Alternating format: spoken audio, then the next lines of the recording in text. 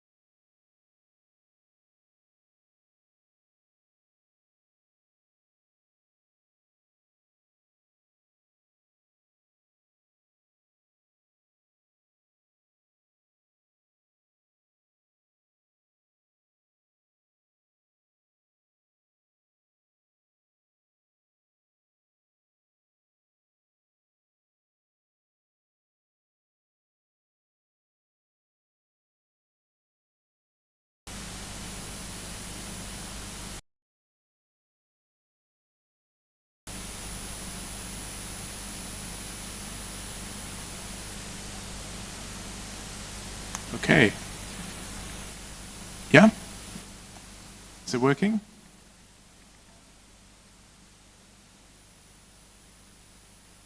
It's working. Well, thank you again for inviting me to just say a few opening words at this seminar.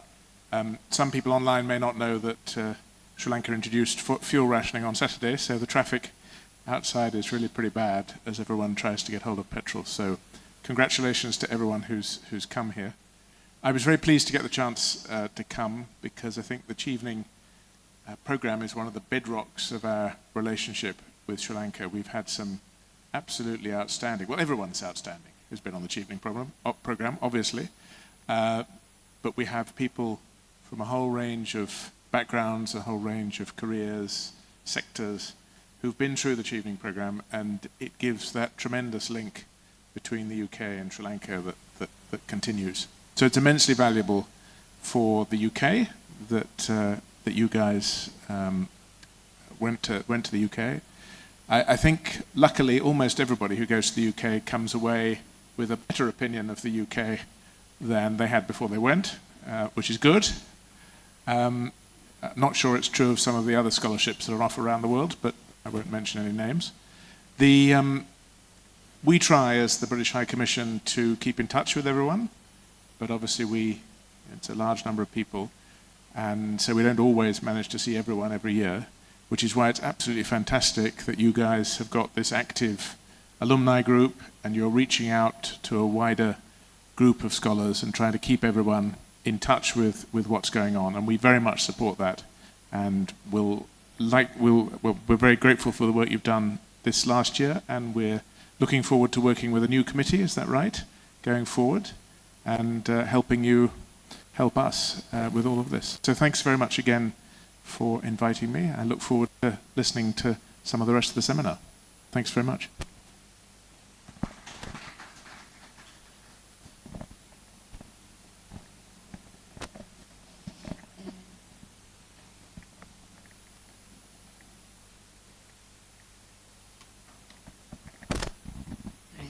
Thank you so much for those brief comments and your words, because I think in the last year or so we've had quite a lot of support from the British High Commission in getting this together, in sort of reviving also the activities that we wanted to do.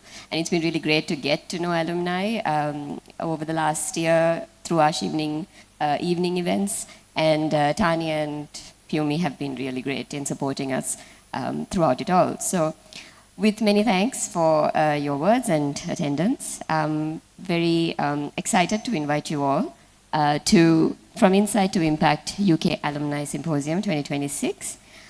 So without any further ado, we will move on to our first presentation by Kasuni Chamadika.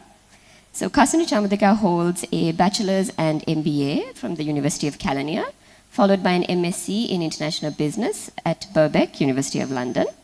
After 5 years as a project officer at the Board of Investment and 2 years consulting SMEs, she is now embarking on a research career driven by a passion for practical solutions, applied insights, and fostering real-world impact.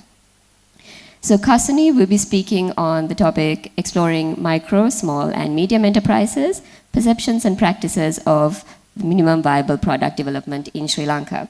So with that, I invite Kasuni to take the floor.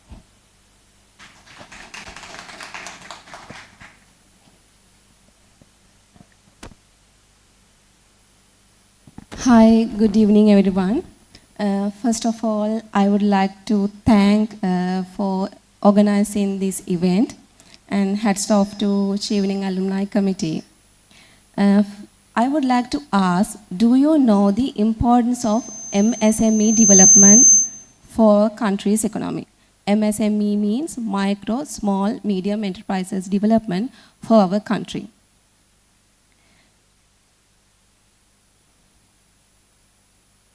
So, I'm going to present an important issue that impact to our SME development.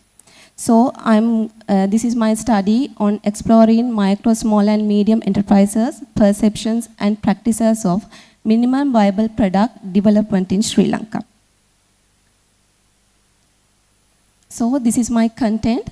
I'm going to talk about background, research questions and objectives, methodology of the study, main findings, significance and impact, future implications, and the reference list. So, as I told you, MSMEs are more special to our country's economy. They contribute 52% for the GDP and provide around 45% employment, and also about 75% businesses in Sri Lanka are MSMEs, and 22 to 39% of MSMEs are owned by women. Moving to the second part of the slide, according to Department of Census and Statistics report, I have noticed a trend. The trend is people are starting their businesses and businesses are increasingly popping up. At the same time, most businesses are closing down. There is a popping up and the closing down at the same time. So, this shows many small businesses are struggling with their continuity and with their survival. One possible solution is minimal viable product approach. Do you know what is minimum viable product is? MVP. Minimum viable product is building a testable product. It is a testing the market before going to the customer. So, this minimum viable product support business owners to reduce risk, save time, and save money. These are the research questions and objectives. 3 research questions and 3 research objectives. These are focused on whether businesses understand the importance of MVP development. And the second one is using process of MVP development in their business processes. And the third one is learning and improve their business practices by using MVP testing. So, this study used a qualitative research approach. I conducted 5 semi-structured interviews with 5 micro business holders. Each interview lasted 15 to 20 minutes, and interview questions was designed based on literature reviews and research objectives. After collecting data, I used thematic analysis method to analyze and identify common themes and patterns. So this is the profile of the interview participants. They are coming from different backgrounds, different locations, and different industries. But the similarity is they all are micro business holders and they are in their early stages of their business operation. The second part of this slide shows the thematic areas. This identified after doing the thematic analysis. The thematic areas, there are 6 thematic areas: understanding of MVP, the marketing approach of these businesses, the uniqueness of their business and competitors in the market, MVP development, process of measurement, learning and improvement. These are the main findings of the study.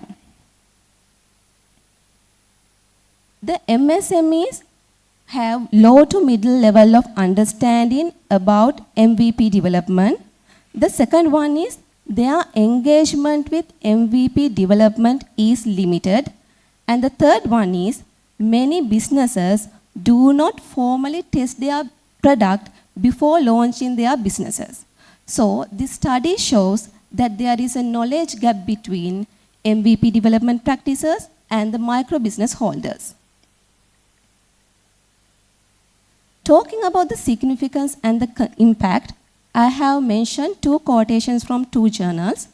The first one shows the significance and importance of the MVP development. And it shows that this approach helps businesses to reduce risk, save time and resources, as well as this improves product market fit, because this from MVP development, we are testing our product so we can understand what customer wants and customer requirement. So the second quotation is interesting, and it is more focused on non-Western entrepreneurs. It's saying that non-Western countries, non-Western entrepreneurs are facing institutional and resource challenges. And so MVP help these businesses to develop their product and their continuity.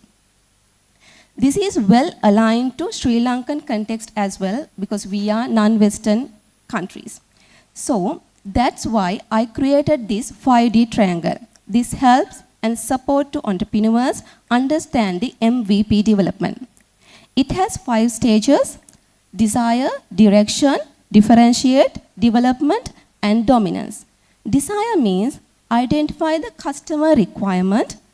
Direction means their marketing approach. Differentiate means their uniqueness of the business. The development means MVP development. It's build, learn, and measure. The fifth one is dominance. It means scaling their businesses. So concluding the presentation, this study shows the MVP knowledge and the usage of MVP knowledge is still limited among small businesses. And this study opened a window to explore more and study more on small, medium enterprises and their MVP practices. Therefore, we have to increase our awareness and training methods on MVP development to support these micro, small, medium enterprises. Thank you.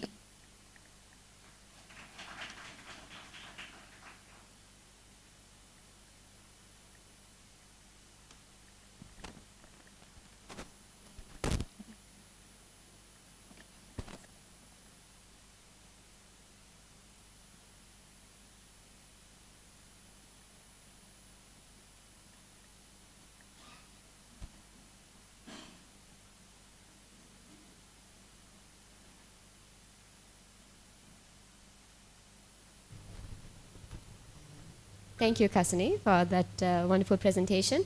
I would just like to open up the floor for questions, if anybody has any.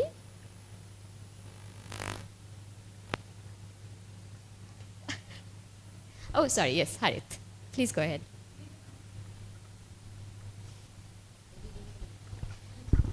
Thank you, Kasuni, for your presentation. There was a time that the government was getting the MSMEs listed on the stock exchange at one point. That has not gone through, but I was wondering what your proposal is, where you plan, if it is a good intervention, how you plan to integrate it into the culture of MSMEs, whether it's at the education stage or is it through government being some kind of an institute where you register and you get training, or how would that intervention be introduced to the MSMEs? Thank you for the question. Actually, I think there should be government intervention as well. And the MSME side, there should be knowledge support, as well as we are lacking resources because of the knowledge as well as the technical equipments. So government should be intervene that stage for giving trainings and giving the technical support as well.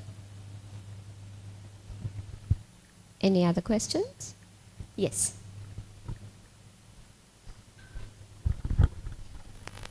Thanks, Kasuni, for the presentation.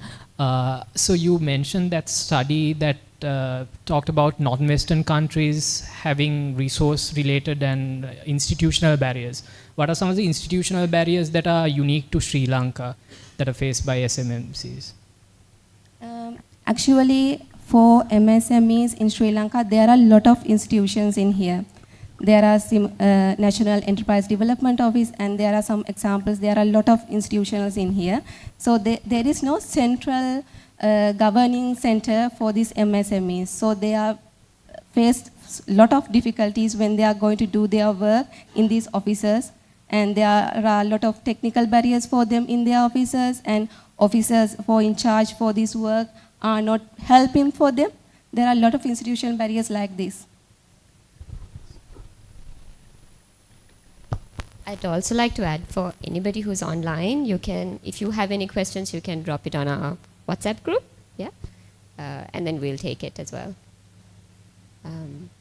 So then I have a question. There was a section where you said that Sri Lanka has seen rapid growth in MSMEs, but also followed by high failure rate. I was just curious as to what the conditions for that high failure rate is, but also the conditions for the rapid growth. For the rapid growth, I think because people are much more passionate for the businesses, and a trend is going in Sri Lanka for entrepreneurship. And there are a lot of training courses and events are in Sri Lanka. So people want to do some businesses in their own to enhance their economy, I think. And the second one, for they are closing down their businesses, I think because they are just start without a knowledge of doing a business. And to start a business, there should be a financial literacy as well. They should be known the financial literacy side as well. So I think most of the business owners do not have the knowledge as well as the technical support from other side as well. That's why they are closing down their businesses, and they are not testing their products in the market. Just enter to the market and they try to sell their product to the customers. It's not they are not identify the customer requirement. So they have to close down their businesses in 1 or 2 years. Okay, thank you. Any other questions? Oh. Question. I mean, I was wondering whether the failure rate is high in compared to world standards. I mean, actually the failure rate amongst small businesses is pretty high wherever you look. It's part of the nature of sort of the entrepreneurial cycle. Do you think it's particularly high in Sri Lanka, or is it's just generally high? Actually, it's generally high because, as I said earlier, because the knowledge gap and the resource gap, they are not thinking they are doing a business, but they are doing just trying it, but it should be a business because some of them do not have a business accounts, business bank accounts. They do not. They have the personal business accounts with them. So it should be a business because they are doing a business. Yes. Yeah, thanks, Kasuni, for your presentation. I was wondering, like in your sample group, the group that you interviewed, I'm just very curious what sort of, like, in terms of the minimum viable product, what kind of products you came across that these people were developing? What were the issues? Did anyone actually try to, after meeting you, like, did you see any growth or development in those products? I was just curious, like, on the ground, what it was like doing this research. Thank you. Actually, I choose a stratified sampling method, but because they are because they are in the micro businesses, they all are micro business holders, and they are in the early stage of their businesses. So, for an example, I interviewed one handloom business. They are doing handloom toys. So, actually, they do not have that knowledge in doing their marketing and finding customers. So I'm asking from them, do you have a website? Do you have a social media page to do their business? They are telling that they do not know to operate these social medias continuously, and they open a social media page, but they did not continuously operate it. So after the interview, I teach them how to operate a social media page and how to identify their customers and how to be uniqueness in the market. Sorry. So actually, most of them are the main issue is they do not find the uniqueness in the market because all of them are doing the same thing everywhere, and there is no uniqueness in the market. Uniqueness is much more important to do a business because the market requirements are changing, trends are coming up, so uniqueness should be there. Any other questions? Nothing online? Yes.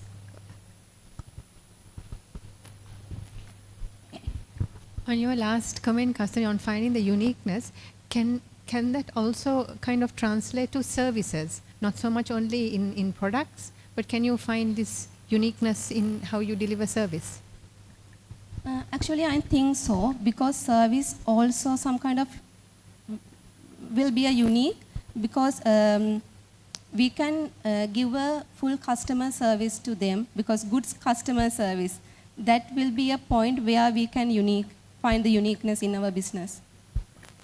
Thank you. Questions online? Any other questions? Right, okay.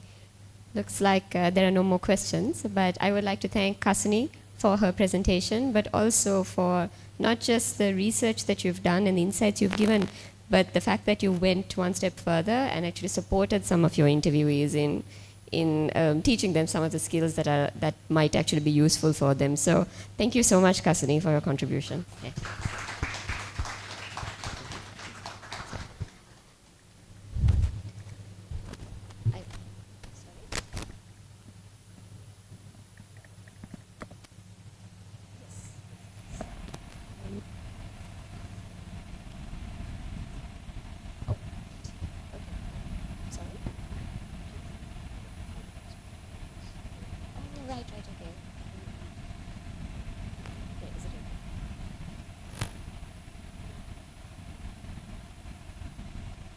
Thank you so much.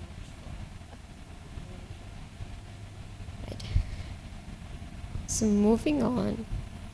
moving on to our second speaker.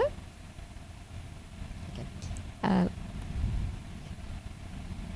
We have Roji Ekanayaka. Roji Ekanayaka is a researcher with experience working in several think tanks and development organizations in Sri Lanka. She holds a MSc in economics from the University of Leeds and a BA in economics from the University of Colombo. Her work focuses on livelihoods, social issues, health, and well-being. And she's also involved in a number of voluntary initiatives focusing on healthy and active aging, education, and environmental conservation. Roji will be speaking about a practice-based care study of community intervention featuring the Elderly Care Society. I invite Roji to take the floor.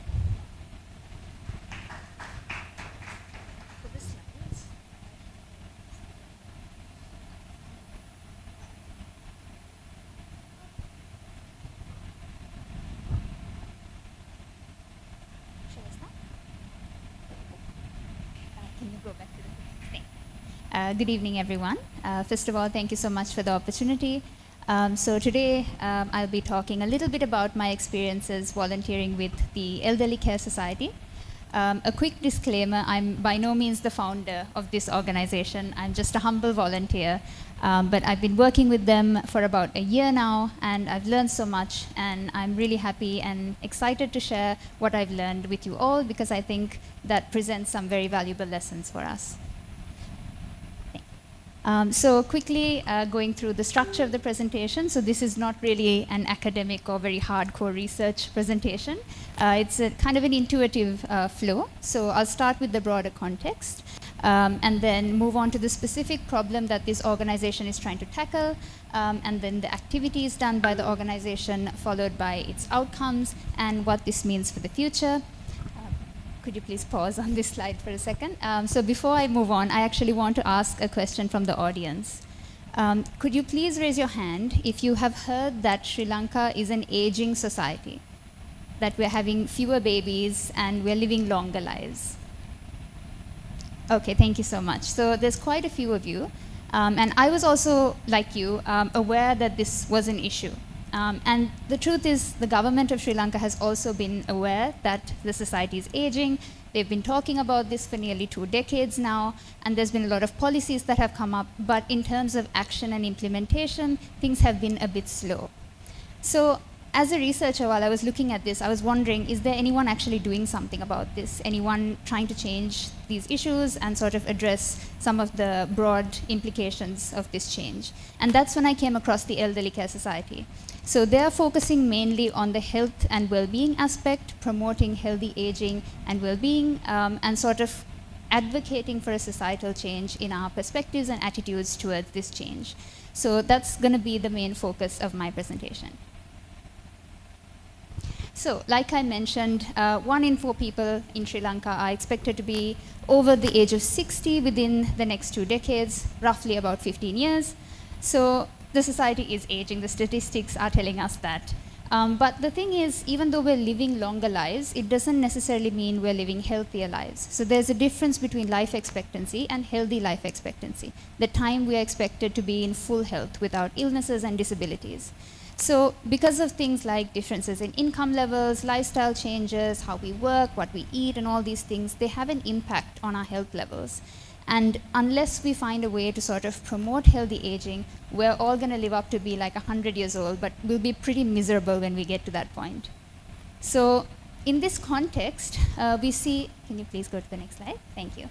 We see that there are some services that are already existing. Right? So if you look at Sri Lanka's healthcare service system, there's different ways of looking at it. There's the types of care, target group duration, and the mode of care delivery.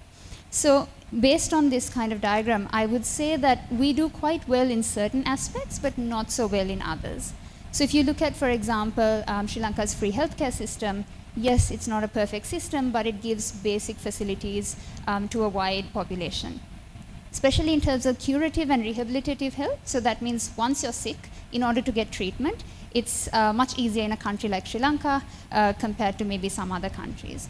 But if you look at preventive and promotive health, yes, there are some programs like vaccination programs, nutrition programs, but these are largely for children, pregnant women, and so on, not so much for the older adults. Especially when it comes to end-of-life care, that's also a place where we have room to improve. And in terms of the duration, long-term care, that needs to really be built up in the country, as well as things like home-based and community care that's beyond institutions. Looking at the actors or the players who are already in this system, obviously the main one is the state sector, because there's a vast hospital network in the country. There's also state-subsidized care homes, as well as the National Secretariat for Elders that provides services in terms of financial aid for medical devices, mobile clinics, and things like that. But of course, in the state sector, there are resource issues, right? There are competing needs, and there's difficulty to provide all the people with all their essential needs. So because of that, you get a lot of other actors who are also entering this space. In terms of the community level, there are village elders committees, groups that are run by religious groups, organizations, as well as international organizations, charities, and the private sector. Thank But of course, even with all these actors involved, there are still a number of issues in terms of resources, access to these resources, standardization, and when the private sector, of course, gets involved, there's the cost element, so people sometimes get priced out of these services. And because of this, I would argue that there's still a lot that needs to be done in this sector to ensure that we are ready for an aged society. So in terms of the Elderly Care Society, what they're focusing on is health promotion. Could you please? Thank you. So in this regard, the Elderly Care Society, which is a non-profit organization, it's primarily based in the Kandy area, and it was initiated basically with a group of health professionals working in the Peradeniya Teaching Hospital and the university. So it was established in late 2023, which is not too long ago, right? But there's a lot that happened before this society was established. I'll talk a little bit about it in the next slide. Currently, there are about 200 members, and mainly it consists of healthcare professionals, but also increasingly the wider community. So looking a little bit at the history, so before this organization was established, there was still quite a bit of work that was done. So as I mentioned, this aging society issue has been discussed for a very long time, and since about 2 decades ago, different groups have been trying to take certain actions. So first of all, the Peradeniya University's medical faculty, collaborating with the teaching hospital, also working together with the Central Province Department of Health and Social Services, were able to, for instance, establish the first geriatric clinic. So this was in the Kadugannawa Hospital. And there was also something called the Elderly Care Unit that was established. So this was a hub to provide services to promote active and healthy aging. So it's kind of doing what the society was doing, but it was based within the hospital. And most of the members were people who were attending the clinics and the healthcare professionals. So there was a real need to sort of expand these efforts beyond the hospital system, get the wider community involved, and try to sort of spread this model to other parts of the country as well.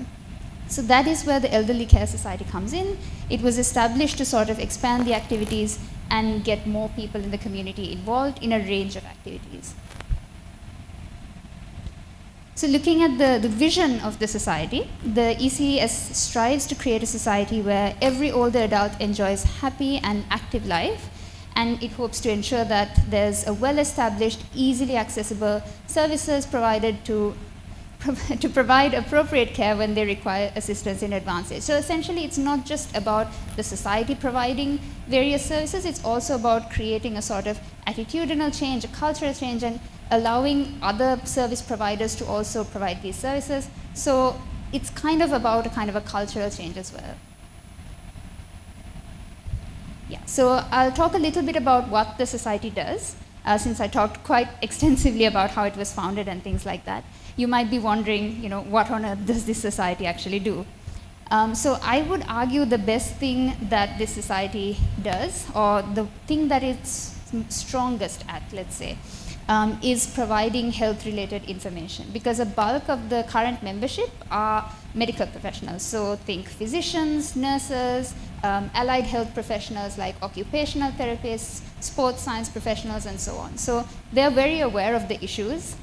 They can give sufficient information about certain illnesses that older people are more susceptible to, specifically looking at things like the 3 main kind of geriatric giants, as they're called. So this includes intellectual impairment, things like dementia, fall prevention, as well as incontinence, which is loss of bowel and bladder control. So some of these topics are not really talked about much in society, but as medical professionals, they have the knowledge to discuss that in simple terms that's accessible to the public. So there are educational presentations, but also now increasingly articles and videos that are circulated on social media.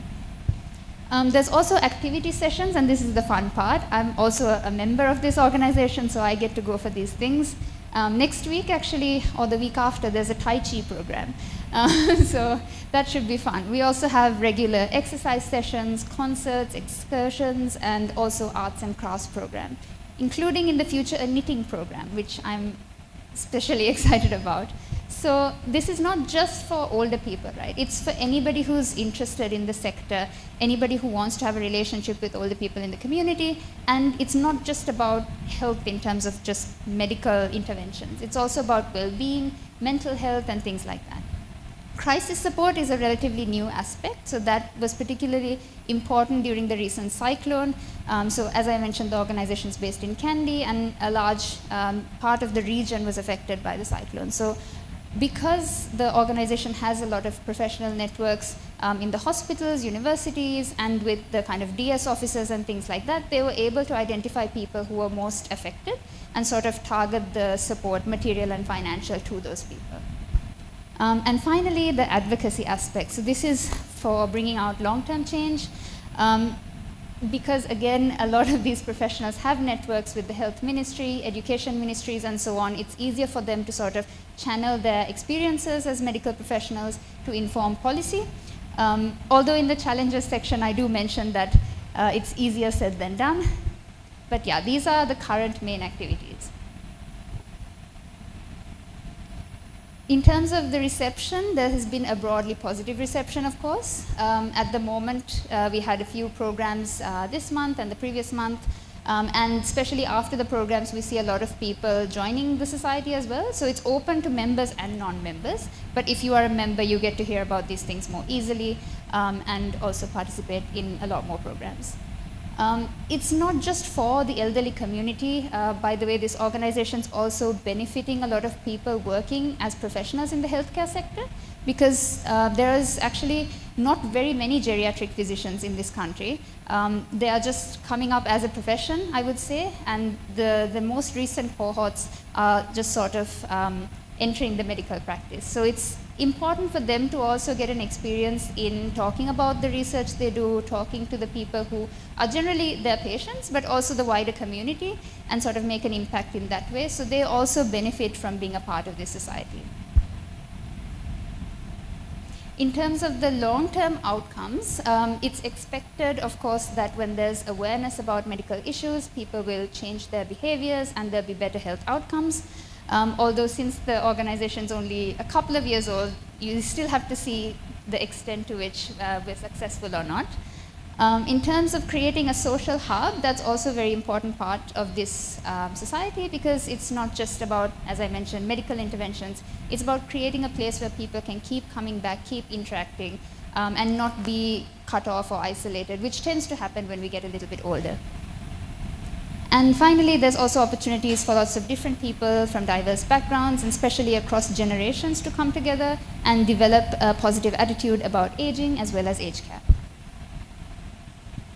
There are also a few challenges that we have encountered. Even though it's a young organization, already we're seeing some challenges when it comes to funding, especially as we try to expand our activities and keep it accessible to lots of different people. But the good thing is, because this is sort of linked to the hospital system, university system, we're still able to use those spaces free of charge. So at the moment, we are not charging anybody for registration and things like that. But if we try to increase the number of programs, it might be necessary going forward. Time constraints is another issue. As you all know, medical professionals are notoriously busy. So it can be a little challenging. Sometimes things get a bit postponed.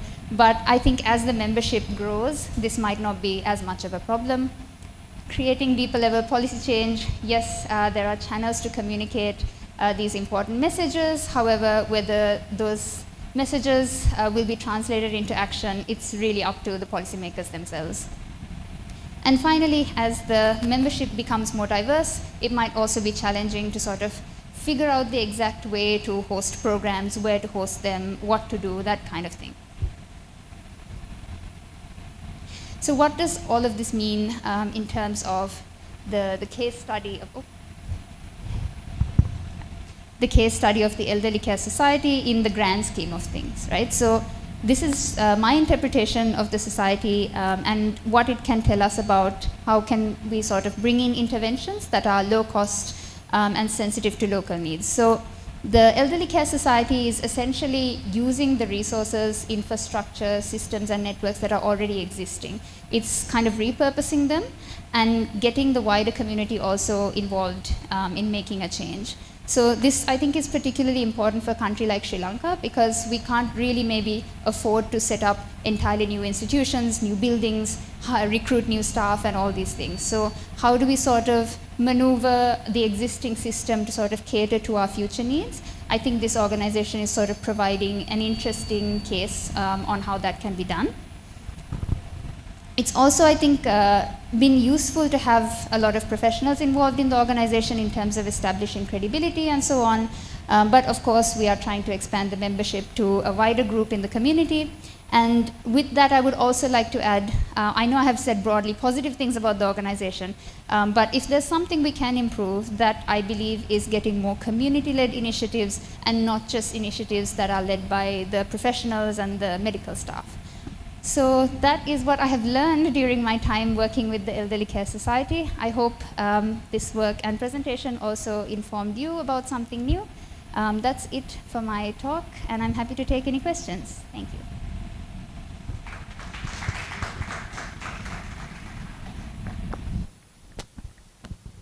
I now open the floor for questions.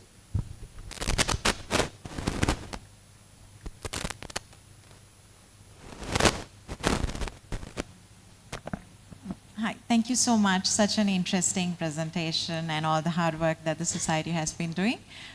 Just curious as to I was also going to ask, and you mentioned that there is limited engagement with the community itself in terms of building the programs and so on. So one thing I would like to know, what are the challenges that you see? Why has it been a bit of a challenge? Why has it not been the one way forward that we champion? I also have another question, which is that in terms of elderly care, a lot of the burden falls on the immediate family and the caregivers essentially, right? And that also on females a lot of the time, it's they who carry that burden. So is there anything that the society does to support women and other caregivers in this process as well? Thank you. Thank you so much for the questions. As for the first thing, I would say there is some level of community engagement. So essentially the participants initially, when the society was just formed, were identified through the clinic system. So the founder, as well as a lot of the people who are in the committee in the organization, they are actively practicing as doctors. So they sort of spread the message to them, as well as get their own medical community involved. And then afterwards, I think they sort of had a social media page where they would promote the activities and then encourage people to join the society. So through that, I guess a sort of snowballing happens, and then more people get to know and join up. And yeah, that's how the society expanded. In terms of community-led initiatives, I think what I meant to say was still the core of the organization are the medical professionals. So they would look at an issue and think, this is the best way to go forward, this is the most important issue that we should talk about. And from their perspective, that they would be right. But from the community's perspective, maybe they have other priorities, other things they wish they knew. For example, I think a lot of people would benefit to know about, say, things like financial literacy, saving in old age, like how do you manage the financial constraints. But because it's mainly medical professionals, maybe their knowledge on that would be a little bit limited. So yeah, hopefully going forward we can suggest these things and we can expand the activities. The second question was on the care burden, if I'm not mistaken. Right, so at the moment, there have been a couple of sessions where we've sort of talked about the broader implications of being ill or disabled in older age, and what, as individuals, we can do to look after our health. But yes, of course, it's important to talk about the wider system that supports older people and living independently as much as possible, of course. So in that case, I think one thing that was suggested in one of the previous meetings was to have a training for caregivers, and to not just get older people to join these sessions, but also maybe family members, as well as people who want to professionally train as caregivers. So those kinds of programs are down the line. I would say they're in the pipeline. They're a little bit slow, but eventually this is also a very important thing that we should talk about.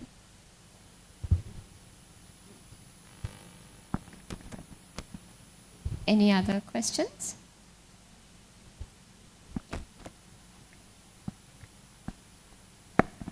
Thank you. Roji, that was very interesting. My question and part comment. Part comment is, when you were going through your presentation, I just quickly glanced through the Protection of Elders Act in Sri Lanka. So the only right that it recognizes for elders is a right to have maintenance from their children and having have residential care. So you can ask the state to give you a home, but that's about it. But in terms of the rights of elders, there's nothing the law recognizes, which is very unfortunate. And that's great that you all are looking at a more wider rights base. Also, in relation to the institutes that are supposed to register, all they are supposed to register is if you are providing residential care and nothing else. So that the way you are, what your organization is going through is a really a game changer in looking at how we as a state look at the rights of elders.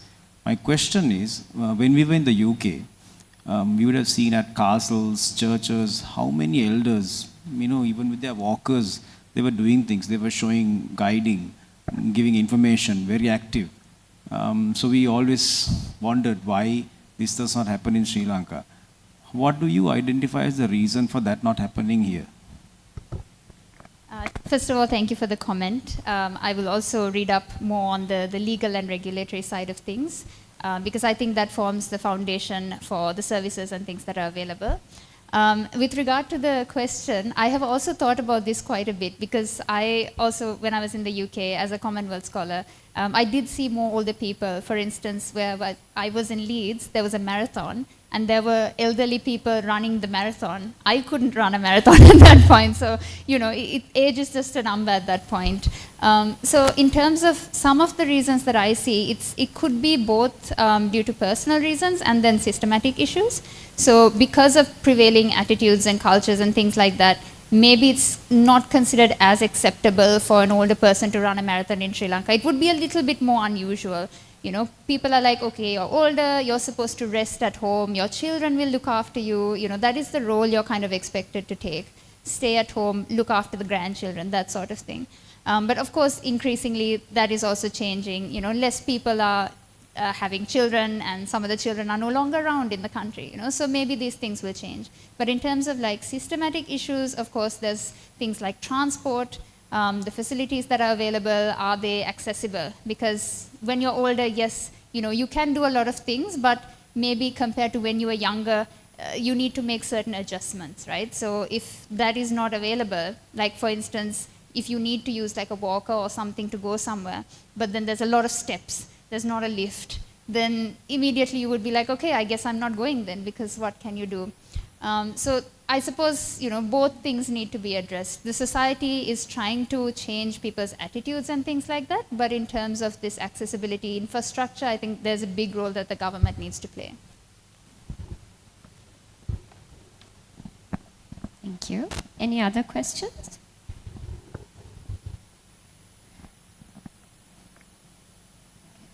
Nothing online? Yes.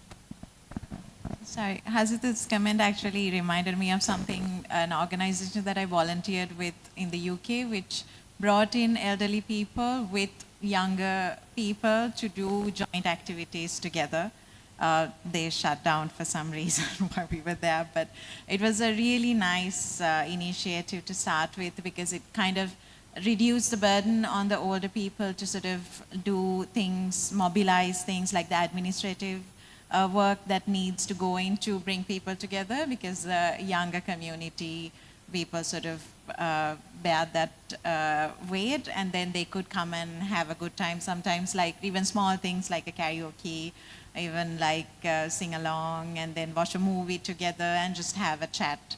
So even things like that, if you are looking to do more collaborative work with other organizations, maybe joining up with youth organizations like NYSC and so on, if that helps, just as such. Yeah, that's a really good idea. So I've also heard of a couple of initiatives in places like the UK where they try to get young people to interact with older people, and even the older people to sort of help in doing like social activities, volunteering and so on, as a means to improve their well-being, but also kind of sensitize young people to the needs of older people and the need to be respectful and kind, and also they gain a sense of, I suppose, belonging and love and those things as well. So there was this adopt a grandparent program that was there. So, children they can have busy parents, right? So sometimes when they need love, affection, attention, maybe some people don't have the ability to receive that. So in that case, if there's an elderly person who is also feeling a little lonely and wish there was a young child that they could talk to, interact with, maybe it's a good fit. So coming up with creative interventions like that, I think is definitely something that we can suggest to the society going forward. So hopefully we'll be able to do some of that. Any other questions? I don't think it's like private enterprises who might be interested in kind of So sorry, can you repeat? In terms of funding, you said one of the challenges that you all had, like eventually going on. I think the moment you start getting, it might discourage people from even coming.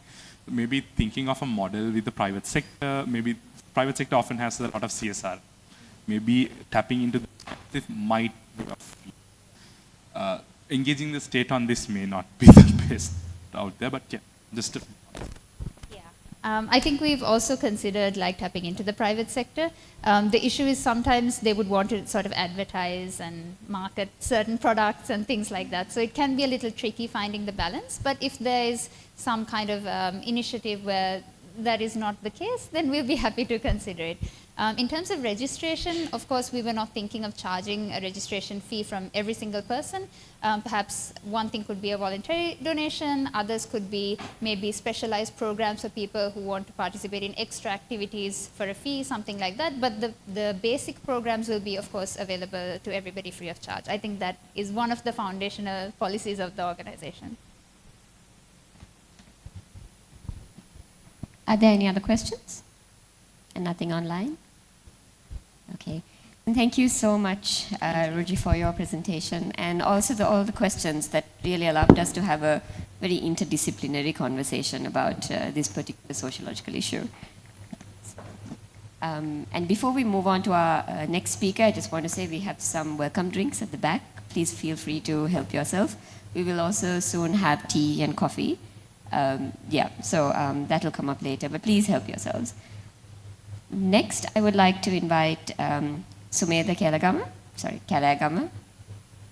My apologies, I actually asked him how to pronounce this, and I still got it wrong.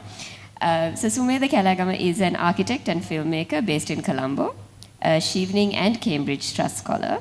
He completed an MPhil in Architecture and Urban Studies at the University of Cambridge, and his work explores embodied spatial experience through architecture, film, and phenomenological inquiry. He will speak to us on resilience as inhabitation, lived experience, and post-disaster architecture.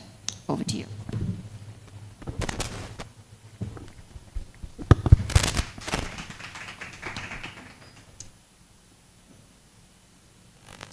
Hi everyone, my name is Sumedha. I'm trained as an architect, and my research interests, they lie within the realm of a philosophical branch of architecture called phenomenology, which is essentially concerned with lived experience.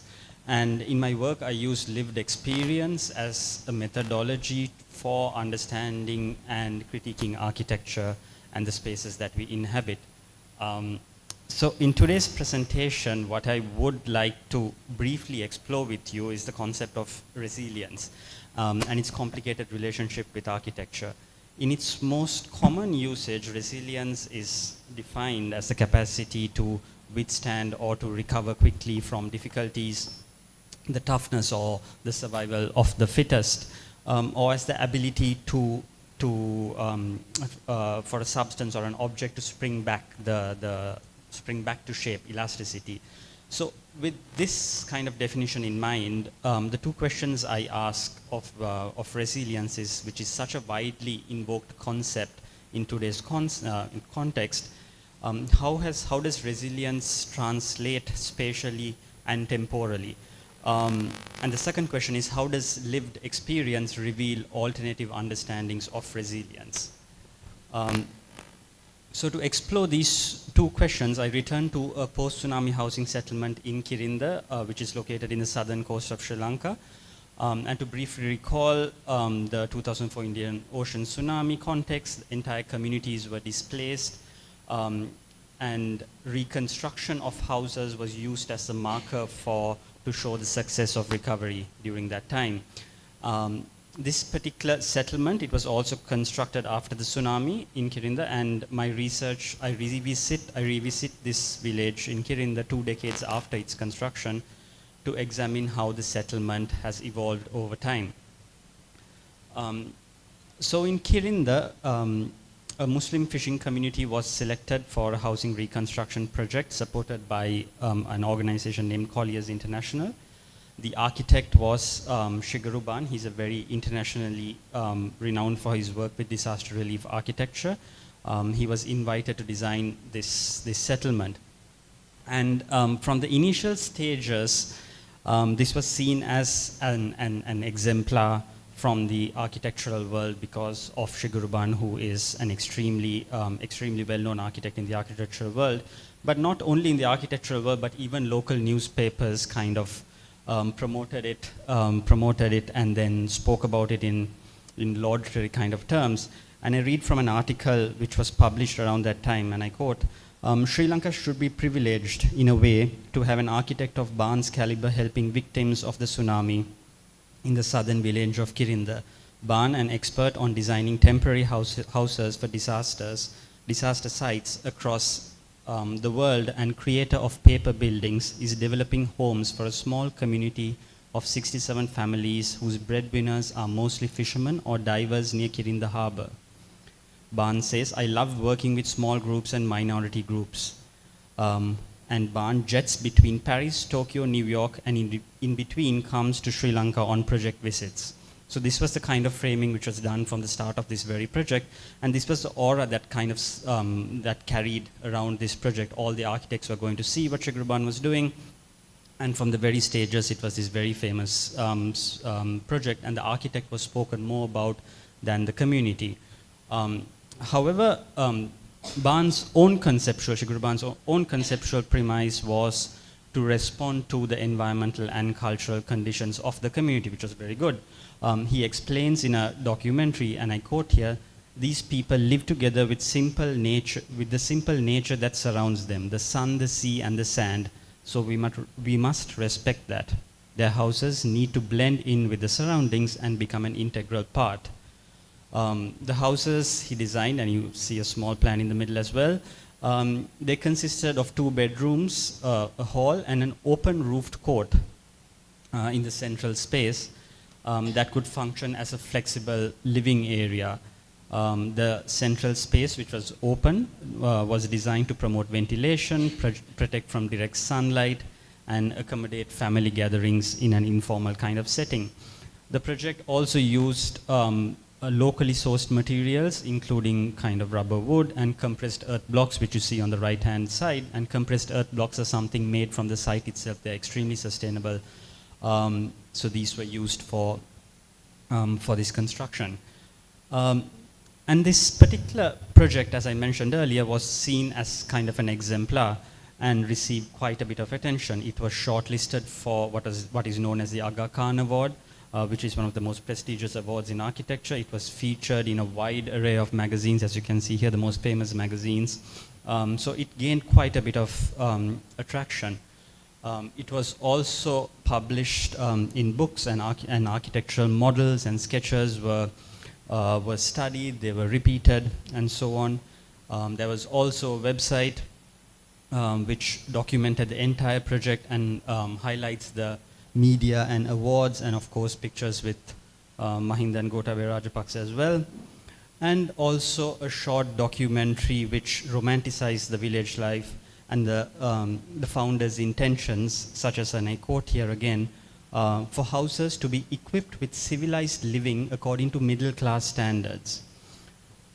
So as much as this image was presented of this housing scheme, this documentary also did something interesting, where it kind of showed small snippets of how people are actually living in these houses. And you see that in the bottom right-hand picture, where you start seeing a slight change from the original version of the house. So, and now, nearly 20 years later, this settlement reveals a very different kind of spatial landscape, one that is shaped by the everyday practices and the everyday aesthetics, not the high form of architectural aesthetics that was celebrated at the very beginning, but the everyday aesthetics that the residents themselves managed to create over the past 20 years.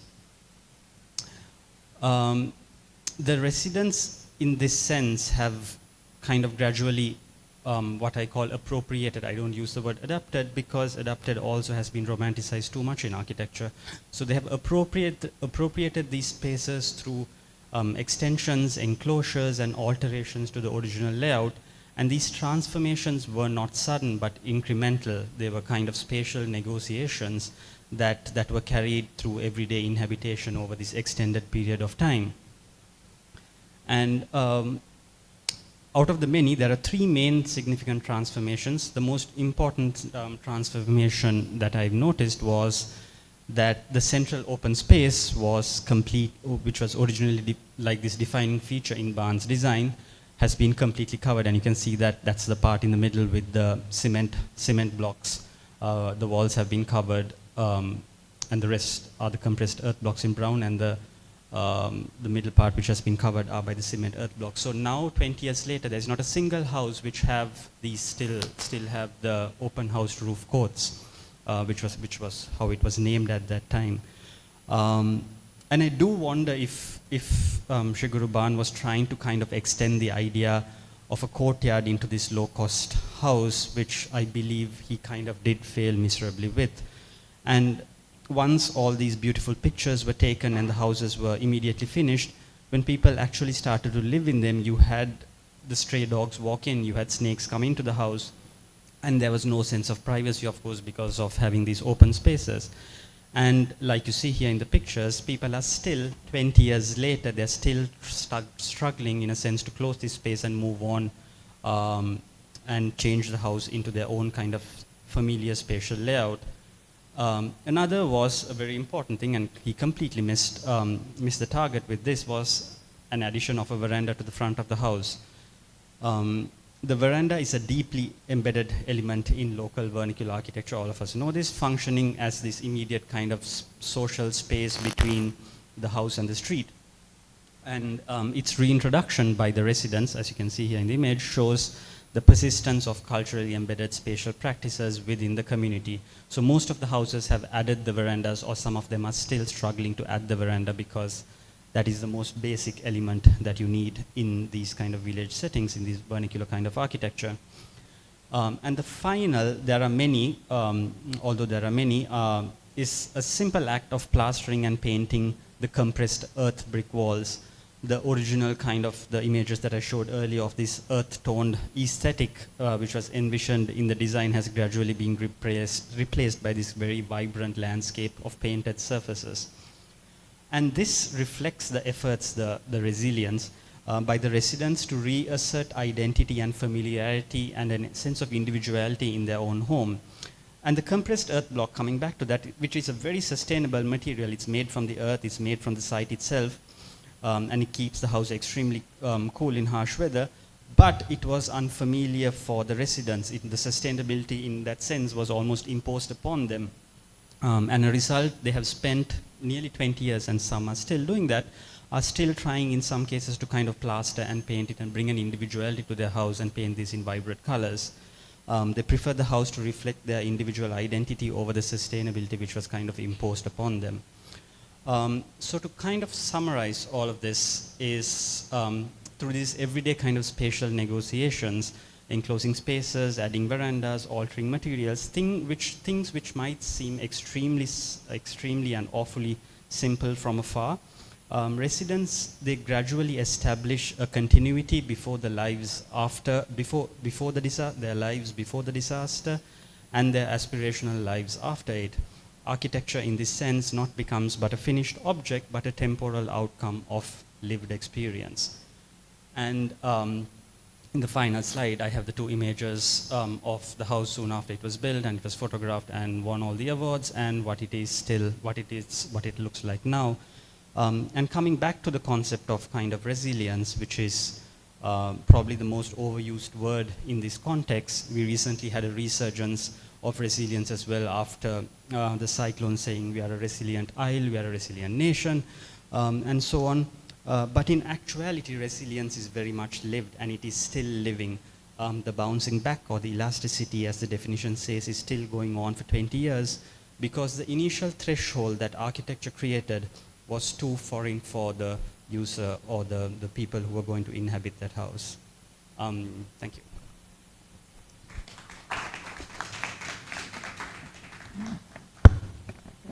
Thank you, Sumedha.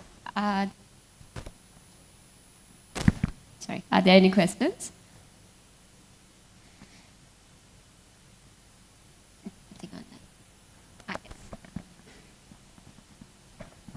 I don't know if you covered this, but like, were the residents involved in the process of creating these houses, or was it just something that, I don't know his name, like I don't remember his name, like he came up with, or like, what was the process? Yeah.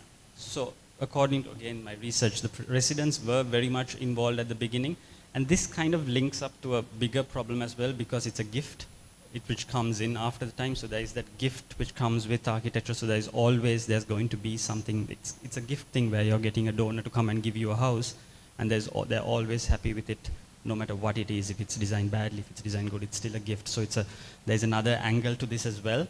And this particular the housing settlement, I find it interesting because of that. They had that process of having the people involved in it and having them asking them, having the community meetings, but it still ended up like this, and 20 years later they're still struggling with that house. It took them a few years to realize that their neighbor's house, which was the most simple house, which was designed by a non-architect and an engineer, was far better just because it looked like a normal house, and they could paint their walls pink and turquoise instead of having the earth tone kind of this thing. Yeah. Thank you.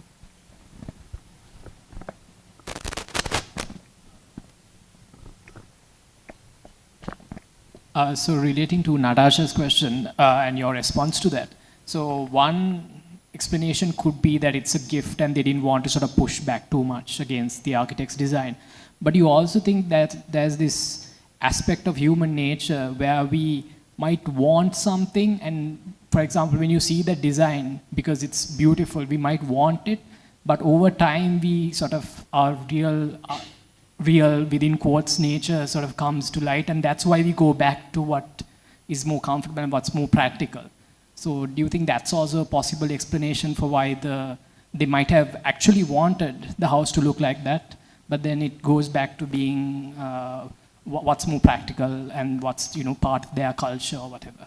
100%. It's because they go back to the familiarity. They're looking for that familiarity. And then again, of course, in this presentation, I didn't explore this, but then there's another housing settlement which is done closer in Tangol, which was done by another architect, Amila Dimel, local architect. And she also uses the compressed earth block similar to Shagurban, but what she does is, she also does this huge ethnographic kind of study. And the thing which kept coming up mostly in her study was that the people kept saying, I want a house like my neighbors. So what she does is she also introduces the compressed earth blocks, but leaves 25% where they can plaster and paint their wall. So it was kind of a negotiation, and if you go to that house, almost all the houses still have the compressed earth blocks. So she kind of did a sleight of hand by keeping the compressed earth blocks, but they've managed the 25%, they've managed to paint it yellow, pink, and they've managed to insert their individual kind of identity. So it's a kind of being sensitive and empathetic towards that. It's also a kind of a give and take. You can't impose sustainability on people. I'm going back to that whole thing as well. Yeah.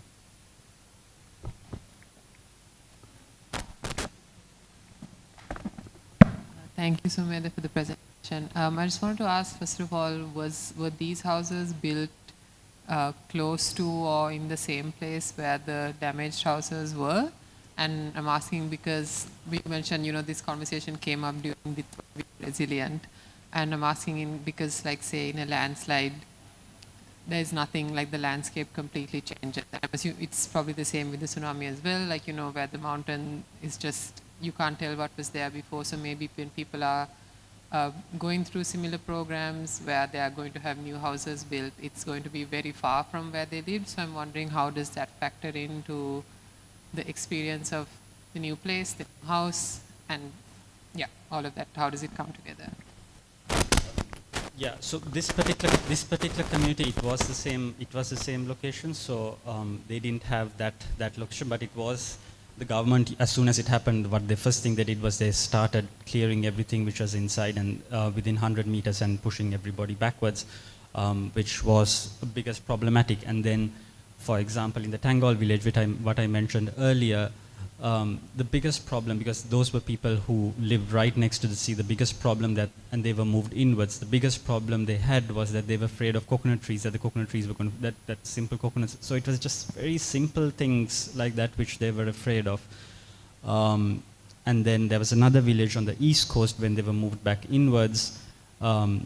The architect goes around trying to do this participatory kind of architecture, saying what kind of house do you want, and does all the steps of doing like a good participatory architectural form. But then what they wanted the architect to do was to build a ladder tall enough that they could see the sea from the new place that they were located towards.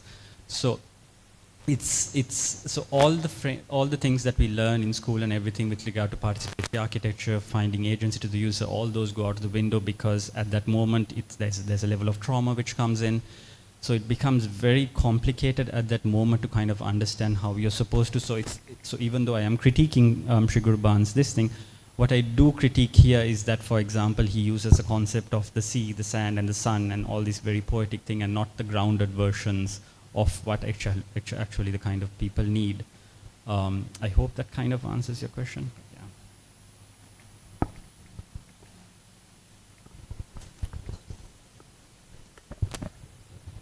Hey, thanks for the wonderful presentation. This kind of reminded me of a situation where I was doing some field work with a group of people who were affected by landslides and were moved away to a housing scheme.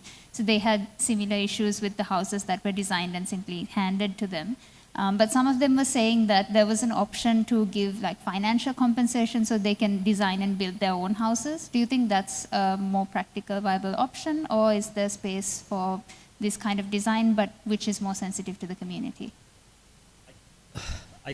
Again, it's complicated. It's a complicated moment at that time, because sometimes people do prefer the financial assistance. And again, with the tsunami, when I look back, most of them who got the house had kind of done slightly better than the people who got the financial this thing, because they were still struggling to actually get the house, have it finalized in that sense.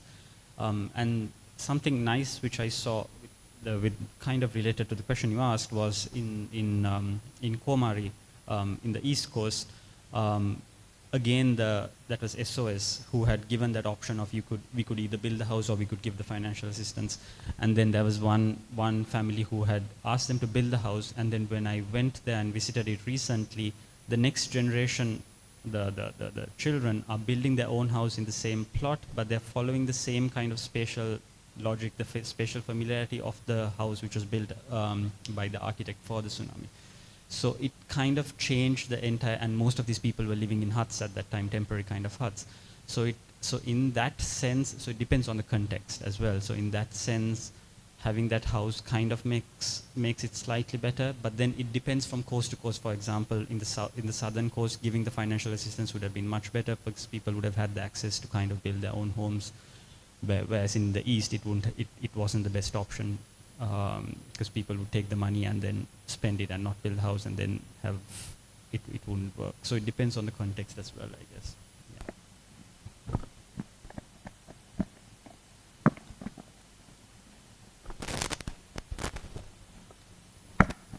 Thank you so much. Such a wonderful presentation. As a mental health professional, this is like a very different take on resilience, and I'm really interested and intrigued. So I have two questions actually. One is, in terms of home construction, Sri Lanka has like different kinds of experiences over time, right? How do you compare this sort of construction with like wartime, post-conflict construction, with like this homeowner-driven construction methodologies coming in through the United Nations system and so on?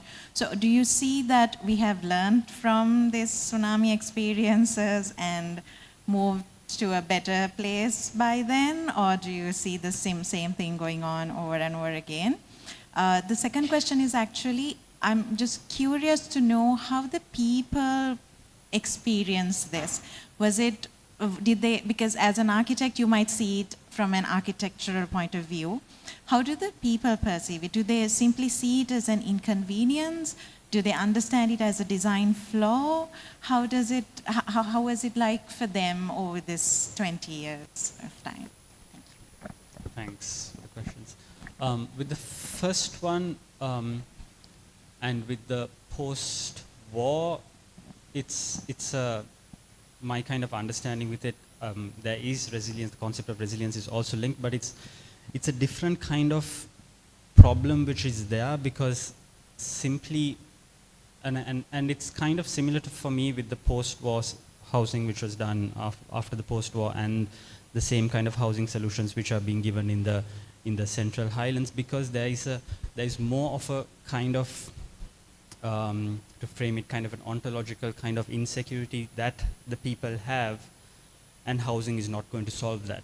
Housing, so you can't give somebody a house when there is a kind of ontological insecurity that they have as a Tamil being, with a capital B, that you can't solve with a house. So it's a much more complicated thing there, and people try to shove houses to them, thinking that it will solve the problem, which is kind of problematic there. And there are maybe one scholar from Australia, Professor Arno Mapiris, who has written about it quite extensively and done some extensive research on that. With regard to the second question of how people experience it 20 years on, for example, almost everybody I spoke to at this particular village, they simply, for a lack of a better word, hate the house now. Just because it's been 20 years and they're still struggling to change it, because, and it's particularly, it's a Muslim fishing community, and then our vernacular architecture around Muslim houses have always been around hospitality, which from the Dutch period has always been around hospitality, by having the veranda, having a different courtyard for the males, having a different courtyard for the females in the larger houses. And it has always been that vernacular tradition of hospitality, and a veranda is a must, so that they could always have that sense of privacy. So the experience in this particular housing scheme, and unfortunately there is still a lot of research and a lot of articles being published as the example of the perfect post-disaster housing scheme, which I still find problematic. Yeah. Any other questions? Anything online? And just as a reminder to those who are joining us on the live stream, it's possible for you to put a question on our WhatsApp group, and we can have our speakers answer. Yeah. Well, in that case, actually, I just have one question. Sorry, you're not done. Just one question. It's more of actually just out of absolute sheer curiosity, and because of the context that we're sort of in now, coming out of Itwa, because of the damage that took place in the central and over provinces, there have been lots of conversations about how certain areas of land are now red zones and landslide prone, and so people can't actually return to them, and the houses that have been damaged. One of the suggestions I've heard is to have essentially like vertical housing, so like sort of like apartment complex, I suppose. And one of the challenges to it that I've also heard is that people are also not necessarily always used to vertical living. So this idea of culturally embedded spatial architecture came to mind, like what you mentioned.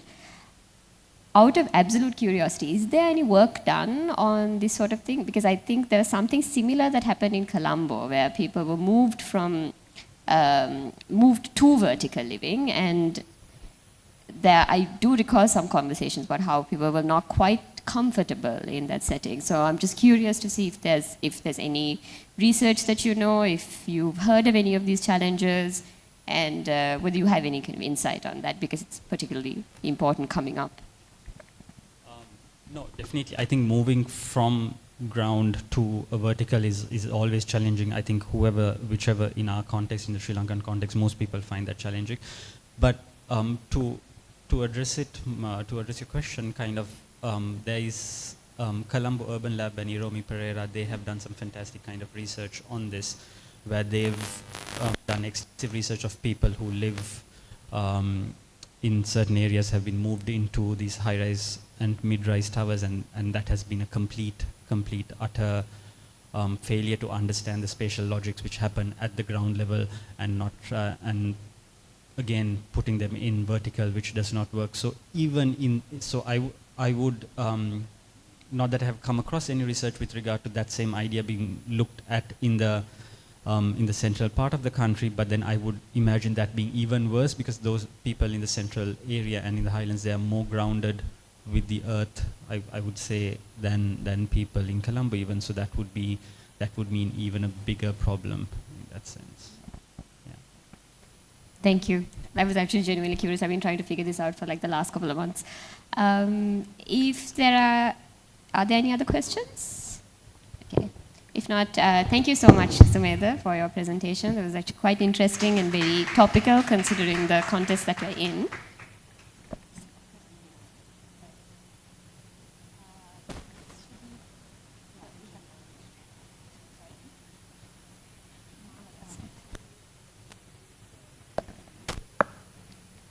Just as a reminder, we have some Chevening merchandise, mugs and stickers. Please help yourselves, and also please help yourself to some drinks at the back. We will now move on to the next speaker. We have Chaturi Alvis.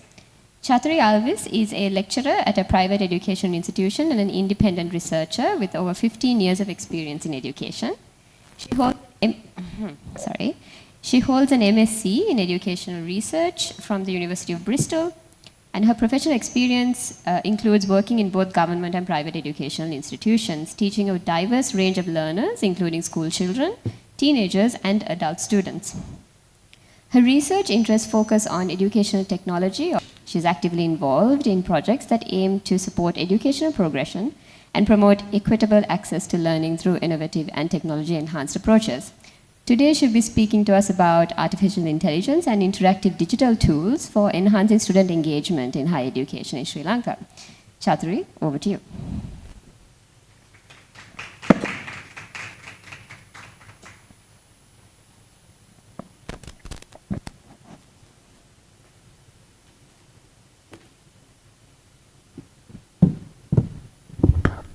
Good afternoon, everyone. So happy to be here. So as I'm working as a lecturer now, so I've been very curious about how to involve students, how to improve their engagement, and what other kind of academics keep the students engaged and all that. And I wanted to know about the students and both the students and the lecturers like perspective on that. So I did a very small kind of project, a research. So the title is Integrating Artificial Intelligence and Interactive Tools to Enhance Student Engagement in Sri Lankan Higher Education.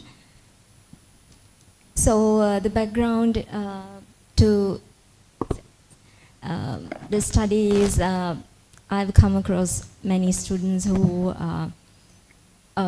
have been learning in a very traditional teacher-led instructions, classroom settings, and they are kind of changing their way of learning, and so that is one thing, and the linguistic bridge.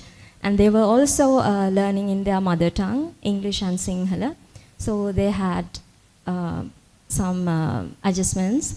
So, and also the resource and infrastructure constraints in institutions. So not all the institutions have all the facilities and infrastructure.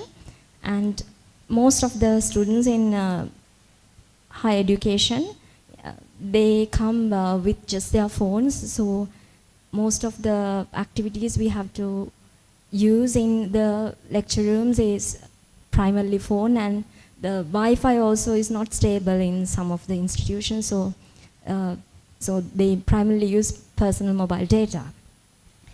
So so I will rush through some of the things.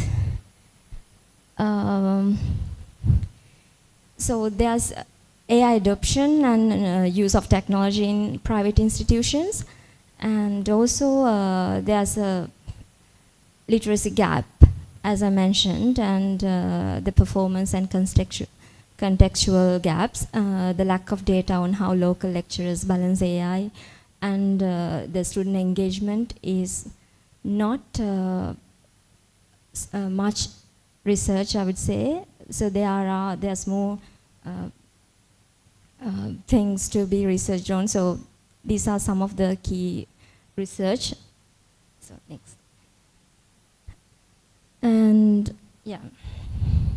So my aim was to investigate the impact of artificial intelligence and interactive digital platforms on student learning strategies, engagement levels, and pedagogical efficacy within higher education in Sri Lanka. And the objectives are to identify how students utilize AI for knowledge scaffolding, linguistic support, and technical prototyping. Basically, how they make use of AI to improve, like search for things that they are not aware of or they have some deficiency in. And they are also using the AI to, because of their linguistic deficiency, and they use it to make creative things. And the next objective is to measure the relationship between interactive digital tools and the use of LMS and the gamified platforms. So the engagement impact. Third one, to evaluate how AI influences teaching efficiency, feedback quality, and the overall allocation of pedagogical effort among academic staff. So the educator efficacy. So I chose this theoretical framework, connectivism by Siemens. In this digital age, the core competency is nowhere, the ability to find and evaluate knowledge. So this is basically understanding what is out there, not just being just a person, but making use of all the kind of things that can be used in terms of improving and learning. So yeah, so next. So I used a mixed method design. So explanatory sequential mixed method, quantitative survey, followed by qualitative interviews. So I use 3 private institutions in Sri Lanka. So I have worked with, I work in some of the institutions and I'm still working, and I got the ethical approval to conduct this. And so all these participants were adults, and the quantitative phase is I sent a survey to students, and they were following either foundation or undergraduate levels, and it's a purposive sample. So I made sure that these kind of surveys were sent to students who were part of, who study in lecture rooms or in programs where digital learning tools are used. And so the survey instrument is adapted from primary sources. It's a primary source which is called engagement scale. They were from across different disciplines and different levels. And so for analysis, I used Brown and Clark's 6-phase thematic analysis. So, and the quantitative findings, so from the survey, I found these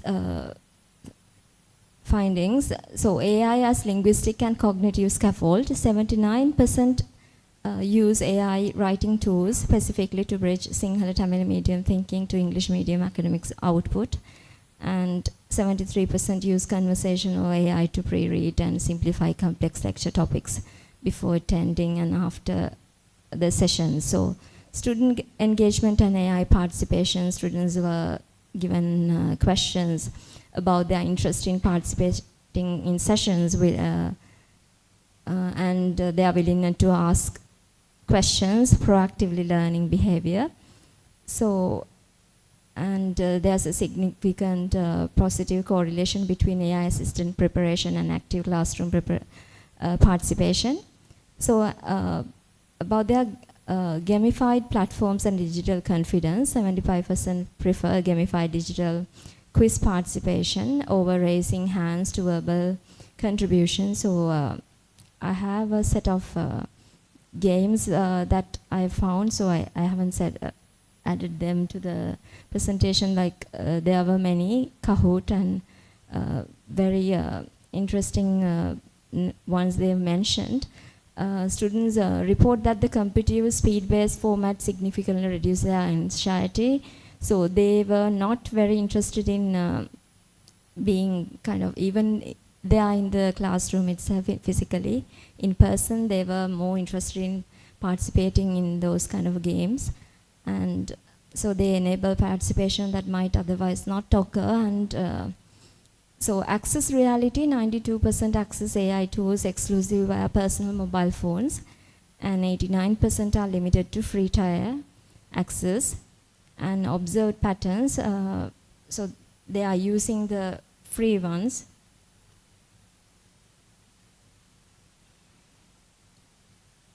And the qualitative themes, so these are the lecturer's perspectives. So AI as a tutor dynamics, AI absorbs repetitive basic level student queries.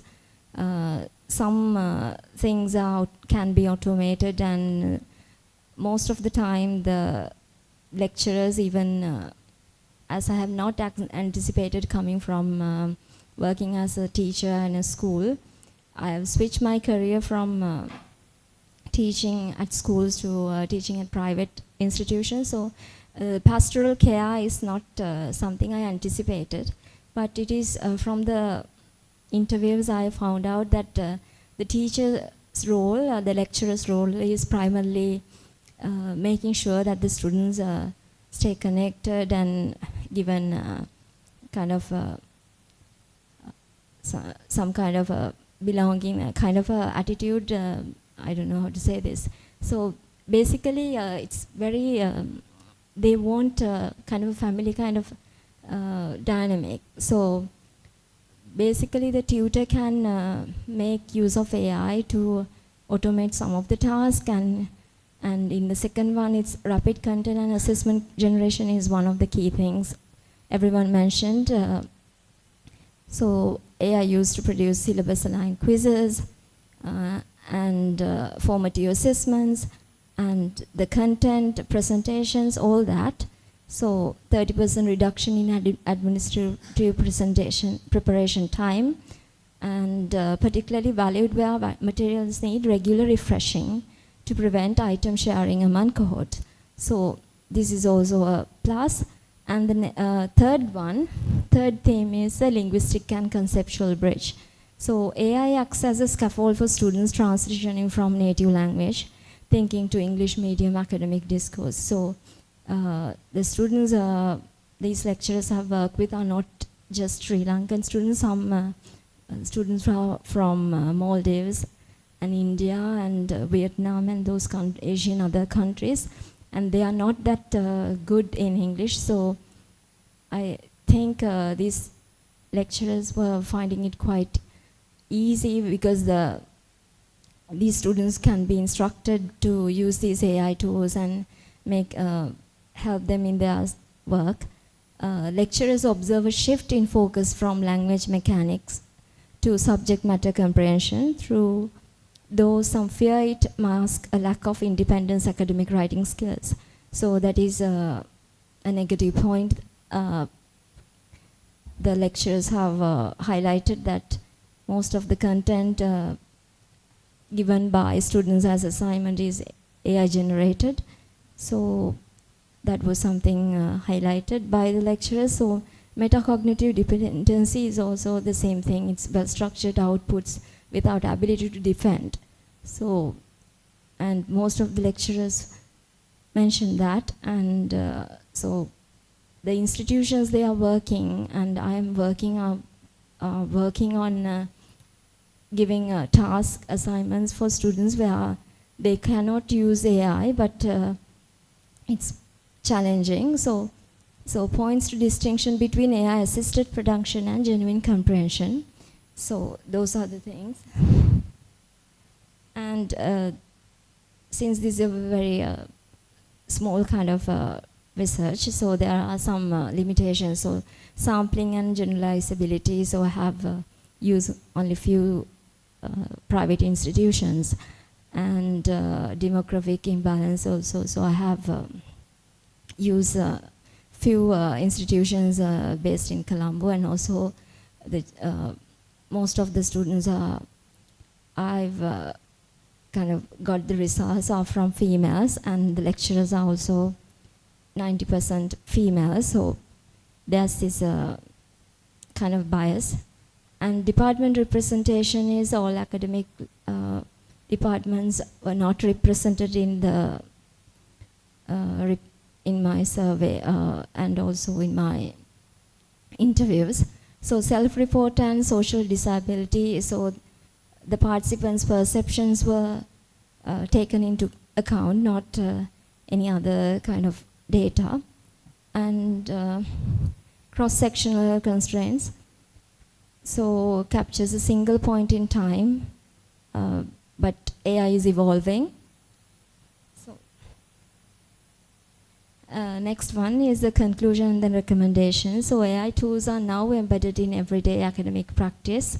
So it's inevitable, and it's producing measurable effects on linguistic scaffolding, pre-lecture preparation, and agentic kind of classroom participation. Lecturer data confirms creative adaptation to AI integrated classroom alongside legitimate concerns about students' dependency with AI tools. So these are some of the recommendations. So institutions can give digital training. So it's already been done, but it's needs some kind of structure and some more emphasis. And design for mobile first offline access.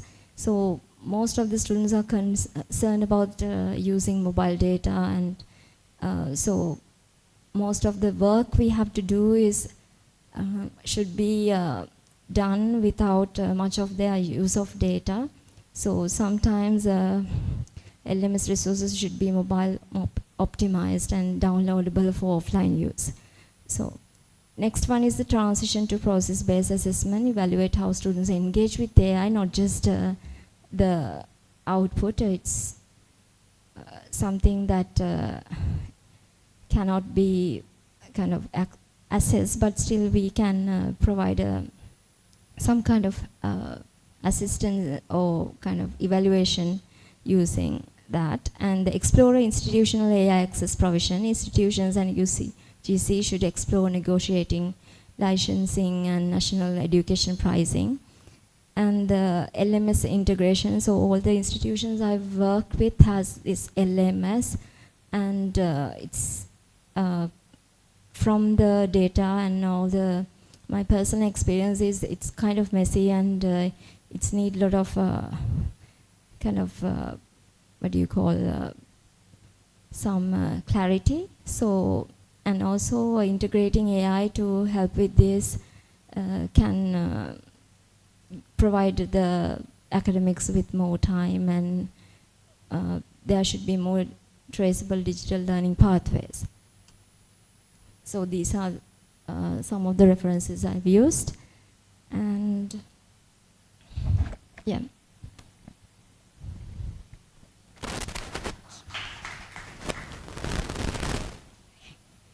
Thank you. Thank you, Chatri. So any questions? Thanks, Chatri. That was a fantastic presentation. 2 questions. First is, okay, there's a good use of AI, but did the lecturers comment on the actual accuracy of the information students present? Because, say, for example, ChatGPT, the unpaid version, the information can be wrong because it's not a web search, as I've learned recently, and I learned the hard way.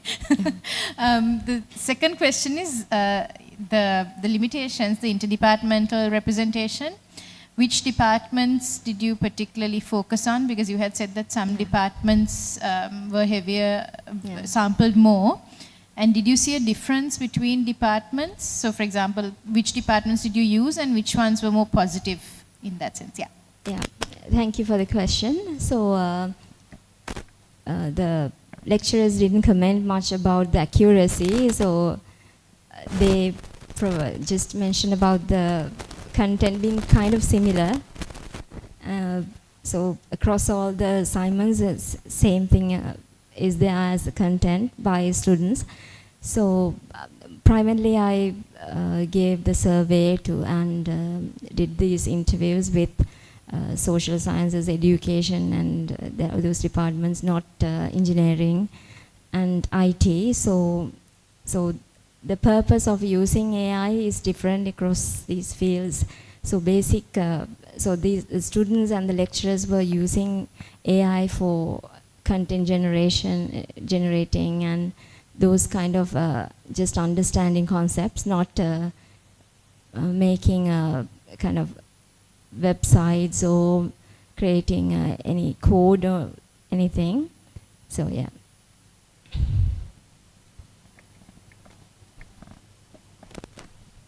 Thank you for the insightful presentation.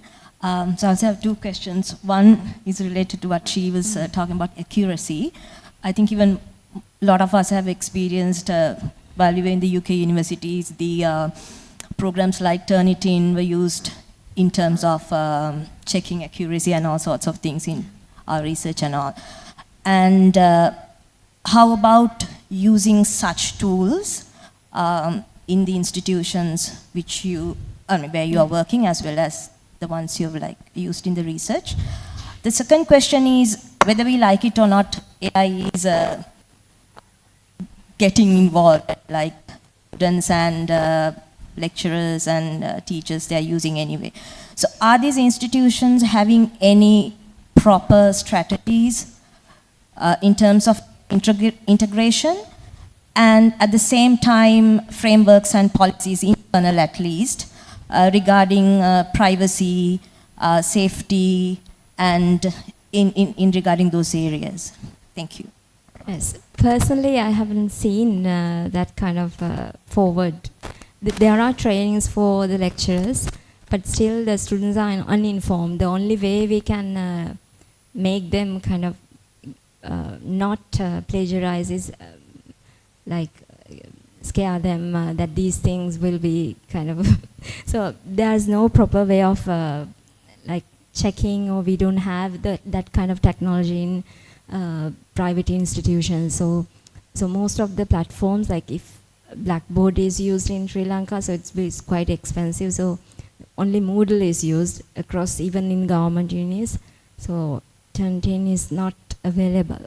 And I have worked with in institutions where it's affiliated with foreign kind of Malaysian, even UK institutions, but students' work is not checked whether they are plagiarized or not.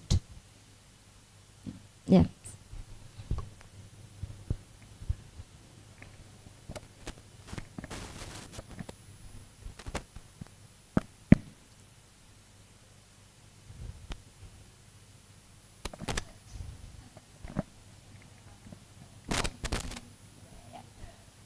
Just try it again. Hello? Okay, great. Thank you for the interesting presentation. I remember you mentioned, in addition to the content that the students were doing, in terms of their social skills, that they preferred to use games as opposed to kind of interpersonal interactions and so on. So do you think there's going to be an impact on kind of AI tools on the kind of graduates we're going to get from the university system, in addition to the knowledge that they have in terms of their soft skills, interpersonal skills, confidence, personality, things like that?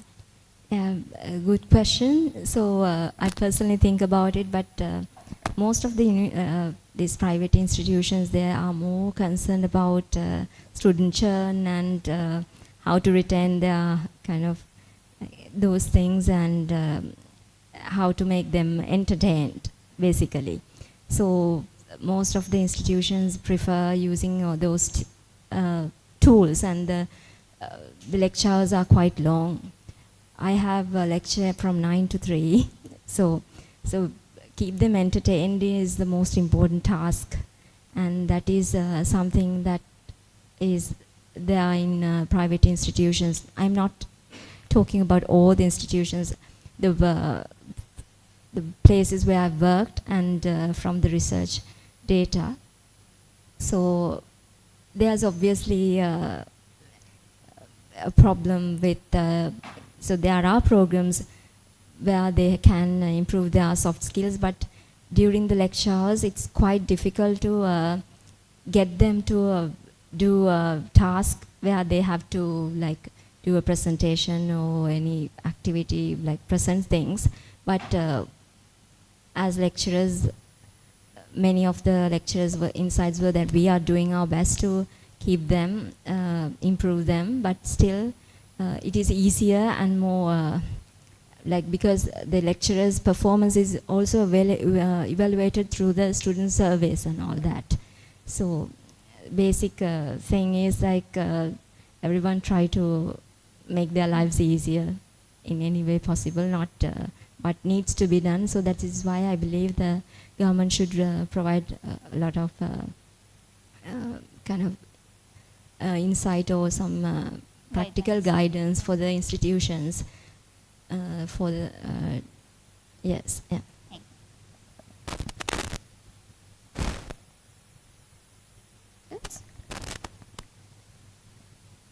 If there are no other questions, thank you so much for your presentation.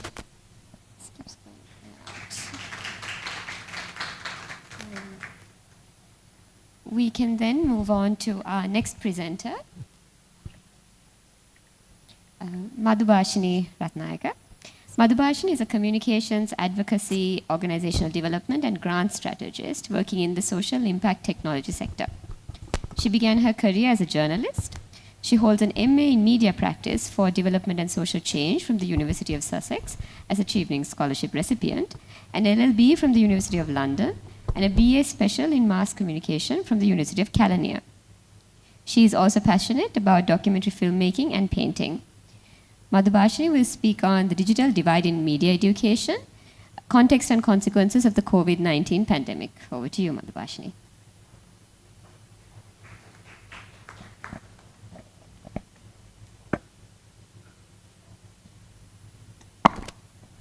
Good afternoon, everyone. Firstly, I would like to thank the team for organizing a fantastic event, and thank you for the opportunity as well. And I also would like to acknowledge all the other presenters and the knowledge and experiences that you are sharing today in this platform. So this presentation is mainly based on this primary study, which I conducted from 2023 to 2024, and published in these digital inequalities in media education in South Asia. So there were other contributors from India, Nepal, Pakistan, and like all the South Asian countries who also contributed in this study, in this book.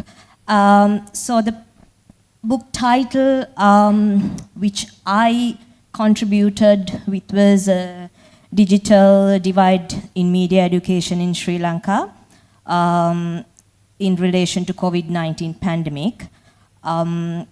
So that is basically where I extract most of data and information.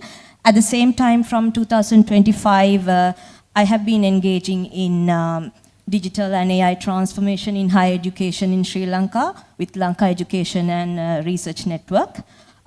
So with my practical experience and exposure, also contributing into this presentation. At the end, I would give a couple of insights.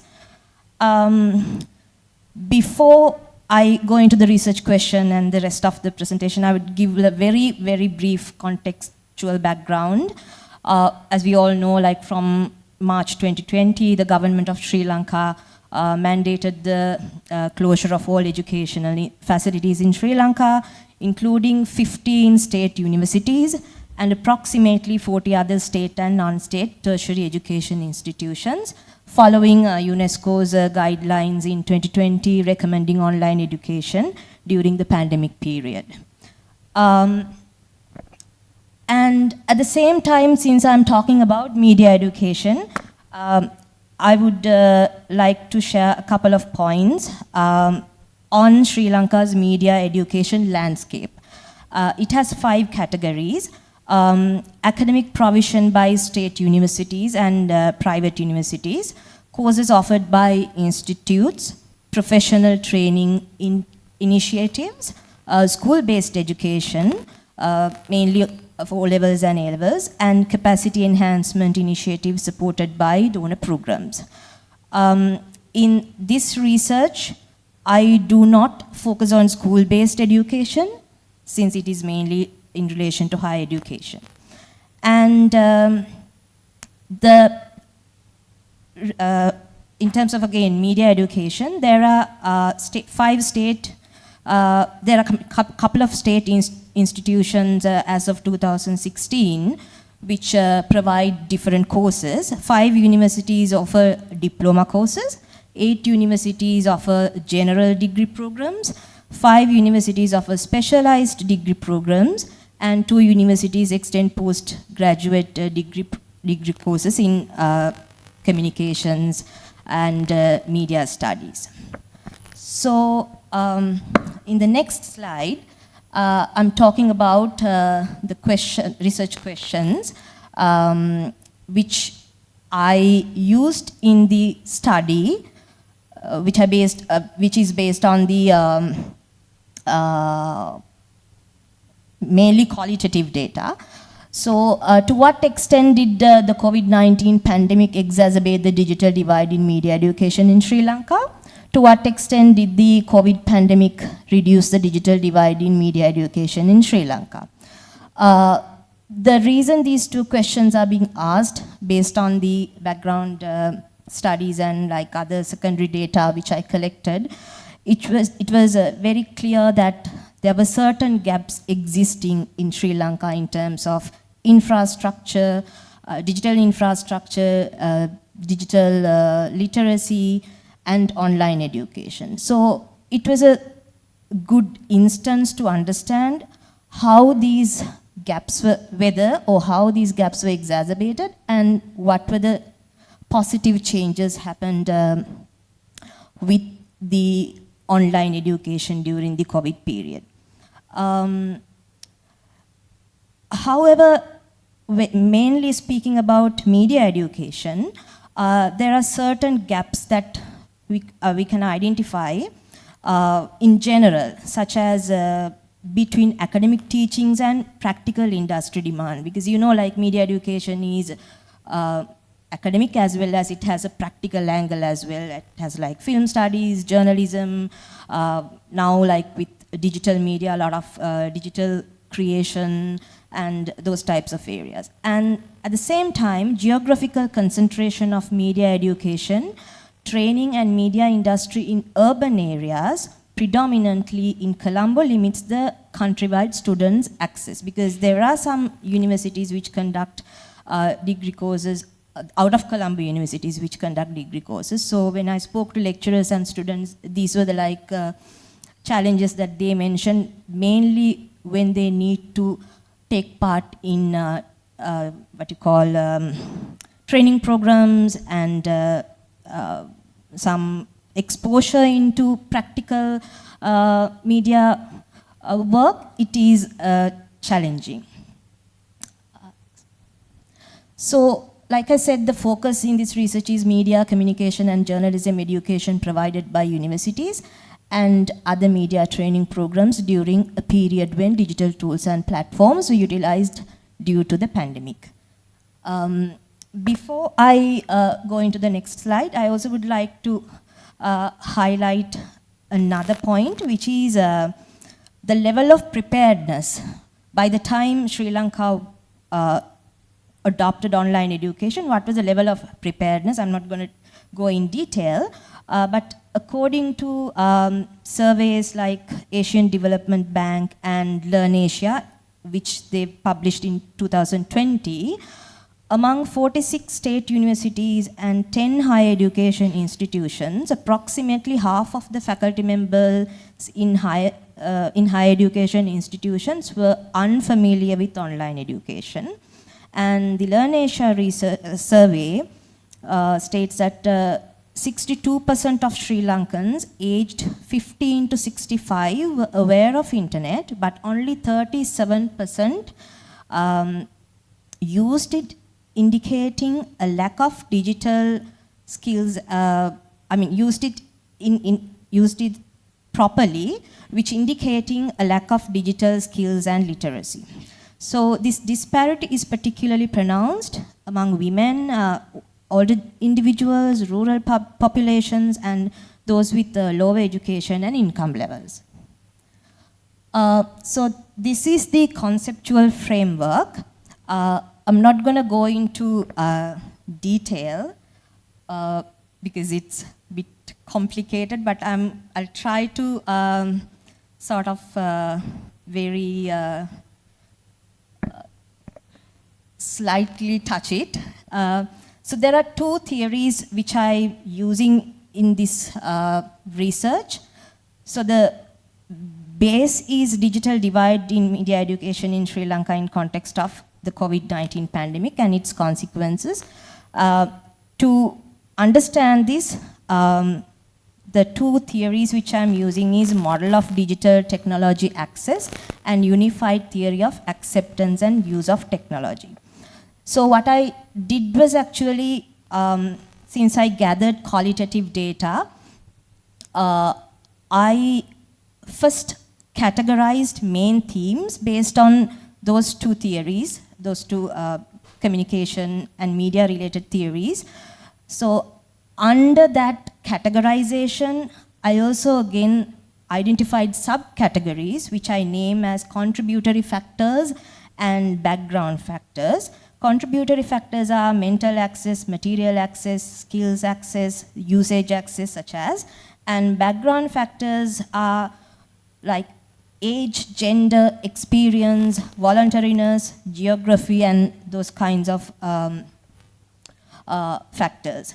So once I already categorized these factors, the qualitative data which I gathered were put under the relevant category, and at the same time there were other categories emerged which are not in the previous set of these categories. However, once these qualitative data was categorized, I could answer the two questions which I earlier presented by understanding the challenges through two streams. The first one is under the stream which captures challenges, gaps, risks, and negative impact. So that question directly answers that stream directly answers the question, how, to what extent did COVID-19 pandemic exacerbate the digital divide in media education. The second stream is opportunities, progress, solutions, positive impact, and learnings. Through these streams, and then after identifying consequences, it answered the question to what extent did the COVID-19 pandemic reduce the digital divide in media education in Sri Lanka. So the profile of the respondents, they were like, I did in-depth interviews with 8 state university students, 5 females and 3 males, 2 media trainees, 3 university lecturers, and 2 media trainers.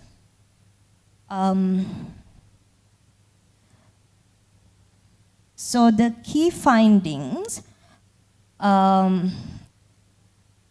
actually I categorized it into 3. The first one is factors that widen the digital divide. So we shouldn't forget that these findings are based on a context where the country already had certain gaps in digital infrastructure, digital literacy, access, and in a context of a pandemic. So based on the qualitative data I analyzed, there are like four subcategories I would like to present under this, the factors that widen the digital divide. Lack of mental preparedness for online learning. Most students and lecturers had no prior experience with online education. Difficulty in adopting practical subjects like film production and media training to virtual platforms. This is a very big challenge, especially with media education. But there were like some tactics that the students, trainers, and lecturers have been like experimenting, and that has been a positive thing which came out of this online education process. And then anxiety about online exams and unfamiliar technology. Then material access barriers, poor or unstable internet connectivity, especially in rural areas, power cuts during the pandemic and economic crisis, which shows that digital infrastructure access is not a standalone thing. It is interconnected with a lot of other services and service providers. Limited access to laptops and devices, many relied only on smartphones, high cost of mobile data for students. The third category is digital skills gaps, limited digital literacy among some lecturers and students, difficulty using platforms such as Zoom, LMS, and digital production tools, lack of institutional training and technical support, which is again very much discussed these days, I think, with all these digital transformation and AI transformation, government initiatives as well, the preparedness.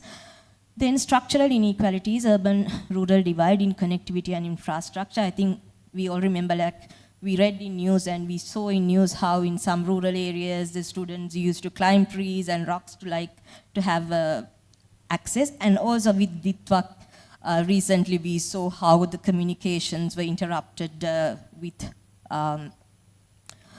in such a context. Then economic disparities affecting ability to purchase devices and data, language barriers, most digital resources available in English while the students study in Sinhala or Tamil. This is especially in terms of media studies. A lot of courses in Sri Lanka, many courses in Sri Lanka are conducted in Sinhala medium and Tamil medium. So because of that, it was, the sudden shift was a bit of a challenge for both the students and the lecturers when sharing content, because not many of those content were digitalized before. So then it has been like that. And then limited accessibility for students with disabilities. So this is not only physical disabilities, but also neurological disabilities as well, because like couple of students with whom I spoke to, they've mentioned the exposed screen time and then other mental health related challenges some of them were experiencing during this period. And then the next slide, factors that helped reduce the digital divide. Rapid adoption of online education. I think we saw this globally. Universities quickly shifted to online teaching. Around 90% of students accessed online education during the pandemic. Institutional and policy support, universities and Moodle-based LMS platforms, government and telecom providers introduced subsidized data packages, free access to university servers, laptop loan schemes. Laptop loan schemes, I think it was actually existing before as well. And then growth in digital literacy. Students and lecturers became more familiar with Zoom, LMS platforms, online collaboration tools, and increased confidence using digital technologies for learning. The next section is transformational outcomes, new learning opportunities. Students were actually really excited about these when they were talking, access to online courses, webinars, and international knowledge resources, because some of the students previously didn't have any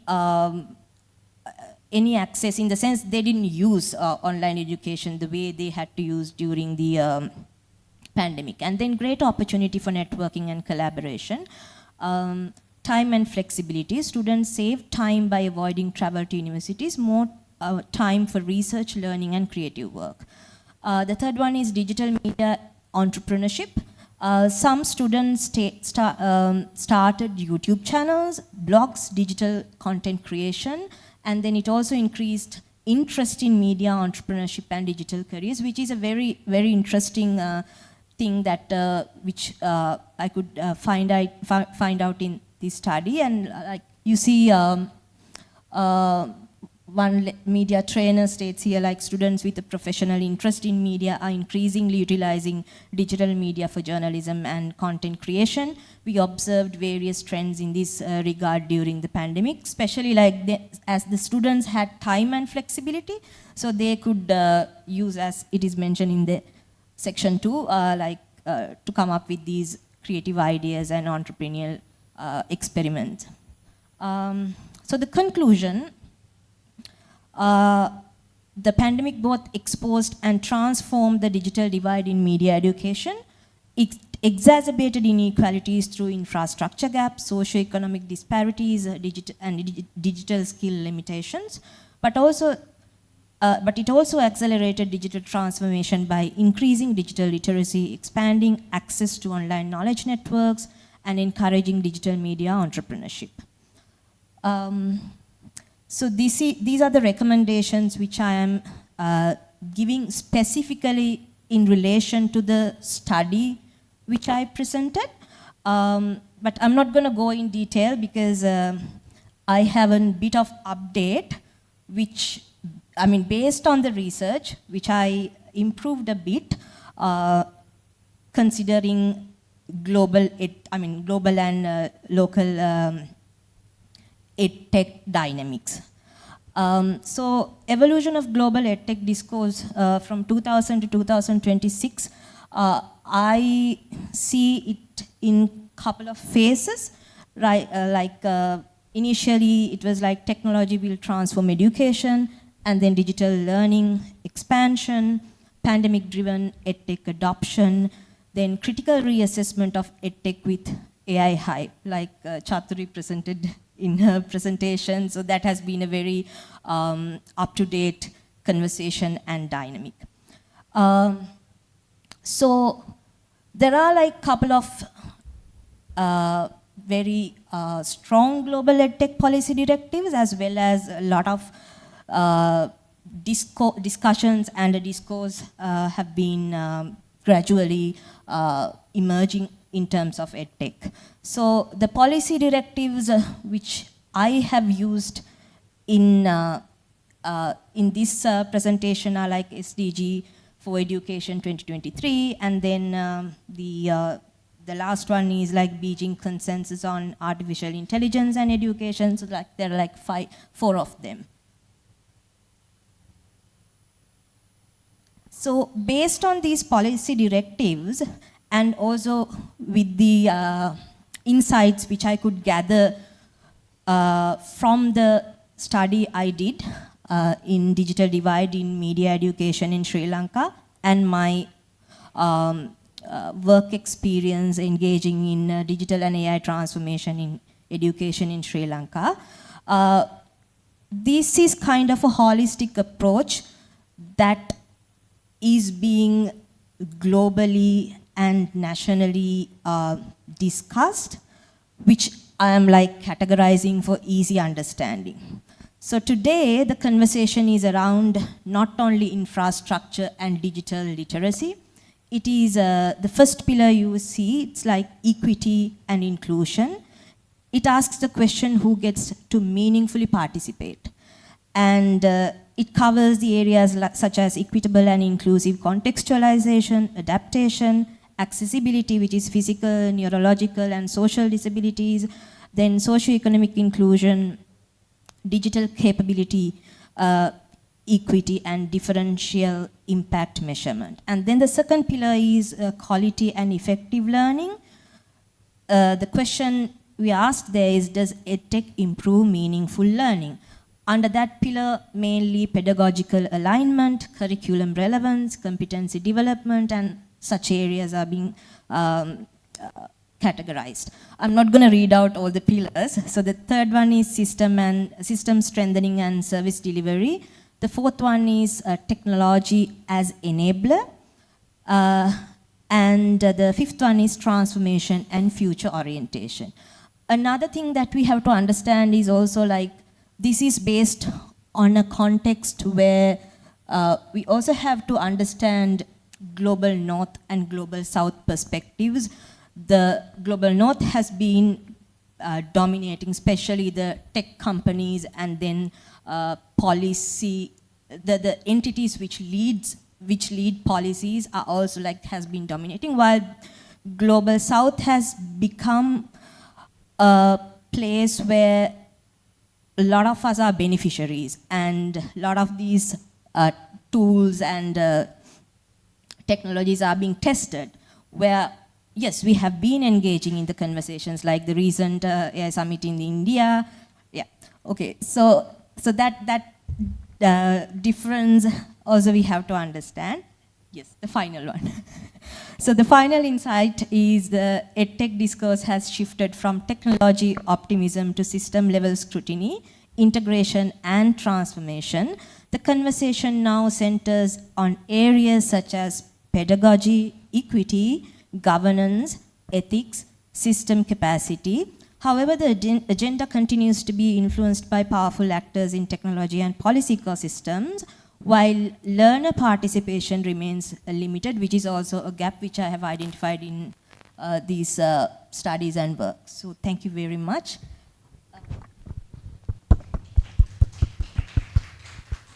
Thank you, Madhubhashini. Do we have any questions for Madhubhashini?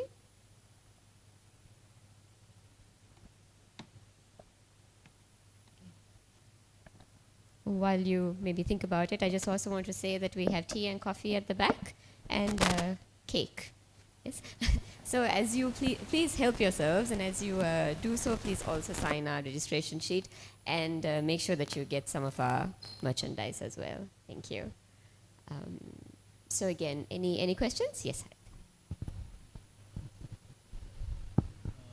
So Madhubhashini, my question is, you in your the first pillar was about equity and inclusiveness in EdTech. In the context of Sri Lanka, given that there is always going to be an imbalance of inclusivity, don't you think a person who has does not have access has a right to have education without tech?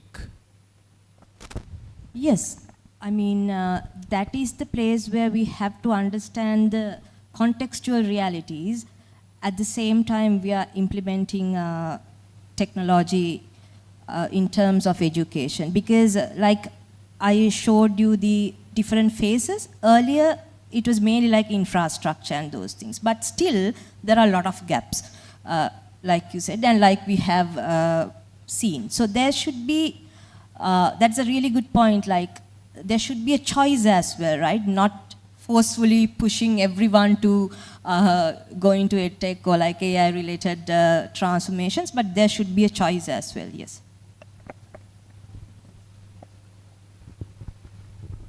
Any other questions?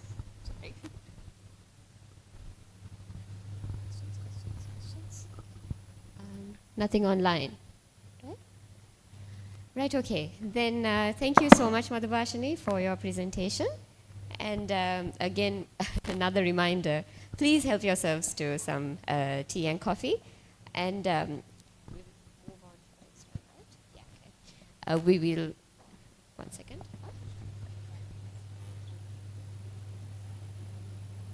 Yeah, I think we can, yeah. So what we can actually do is, since we've been having multiple presentations, maybe we can take a 5-minute break so you can help yourselves and then come back to your seats. So we'll start in like about 5 minutes. Thank you. Please help yourselves and please sign the registration sheet. Thank you. What are the next presentations?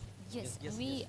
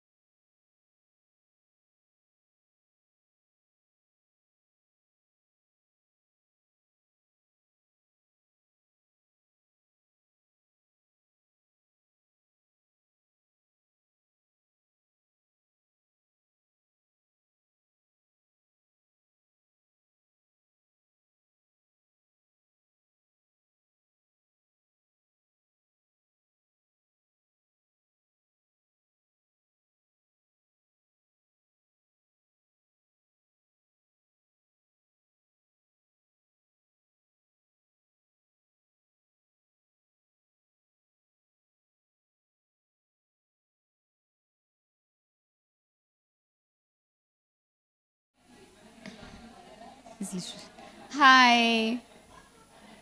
I am so sorry to interrupt the merriment. If everybody can make their way back to the, yeah, with your tea. Please serve yourself as much as you can and have seconds. But if everyone can make their way back, we can continue with the program. We have 2 more speakers, and followed by a panel discussion with 3 of our scholars. So I would like to invite you back to your seats. Please get some coffee, tea, cake, I think, and continue to help yourselves as we go along. Okay. Right, so continuing with the program, we have 2 more scholars who will, and we start with Laila.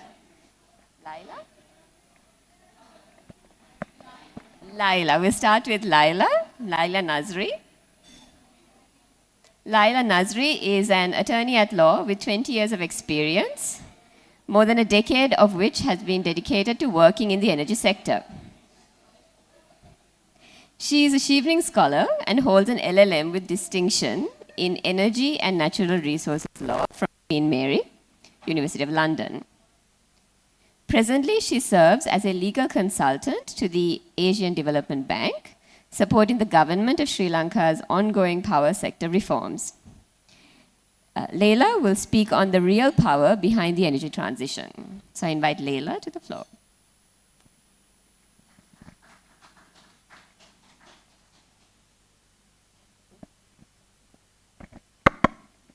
Good evening, everyone. I'm sure everyone is rejuvenated after that tea break. And thank you for this opportunity. My topic today is what is the real power behind the energy transition. When we speak of the energy transition, often the question is, what really powers it? Is it the resource itself? And often the belief is it is the resource itself. The vast rivers, the endless wind, the sunshine, that these resources power the energy transition. But in the course of my presentation, I would like to challenge this belief and look into what really powers the energy transition. The energy transition has been dictated by climate change and sustainability goals, but the need for energy transition has been pressing, especially in today's global context.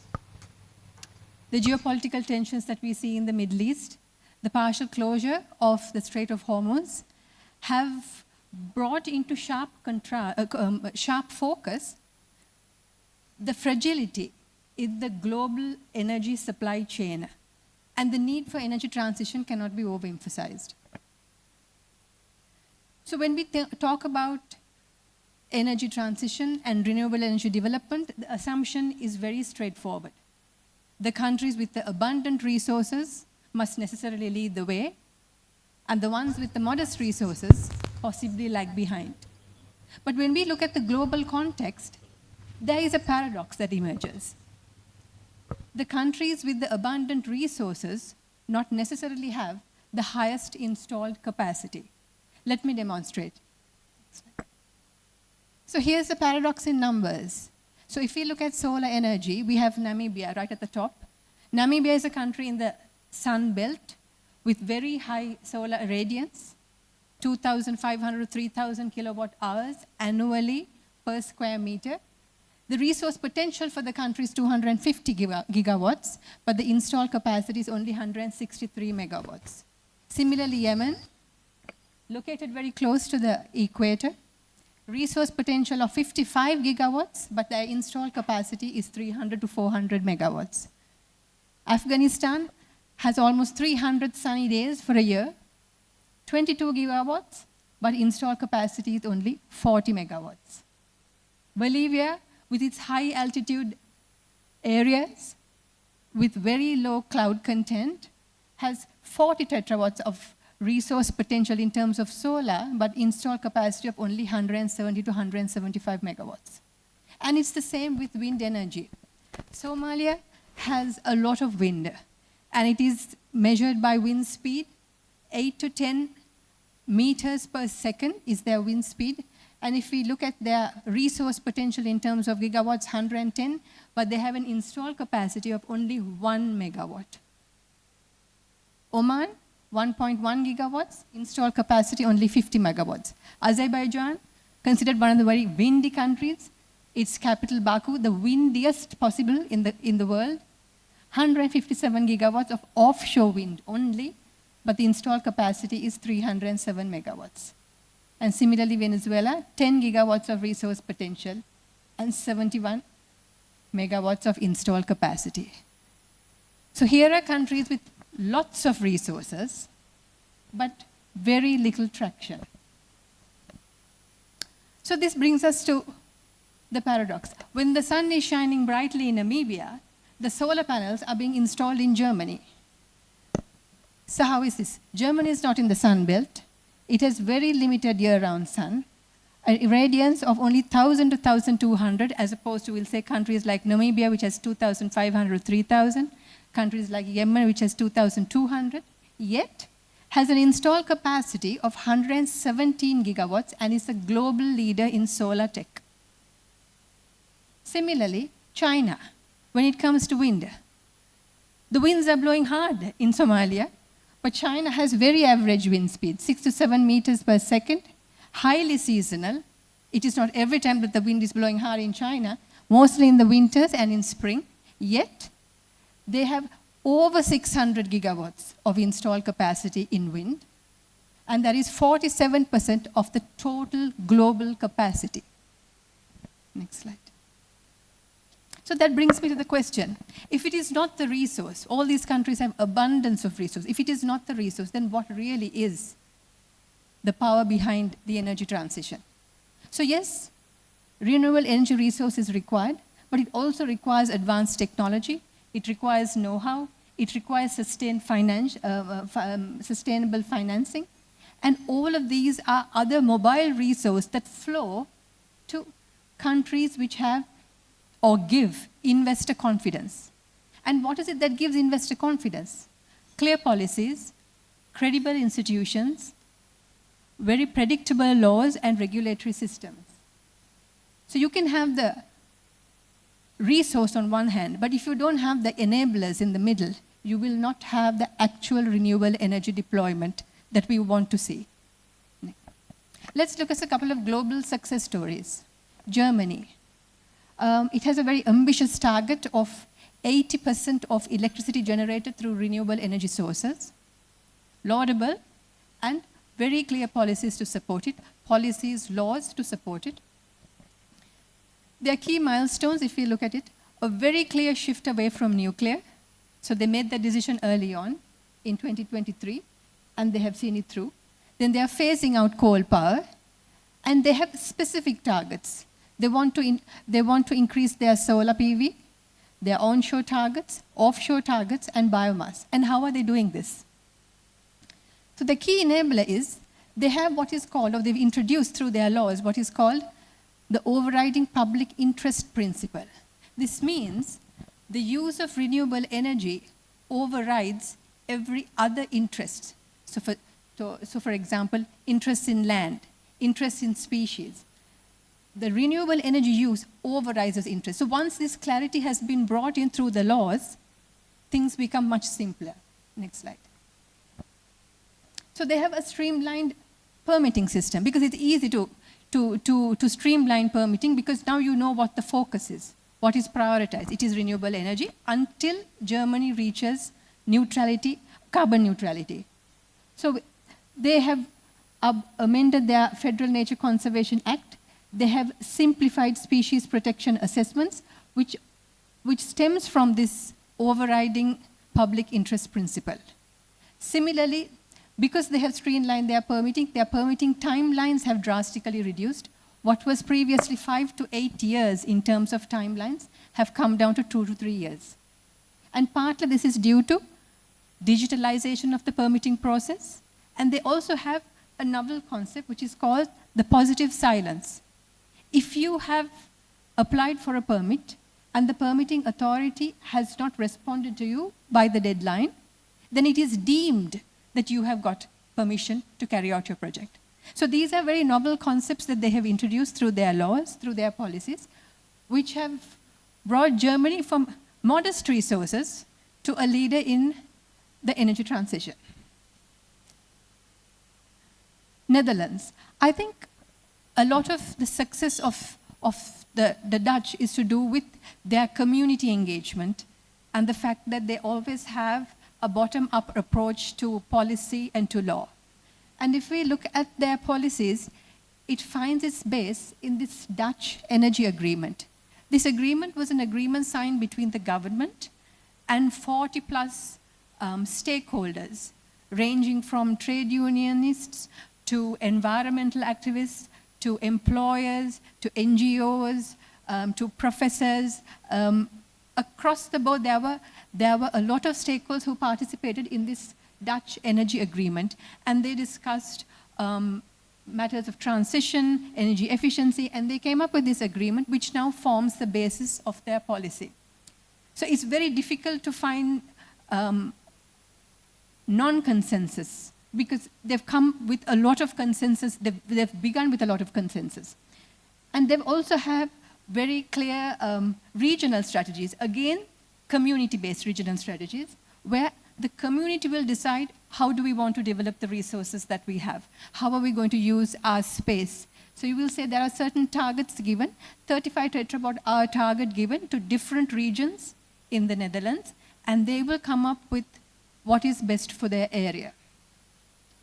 Also, the government has a one-stop shop system, which is where all the permitting is done, which is government-led. In other words, the permitting process, the spatial planning, grid connectivity, everything is done by the government. Once a tender is floated, it's a case of plug and play for the developer. I just awarded the contract to build and operate. Everything else, the infrastructure leading up to it, is done by the government. So it's all the permitting is sorted out. It creates very little investor risk, and a lot of the investors find the Netherlands a very investor-friendly nation because of this government-led one-stop initiative. They also have a very, very unique transition strategies. They are phasing out coal. All old coal power plants were shut down, but the newer ones were going to transition. Instead of burning coal, they were going to burn biofuel. Their gas lines were going to transition from natural gas to hydrogen. Grid priority access was given to renewable energy developers, but often with renewable energy, you have a lot of intermittency with the grid, and you have a lot of congestion. So they came up with this cable pooling concept where different developers, it can be wind or solar, can use common infrastructure. So common transformers, common cables and transmission lines, and common connection points. So hybrid solar wind projects were created where common infrastructure was utilized and the need for constant infrastructure upgrade was lessened. So from a global context, if we come to the Sri Lankan context, may I say that Sri Lanka is abundantly blessed. We are most endowed with solar and offshore wind and onshore wind, and these are our numbers. Yet, we struggle to gain traction in development and deployment. And often, we have governance bottlenecks. So if you look at some of those bottlenecks, we have a lack of long-term planning. So we do have policies, but sometimes not kept to. We had a policy that was very specific. We were going to phase out coal. Norachole can continue for its term, but no new coal power plants. But what is going to be the substitute? Is it going to be solar? Is it going to be wind? Is it going to be both? Was not very specific. It's spoken of in our policy documents, but then midway, we have the government engaging with Rosatom, which is the atomic energy agency in Russia, and Sri Lanka is suddenly looking to develop nuclear power. Now, this is not part of our policies at all. So this is something new. Then in addition to that, I think it was last year or the year before, Sri Lanka developed a national hydrogen policy. Now, hydrogen is an offshoot of excessive wind and solar. It's an off-product, a byproduct. But if you don't scale up your wind and solar to that extent, then it is difficult to really speak about hydrogen. So we didn't have a lot of plans in the pipeline to how we are going to scale up, yet we were doing a lot of studying and a lot of work in creating a hydrogen policy. So we have ad hoc policy planning, which doesn't help the energy transition. We also have very poor policy implementation. Surya Bala Sangramya was a program in 2016. It means the battle for solar power to scale up rooftop solar. I'm sure many of you all who have rooftop solar in your homes come within that particular scheme. The scheme was immensely successful. The target was by 2025 that Sri Lanka should have 1,000 megawatts. That's 1 gigawatt of rooftop solar. By 2025, we had 1,700 megawatts. So we had exceeded our target, and it is commendable. Yet, last year, we had an all-island blackout in February. And 1 year-long investigation as to why that happened just concluded in a report that is out now to say that it is to do with too much of solar being fed into the grid, and the grid is unstable. So we haven't had progressive upgrades of our grid, and now we can't take the solar. So here's a policy which has worked, but now cannot be implemented any further, and now plans are underway for solar curtailment. Similarly, financial and investment risks, I don't have to go into that. Sri Lanka is just coming out of an economic crisis. We have very poor ratings. It is improving, but in terms of investment, we have a long way to go. Next. Land constraints, we have lengthy land acquisition processes, often ending up in court. Competing users for land, no prioritization. There is land for agriculture, environmental concerns, wildlife habitat, all kinds of different competing interests, and we have no proper plan as to how we are going to use this land and for what we are going to use this land. We have weak spatial planning. I particularly wanted to bring this in, especially with regard to marine spatial planning, because we have areas like Mannar, which have extremely high wind speeds, but there are so many different competing interests that can take place in the waters. So there is offshore wind, then you have to compete with hydrocarbons, which are in the Mannar Basin, fisheries that are happening in the Mannar waters, tourism, whale watching, all of it. So what takes priority? There is a lack of spatial planning. How are we planning our marine resources? Fragmented permitting. If you want to develop a power plant in Sri Lanka, you have to go to the PUCSL, that is the Public Utilities Commission of Sri Lanka, to get your generation license. You have to go to the Sustainable Energy Authority to get your energy permit. Then you have to go to the CEB, now the NSO, to get your letter of intent for grid connectivity. Separately, you have to go to the Central Environment Authority to get your environmental permits. Then you have to go to the UDA to get your zoning permits. If your project is near a coastal area, you have to go to the Coast Conservation Department for another set of permits. If you have some sort of cultivation on your land, then you have to go to the Coconut Cultivation Department or the Rubber Department to get necessary permits to maybe, have those trees cut. So it's a lot of fragmented permitting, so many different authorities, and our permitting process on average is around 5 to 6 years. So clearly investors are put off, and sometimes these permits fall through, so that means a stalled project. Delayed enabling infrastructure, one last one. I did touch on this before, where we don't have grid upgrades in a timely manner. We haven't tendered early enough for battery storage, pump storage, which helps to kind of balance the intermittency that renewables bring. So we haven't done those to kind of help our whole energy transition. So what are our solutions? So we need to develop a strategic energy roadmap.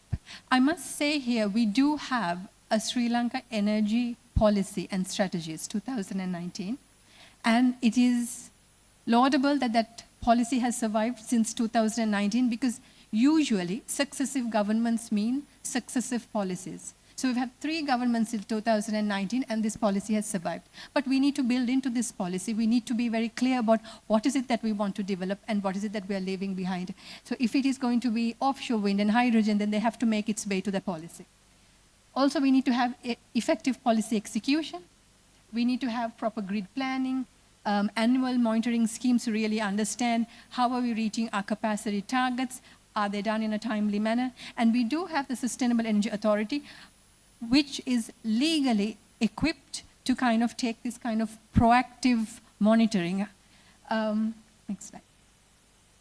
We need to look at how we mobilize capital. We have now an unbundled power sector with a lot of different state-owned entities. We can look at public-private partnerships, green bonds, and also look to implement revenue tools like feed-in tariffs. We do have feed-in tariffs for rooftop solar, and look at things like contracts for difference for wind power. We need to optimize land use. Usually, a renewable energy project can only be carried out in a development area. And once this development area has been demarcated or gazetted by the Sustainable Energy Authority, it is important that we really understand what are the land parcels available within this development area. If those land parcels are in private hands, then we need to kind of put in motion the acquisition processes to take them over. So these all need to be set in place so that it's ready for an investor. Often the investor has to come, the investor needs to then scope, the investor needs to find the lands, the investor needs to understand, oh, when is the acquisition process going to happen, when will it finish, and that's too long a time. So we need to have these solutions. We need to also optimize our land use. We need to have things like agrovoltaics, which is where you can have solar panels in agriculture and land. Crops that like the shade can be grown under solar panels. So we need to have more innovation in how we optimize land use.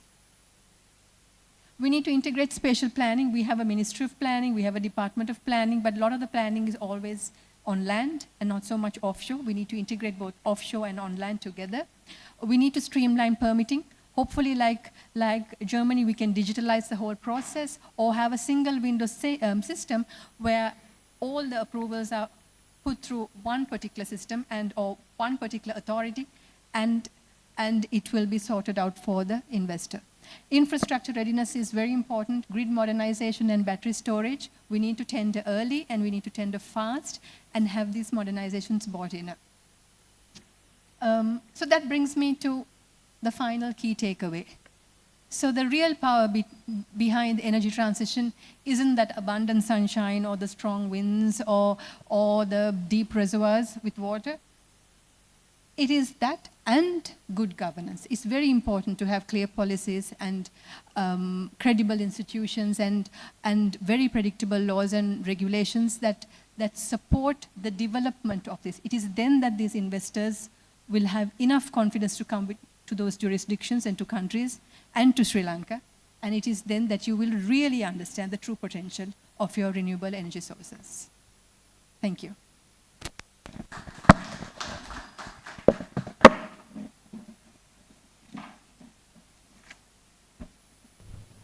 Thank you, Leila. Do we have any questions for Leila?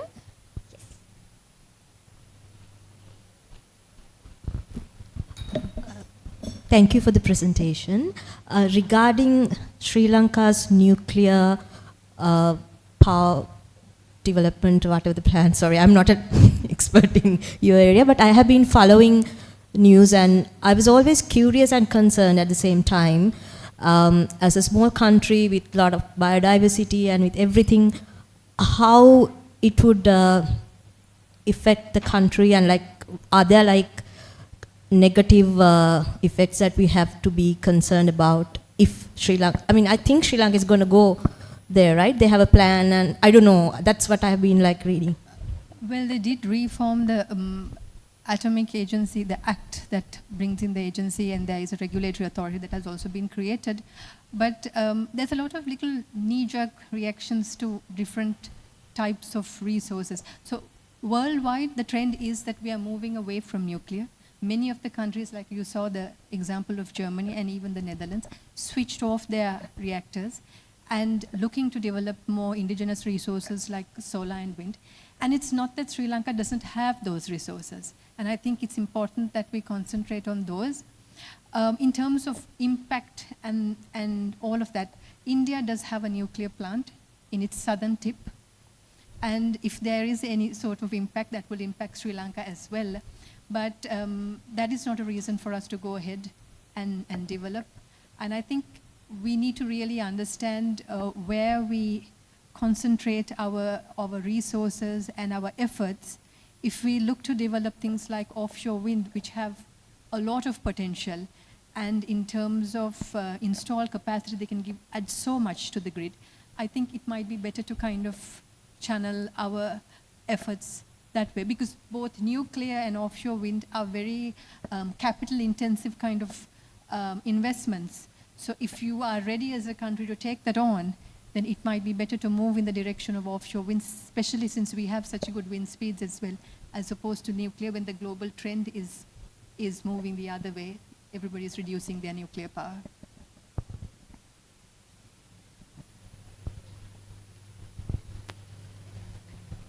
Sorry, I just want to tack on to what you just said about certain types of renewable energy, specifically offshore wind being very capital intensive. Assuming we would move into public-private partnerships, would financial incentives like subsidies be something that Sri Lanka could afford, or would that not offset the impacts of our bad governance? So subsidies, I think, might be a bit of a tough one for Sri Lanka, but we can do things like contracts for difference, which is slightly better and gives better investor confidence. So you have like a strike price and a market price. So the developer will be given a strike price, and if there's a difference, usually the government will then come in and only subsidize that small amount and not look at, large scale subsidies for capital intensive offshore wind. So there are different financial tools that can be looked at, and public-private partnerships in its very essence is very enabling for offshore wind because the private sector brings not only just the financing, but it also brings the technical know-how and expertise, which is very, very important for something like offshore wind, because you have to have, in terms of your engineering and procurement, you have to have the necessary technology to have it all on board. So yes, there are different instruments that can be used, and Sri Lanka can definitely facilitate, given even its economic downturn and the slight progresses that we are making, we can still facilitate offshore wind in the future, not immediately, but in the future. And it takes a lot of time to make that preparation for that future infusion of offshore wind.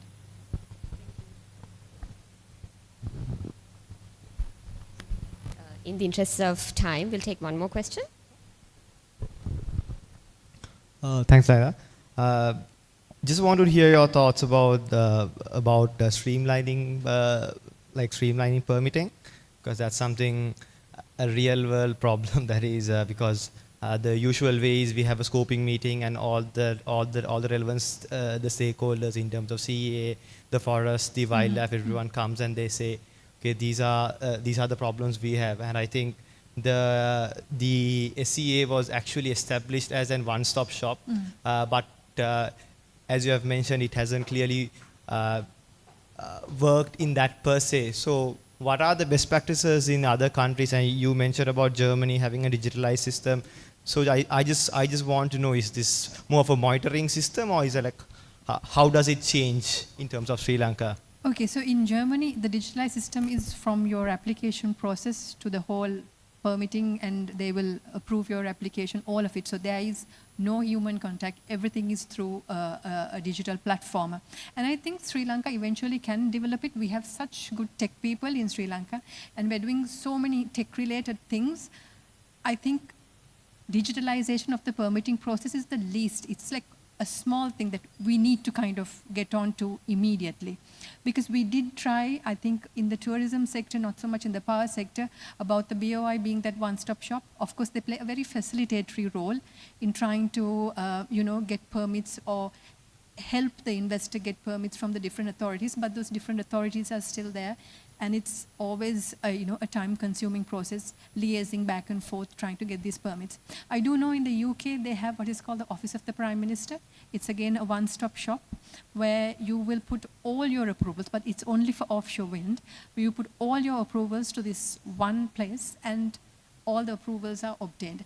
So approvals can be either digitalized to reduce the permitting time, or it can be government-led. In other words, you will find the land, you will ensure that the environmental concerns have been sorted out, the zoning has been sorted out, so those permits are all sorted out, and the land is ready for the investor to come in. So you have land banks. So you can have that process as well. If digitalization is tough, then at least land banks in the development areas. Those are the areas that are gazetted by the Sustainable Energy Authority to say renewable energy projects can only happen here. So create land banks in those areas. I hope I answered your question. Yes, I'll talk to you after the sessions as well. There are many questions for me too. Okay. Sorry, we have one more question, Laila. Sure. Thank you, Laila. It's an excellent presentation. Just one quick question about governance. Now, as I see, why these policies are not implemented is lack of political commitment. Although they may agree on the principles. Now, in 2025 also, I think there was another policy introduced, this Mohan Munasinghe. No, there is a new electricity policy that has just been drafted and gazetted. I haven't seen it yet, but it was gazetted last week.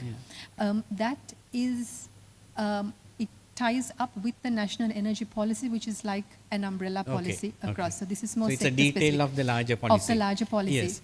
So my question is now, when it comes to governance, there are a lot of vested interests by others, and they undermine this. It's very unfortunate, because even if you look at that house solar systems, people were really willing, and now you can't get even within that system, even the technical, this thing is fixed.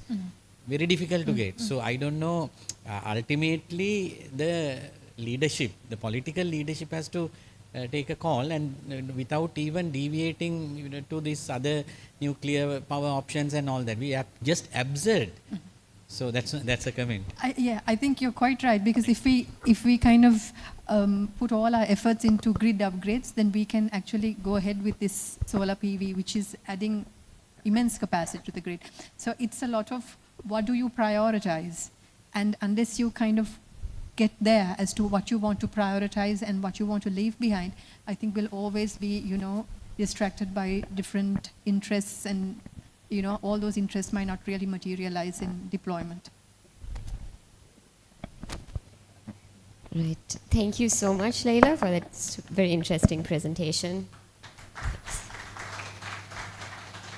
So we'll move on to our last speaker.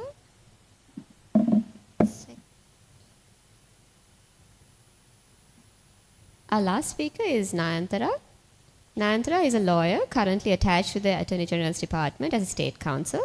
In this role, she has worked as one of 46 criminal prosecutors in the country, handling cases of murder, rape, drug trafficking, terrorism, financial crime, and human trafficking across the country.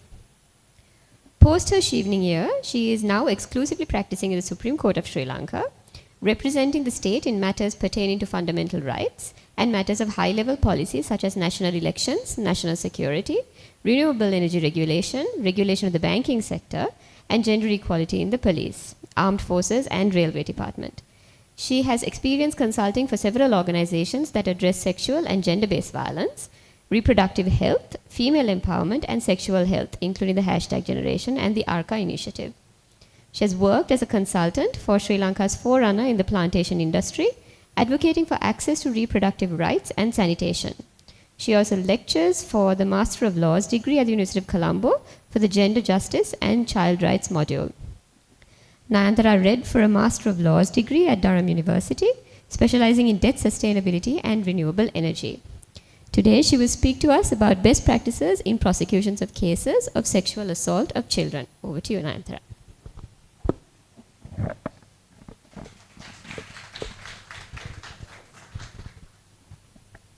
Hello, everyone. Thanks for having me. So this is an ongoing research that I'm currently doing with a colleague of mine who is not a Shivna and unfortunately is not able to be here today. Her name is Sanchez Subramaniam. She's a psychologist. This research is a passion project, to say the least. I became a prosecutor in 2021, and at the time I went in to be a prosecutor, I had absolutely no idea what I was walking into. And when I went into it, I was absolutely jarred by the sheer volume of cases of children who had been assaulted and had gone through some form of sexual abuse. I was also absolutely jarred at how ill-prepared the system was to accommodate them without having them break down completely and be totally traumatized. And I didn't want that to be part of the system that I was in.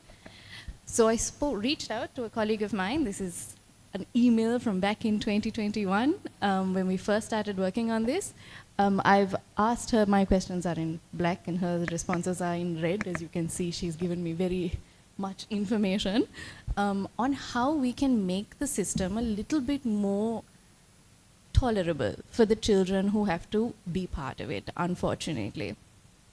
So what we tried to do was we tried to adopt the techniques and the methodologies used by psychologists when they deal with victims of PTSD, and we tried to make sure that those techniques, as far as possible, were included in the system of prosecution and the system of hearing cases without compromising on the right to a fair trial for a defense attorney or for an accused.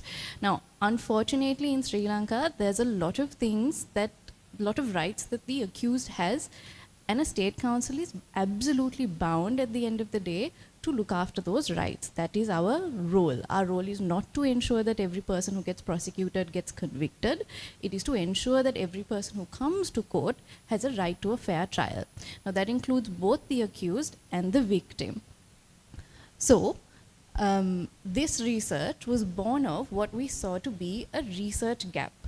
We've seen a lot of psychologists, myself and Sanchia had seen a lot of psychologists write a lot of papers on how the legal system should better encompass the vulnerabilities faced by children, especially when it comes to something as sensitive as child sexual assault. We also saw a lot of academic papers written by academics in Sri Lanka on how the system would be better suited if it took certain steps. However, and quite unfortunately, we didn't see that this academic research really reflected the realities of what it was like on a day-to-day basis in court. We also noticed that whilst there is, and I don't want to bore you all with the technicalities of the law here, but whilst the law to a great extent has made room for us to take certain sensitive approaches, we don't have the actual administrative or practical abilities to do those things. A great example is in the evidence ordinance, section 163A, it was amended some time ago, allows for video recordings and a video link for a child, victim of child sexual assault, to be played in court, and so they would be able to lead evidence through that video link. Alternatively, through the National Child Protection Authority, their first statement to the police is recorded in a very comfortable room with lots of toys and a psychologist or someone trained in dealing with children in a sensitive way who will lead their evidence. Now, unfortunately, the practical realities of that are grim. Firstly, if you play the video of a child giving evidence or saying what has happened to them, they still have to go through cross-examination. And the realities of this situation is, by the time they come to court and they give the evidence, it is about 5 or 6 years later after the incident. So naturally, they can't remember a lot of things. So because they can't remember a lot of things, it gets marked as what we call contradictions and omissions. And contradictions and omissions undermine the credibility of a witness, which undermines the prosecution, which undermines the conviction. You can't convict on uncorroborated evidence. The only exception is sexual offenses. But even then, if the testimony isn't credible enough, if there are contradictions, if there are omissions, you still can't convict, which makes it extremely difficult for us in actual practice to have a child see themselves on a screen speaking of something that happened to them 5 years ago, and then having to undergo the, I would say, vigorous cross-examination of the defense counsel. There may be lapses in their memory, there may be omissions. Certain defense counsel object to the evidence being played whilst the child is in the courtroom, so the child has to move out of the courtroom and then only come back for cross-examination. It leads to a lot of problems in actual practice. The other issue is a video link. A video link is an absolutely fantastic idea. And some courts, a lot of courts, Anuradhapura and Kandy included, have specialized rooms that are set up with toys, nice child-friendly furniture, where a child could go in and they could set up a video link, and through the video link they could be examined to have them have a bit of distance from the actual realities of court. Now this becomes problematic because only a few courts have that. So for example, in Kandy there are 2 to 3 high courts. Only one high court has access to this room. For a day we have about 6 to 7 child sexual assault cases coming for trial in each court. So the realities of us being able to use that room for every single case simultaneously is not possible. The second issue that we have is with administrative and the logistical capacities are quite low. The second issue that we have is that if you set up a video link, you don't necessarily know who is around the child at the time the child is giving evidence. So it's very easy for a defense counsel to say that this child is being spoon-fed the answers, we can't see who is telling them, we can't see who is around, and quite frankly, even if you look at it from a prosecution perspective, you don't know who is around threatening this child to say something or to not say something. And so that video link idea, whilst great in theory, is not actually practical. And the law, whilst it allows us room for it, doesn't encompass the practicalities of the actual criminal justice system as is. And we see this reflected in the research by academics, we see this reflected in research and programs taken place by psychologists. So what we decided to do was address this research gap and look at the transferability of the ideas placed and propounded by academics and psychologists into actual Sri Lankan justice system without rocking the boat too much. Because if you do try to rock the boat too much, it causes judges to say, well, I think this is a bit strange, we don't want to do it. Or it causes the defense counsel to say, no, no, no, this undermines the rights that my client has to a fair trial. So it really is about striking a balance and making sure that everybody, especially the victim, has a right to a fair trial. The methodology that we therefore decided to use for this is to evaluate current existing literature and obtain the opinions of prosecutors, defense counsel, and judges to see what their practical realities are like. For example, my personal experience and my personal exposure in one court is not the same as a different judge in a different court in a different jurisdiction. And at this time, might I also say that these are all the opinions of the two researchers and do not reflect state policy, government agenda, or the position of the Attorney General's Department, which I am obliged to say, given that I am a public servant. But the methodology that we decided to use was to do a survey, a quantitative survey with the main stakeholders, defense counsel, prosecutors, and judges, to ascertain how best we can rectify the system in a way that's very much balanced to everyone who's in it. The proposed outcome is ideally small administrative and legal changes that we can make on a day-to-day basis to make the system more accessible and amenable. But what we are hoping is that, or from our personal experience, we have realized that the more comfortable you make a victim, the more likely they are to speak, and the more likely they are to speak, the more likely you are to have the truth, and the more likely you are to have a conviction. And because of that, we see the system being comfortable adopting these methodologies, but we need to ensure that we have these litmus tests of people who are willing to try it in their courtrooms and their courthouses in order to prove that substantially before we can make any actual cultural change in what the criminal justice system is as is. Now, change really starts with yourself, as I want to say Mahatma Gandhi said. So these are a few things that I myself have tried in conjunction with the proposals of the psychologist who is on this team with me, and certain proposals that have been put forward by academics and psychologists in the UK and the US. So first example is the administrative arrangements that we make. Some of these might seem so straightforward that they're silly, but my personal experience, I have been in a courthouse where the court officer thought it would be easier if everyone who was involved in the party just sat together, so that then when the case is called, they can get up from the same place and go in front. Now this would mean that the child who was raped is sitting next to her rapist. Bit difficult. So the second we realized that these were, to the court officer, it made a lot of sense. It made it easier for him to make sure that the next parties were ready and up in front when the case was called. But to us, it makes we realize that the child is now scared, the child is terrified, the child is sitting next to the accused, and the child doesn't know what to do. So this makes things a little difficult. So one thing we did is we had a conference with all the court officers and police officers and made sure that, and again, it seems something that does not need to be said, but we made sure that we have the accused on one side of the room and the children on the other side of the room. We also tried to keep the children outside of court as far as possible, have their guardian or their carer with them, and the police officer who was in charge of that specific station tell the state council in advance that the child is there, so that we could say that the child is available and ready. And if at all, just for that 5 minutes that you have to show your face to say, yes, I'm the witness and I'm here today, he would come into court, say that, and then go back downstairs and sit with the matron of the court and the guardian, etc.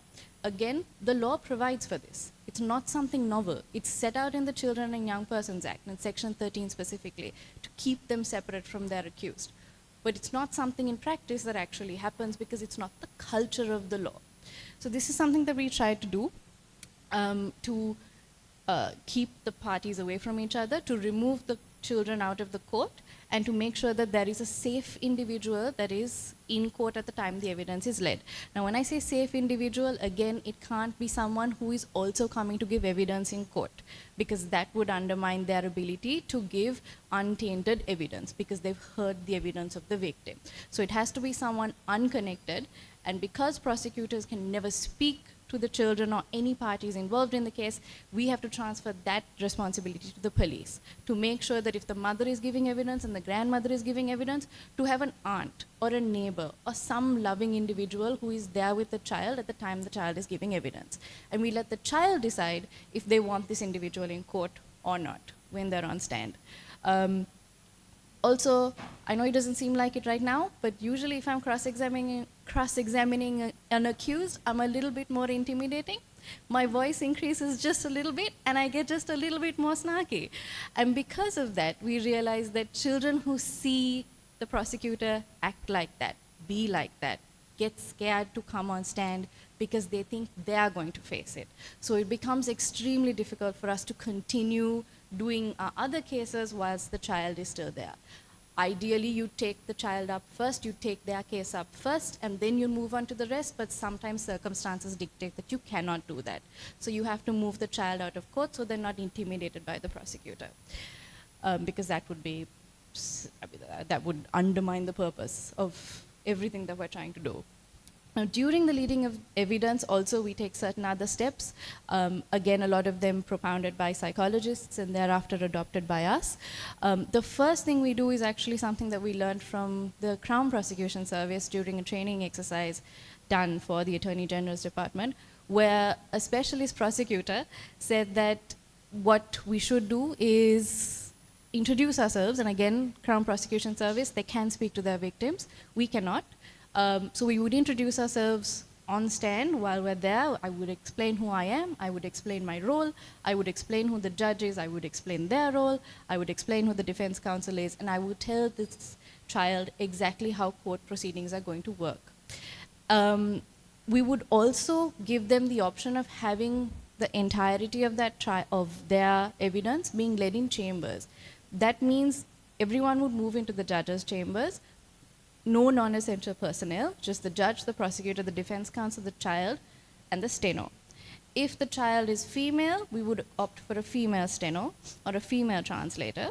If the child is male, we will opt for a male steno or a male translator. Unfortunately, I can't become male and female at whim, so they're stuck with a female prosecutor and or a female or male judge. But whatever we can control, we try to control to make things more comfortable to them. And this is again something that we have seen happen in an abundance of times. I've had a male victim who was, while I was a female and the judge was female, was just absolutely point blank so uncomfortable to explain how he was abused because of such the intimate nature of a sexual abuse. So we had to have the court crier, the mudliya, go up to the child and have the child write it down on a piece of paper and thereafter mark that piece of paper because he was so uncomfortable to say it. But mechanisms like that are things we can do when judges are comfortable with us doing that. It's not something you can do in every single court. It really depends on the prosecutor, it really depends on the defense counsel, it really depends on the judge. So what we are trying to do through this is to make things like this, these mechanisms, these methodologies standardized so that we have options for prosecutors, we have options for judges. Another option that we have is something that kind of adopts the same methodology as having the victim in a separate location, which is called screening. So when we would have a child in the chamber leading their evidence, we would close one door and we would keep the accused behind that door. So the child, as far as they know, is simply talking to two lawyers and a judge, with someone is writing down what they're saying. But in actual fact, the accused is right outside. We angle the chair of the accused so that they can see the victim, because an accused has a right to see and confront their accuser. So you angle the chair so that the accused can see the child, but the child cannot see the accused. And it is at the very end of the evidence that you take what is called a doc identification. So you have the accused stand up and move in view of the child, and at that point you ask the child, can you see the person who you are accusing of this assault? And that is how we try to balance the rights of the accused along with the rights of the child victim. The last one again seems very straightforward, but it is to demonstrate empathy as much as possible in the language that we use, the tone that we use, and the care that we use. You would call, depending on your age and the age of the child, you would call them Dua or Puta, Malli, Nangi, whatever would make them feel more comfortable and would make them trust you a little bit more. This is a very traumatic experience. Although I will do 7 in a day, this child will go through it only once, hopefully only once in his lifetime. It's an extremely traumatic instance for them.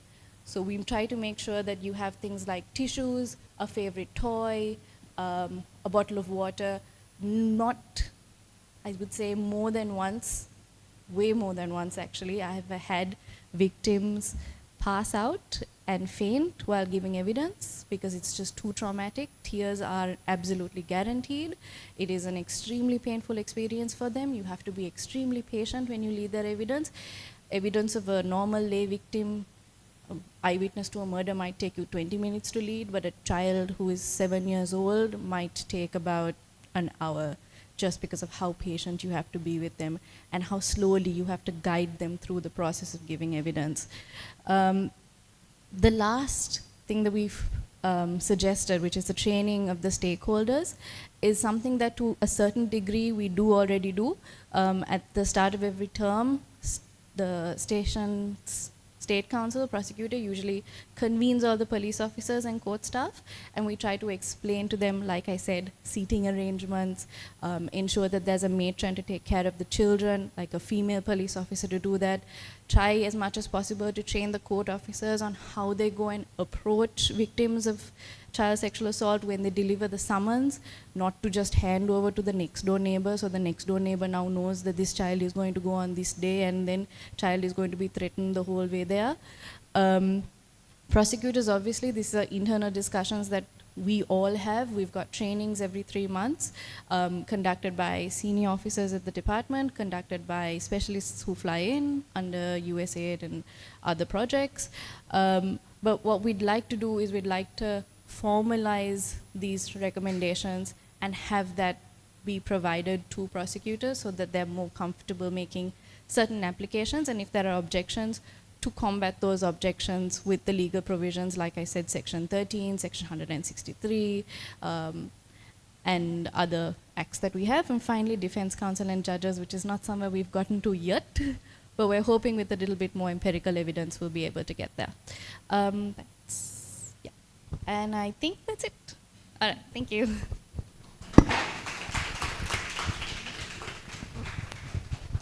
Thank you, Nayantara. In the interest of time, maybe we can take one question, if that's all right.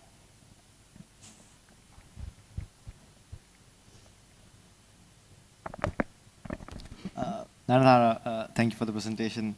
I just have I'm not a lawyer, I don't have a background on it, so I just wanted to know, so the particular the three administrative arrangements that you said, such as keeping the parties in two separate places and then just using the children when they have the case, as well as having a safe individual. Is this really restrictive to children cases? Why can't we do it on the real world for like the other cases as well? But because I think it's something that's good and something I feel might be good. But what are there any administrative constraints or like space constraints? What happens during the court? I mean, there are definitely space constraints at some points, but obviously I'm not going to seat the man who murdered someone with the father of the boy who is murdered. So you're going to make sure that the police officers know to seat the victims away from the accused. But it's a bench, and the benches meet at a point. So there's always going to be someone sitting next to someone. When it's children, we can move them outside of court and only have them come in, but you can't do that for everyone because it's going to be a bit harder for court to function when your victims are not in court and who are not available when called upon. So you have to prioritize those who are most vulnerable. But definitely, yes, we're not going to try and seat victims with the accused together. It is something we tell them at the beginning of every term. We tell the police officers to keep them apart as much as possible. But very special measures we take especially for children because of how vulnerable they are. Sometimes we extend that to victims of rape as well, above the age of 16, or when the person who has been murdered or the murder victim is a child, then the others involved also, we take special care given how sensitive the case is. But other than that, it's just logistical issues. Court is a bench, you have to sit on the bench, someone's going to have to sit next to somebody. I think that answers everything. I'm sorry, we're running a little short of time, but there will be a session, after the final item on the agenda, and I hope you can stay back and maybe converse then as well. But thank you so much, Nayantara, for your presentation. Thank you, everyone. So now we move on to the final item on our agenda, which is a Chevening Symposium panel. Just before we start, I would like to say the panel would last around 45 minutes to 1 hour. But for those who wish to break their fast, we've made arrangements at the back of the room. Right. Okay, so first and foremost, thank you to everyone who stayed with us till this session and to all of our speakers today. I'm so very pleased to introduce to you these three wonderful panelists for us to listen to and learn from the important work that they've been doing.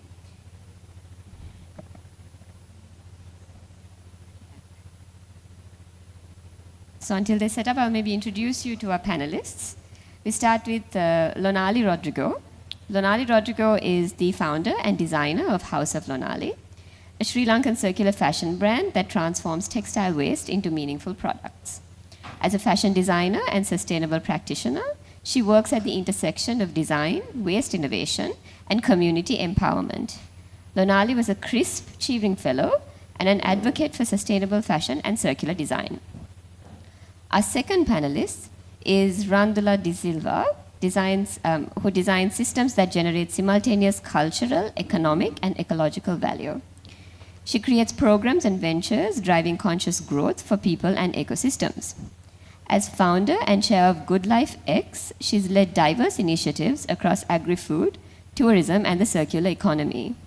Randula was a CRISP Fellow at the University of Oxford. And our third panelist is Yolani Fernando, a political economist and the executive director, co-founder of Arutha, a public policy think tank that works on research and economic civic education. Yolani previously worked at the Ministry of Finance and the Asia Foundation. She holds a MA in Governance, Development and Public Policy from the Institute of Development Studies, where she was a Chevening Scholar in 2022-2023. I now invite our three panelists to take their seats.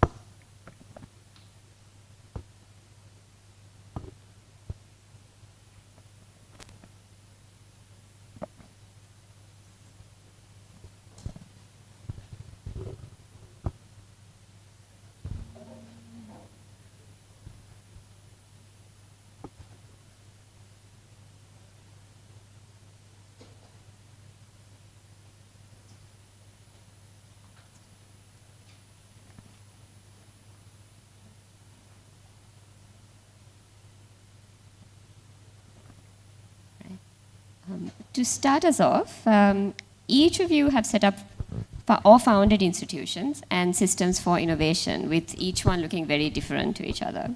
Could you each tell us how that came to be? What sort of gap in understanding and practice you were hoping to fill? So maybe Randala, we can start from you and then... Thank you. Thank you for the question and thank you for the invitation. Absolutely delighted to be here. So Good Life started in 2018. It was a wild and random idea to bridge a couple of gaps that we saw. Firstly, in the development sector, in bringing a lot of money into the economy, but really wasn't reaping as much as result as they wanted to or could because of, I think, multiple of you also touched on it, governance gaps or the way the grants were being exercised was rather old school. Either there was a lot of buildings that were built. We saw how the Disaster Management Center is a fantastically luscious building and how well equipped they are to handle a disaster, but when it comes to actually handling it, where the gap is, so that's what we're talking about. The second gap that we saw was the disconnect. Good Life X work in the innovation ecosystem, and what we saw was there is a disconnect on how young innovators and investors even are excited about a lot of solutions that are being done in another part of the world, Silicon Valley maybe, or the European ecosystem maybe, that weren't really connected to the resources we have as Sri Lanka. If you take a look at our natural resources, human resources, there's a lot of value in abundance to a lot of different things that we hold as true to Sri Lanka, but we weren't innovating in any of those sectors. So there was a big gap into where the potential was and where the money, energy and effort was going into. So this was the second gap that we wanted to bridge. So in short, we call it what Sri Lanka has, what Sri Lanka is excited about, and what the world can receive from Sri Lanka. If this was to be bridged, what would it look like? A much more innovative agriculture sector, a much more innovative food, green value chain, a much more innovative and conscious tourism sector, a much more evolved wellness sector. So these were the gaps that we saw that we set out to build, and that also as a second objective was how can we get to work with the development sector in a much more innovative, fast, efficient way. And we came about building an accelerator program in 2018 as our response. Initially it was to work with startups, but in 2 years we quickly understood that there's a lot more that we can do with much more mature industries. So we started working with SMEs who were already exporting things or already established in the economy. And from then to now, we've worked with over 200 companies, but all who are willing to innovate sustainably, developing green value chains in Sri Lanka and adding something more innovative than to what's already there. So, yeah. in a nutshell, that's who we are. Thank you, Randa. That's super interesting. Lonali? Good afternoon, everyone, and thank you for having me today as well. But I have to take you further, like maybe 12 years down the line, or 14 years. The whole industry, the environment was very different to where we are right now. When I founded House of Lonali, which was probably a little bit of a passionate thing as a designer, I wanted to start a brand, but the gap that I really saw in the industry was we had a really still growing industry, which is the apparel industry, where we are making for the world's top brands. But what we didn't see is the waste that is generating from the industry, even though the industry was taking a lot of action towards minimizing it. There was a lot that was coming out, which I, as a designer, personally thought that was value, that was material that I could really create something, because I was really not the one to go to a shop and buy what's out there. I was more like finding things that are niche and trying to see how I can use my creativity to convert something into some waste into something new. So that's where basically I saw a gap where there was waste that I saw as value. At the same time, I think Sri Lanka is a great place to do such an experiment. As soon as I graduated, obviously it was such an experiment time, where we have so much of artisans. We have craftsmanship in Sri Lanka. We have so much talent. At the same time, the industry, we have women who are trained in these industries, and at one stage they are married, they have to leave the jobs to look after kids. So I think there was a lot of gap where, I mean, it took about, after starting, about 3-4 years to figure this out, that there is this kind of talent, skill, people who want to do something at home, but they don't have an opportunity to be a part of. So then I think that gap was later. I mean, I saw it and then started working on, it was tough to find people to make, even though there's so much people who are doing so many things in Sri Lanka. But to get them involved in a value chain, which is not just creating a product, but creating something highly designed and highly valued. So getting them trained, getting them to understand that it's not just making something, but putting their love. I think it was more than seeing a gap of a process, but seeing that there's a gap in people, that there's time and love that people could put into making a product. I think that is something that I saw, but eventually right now I think it's a huge thing in a global market, that people really want to see crafted products, people want to see circular products, people want to see sustainability. I mean, which is something that I never planned, because the environment has changed now from the time I started. So that was the gap that I saw at the initial start of the brand. Suppose I have follow-up questions for you after maybe Yolani. Can you? Yes. Hi, Yolani here. Thank you for the invitation.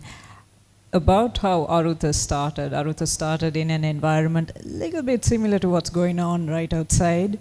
There were fuel queues and slight panic and a bit of kind of not quite sure where we're going, and that was in 2022. When we started, we were just a platform called default.lk, and I co-founded that with a few others who are still with us in the organization, Rehana and Umesh. Umesh is also Shivna. And when we started because we knew that there was a significant information asymmetry between the people who were feeling economic pain in fuel queues and with power cuts, but not understanding why we had gotten to this terrible, terrible situation. And a lot of that has to do with the nature of economics itself. Economics, if you ask a person who has never studied it, they generally tend to tell you that they don't understand it, it's scary, it's a bit, considered a bit for the elite, it is jargon heavy, and in Sri Lanka, a lot of analysis and commentary comes in English. There's very little that, economic news that really appears, especially analysis that appears in some local language, especially in Tamil. And that was kind of where default LK, which then later became Arutha, started.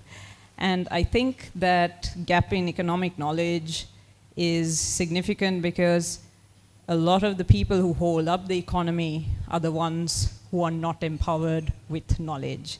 And I don't really think that that's an accident. I do feel like it is somewhat by design. So when we started Arutha, and the word Arutha is meaning, and that is something that we've tried to stick to, finding meaning in economics, making it meaningful, making it relatable, accessible, digestible, getting rid of the graphs and the equations, and thinking less in terms of economics in the classroom, and thinking about it more in terms of economics for citizens to be fully fledged, active citizens, participating in their economy and in their country. Because when the crisis happened, definitely there was this very clear corruption narrative that built up, that when something like there was money, it was stolen, thus there was no money, then we didn't have money to spend on things. And while corruption is definitely entrenched in Sri Lanka, the sovereign default that happened and the economic crisis around it was came from far deeper issues, decades-long issues that were triggered by very bad, almost criminal policy decisions from 2019 onwards. And this was upheld in a Supreme Court decision, which was a pretty landmark decision, that said that the government was definitely directly responsible for the decisions that led to this economic collapse. And that's where Arutha came in. And that's what we've been doing since we founded. So, yeah. Actually, Yolini, we can, continue with you because, so just first and foremost, thank you so much to all the panelists for kind of setting that scene. And I want to, I think, probe a little bit more into what you're currently working on and what you're most excited about now, perhaps. And Yolani, since you started with this idea of like economics for everyone, like simplifying it, simplifying the complex like jargon around it, and the links perhaps between each of these variables. Could you maybe dive a little bit deeper into how that works for you in the day-to-day? Because as I do not have an experience, but neither do I. Huh? Neither do I. Okay, that makes it so much more interesting. Sorry. Yeah. If you can dive a little bit deeper into it, and also in the context that we are in now, how important is it moving forward, like in the next couple of weeks? Yeah. No economic predictions from me. I will not tell you what the forex rate or the oil prices will be. I'll try to stick to the work that we're doing. So I actually just got back yesterday from a session in Tavalantan, that's near Pusalla, with an organization called Tea Leaf Trust that we have been working with for close to a year. They are an education organization based in Nuwara district. They have 6 education centers, and they kind of act like a school that makes people job market ready. And most of their student body is from the Malayalam Tamil community. And they teach, and it's quite incredible the results that they have. We have worked with these students and teachers. They teach English, IT, confidence building, how to write a CV, how to, kind of show up at a job interview. And the results really speak for themselves. And we have been incredibly lucky to work with this organization in our very first kind of long-term program on what we like to call economic civic education. So that is, again, economics, not the classroom one that builds citizens. And it's been quite an interesting journey for us because when we first started, we weren't quite sure where this sort of partnership was going to go. They were very enthusiastic. They wanted economics as a subject in their curriculum. So we helped them build that. But what we didn't want to do is become those parachute researchers, kind of the parachute trainers that kind of show up, do something, and head home. So what ended up happening, and this was really a massive learning curve for a very small organization. We're just 7 people. It was a massive learning curve for us because we started with some ideation sessions with, sort of giving people, giving their teachers a bit of a taste of what economics in a more practical way could look like. And then we ended up doing a fellowship program where they nominated some trainee teachers to work with us to create their curriculum. And that was extremely helpful because we ended up making a curriculum that they actually wanted as opposed to a curriculum imposed on them by us. We also came with so many preconceived notions of what should be taught. And we were really able to co-create that, tailor it to their needs, emphasizing local economy, because here is a group of people that, like I mentioned, sort of the economy of Sri Lanka has relied on and has been grown on for so long, and they have been cut out of economic knowledge. And they know everything there is to know about the tea supply chain. So when we go and talk to them about international trade and supply chain, they already know what we're talking about. They may just not know some of the jargon that we use.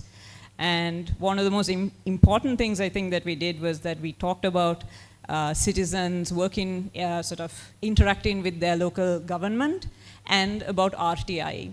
And I have to say the reception for RTI was more than what we thought it was going to be. And one of the things that I learned during the visit just last weekend was that one of our fellows, actually after Cyclone Ditwa, he said that he used RTI because he knew that there was some corruption happening with some Cyclone Ditwa related rebuilding, and he was able to do that, to do an RTI and get information that was pertaining to his community. And that felt like a big win for us also, because it was clear that this information was just a case of it not getting to people, and it just felt good to be that bridge to bring people into this conversation. And I think the Arutha method, as we are trying to kind of call it, is based on things being sustainable. It's localized, it's tailored to the needs of the people that we are working with. And I think that is the strength of what we do. And it's been, like I said, it's been a massive learning curve for us also, but we've managed to be very agile with the way that we have done things. I think definitely what the program that ended up happening was not at all what we envisioned 1 year ago. And I think that kind of speaks to the strength of, being agile and kind of just being ready to be flexible and always putting, because we use the word partner a lot in the development sector. We don't really mean partner when we say that. And I think we've had to, as researchers from Colombo, we've had to be very, very careful about the way we approach this relationship and this power dynamic. And we've kind of taken steps to, keep ourselves in check always as well. But I think the result has been fantastic for us and for them. And they are rolling out a curriculum that was built not by us, but by them, with just a little bit of help and editing and bit of jargon thrown in, just a bit. But yeah.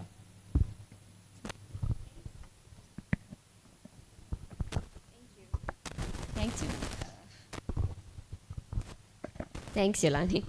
That was quite interesting what you mentioned in terms of the Arutha method to contextualize, because that seems to be a theme that was running across this entire symposium.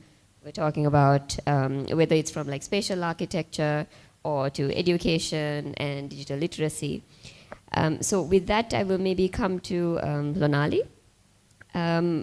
From that context, because it grew here very locally, how has it grown from local to global? And you've also mentioned this idea of like waste your approach to waste essentially expanding over time. Can you talk a little bit about that shift? Yeah, so, okay. So I think what we've been doing is we were very focused on what we wanted to do. We, as a fashion brand, it would have been easily for us to grow, turn the other way, make 1,000 pieces, 10,000 pieces and move around. But as a brand, we've been very focused on sustainability and doing what we are good at, which is upcycling waste. But the environment we are in has changed quite a lot since the last 10 years. And the waste has also changed quite a bit. So we started off with using post-industrial pre-consumed textile waste coming from the apparel industry.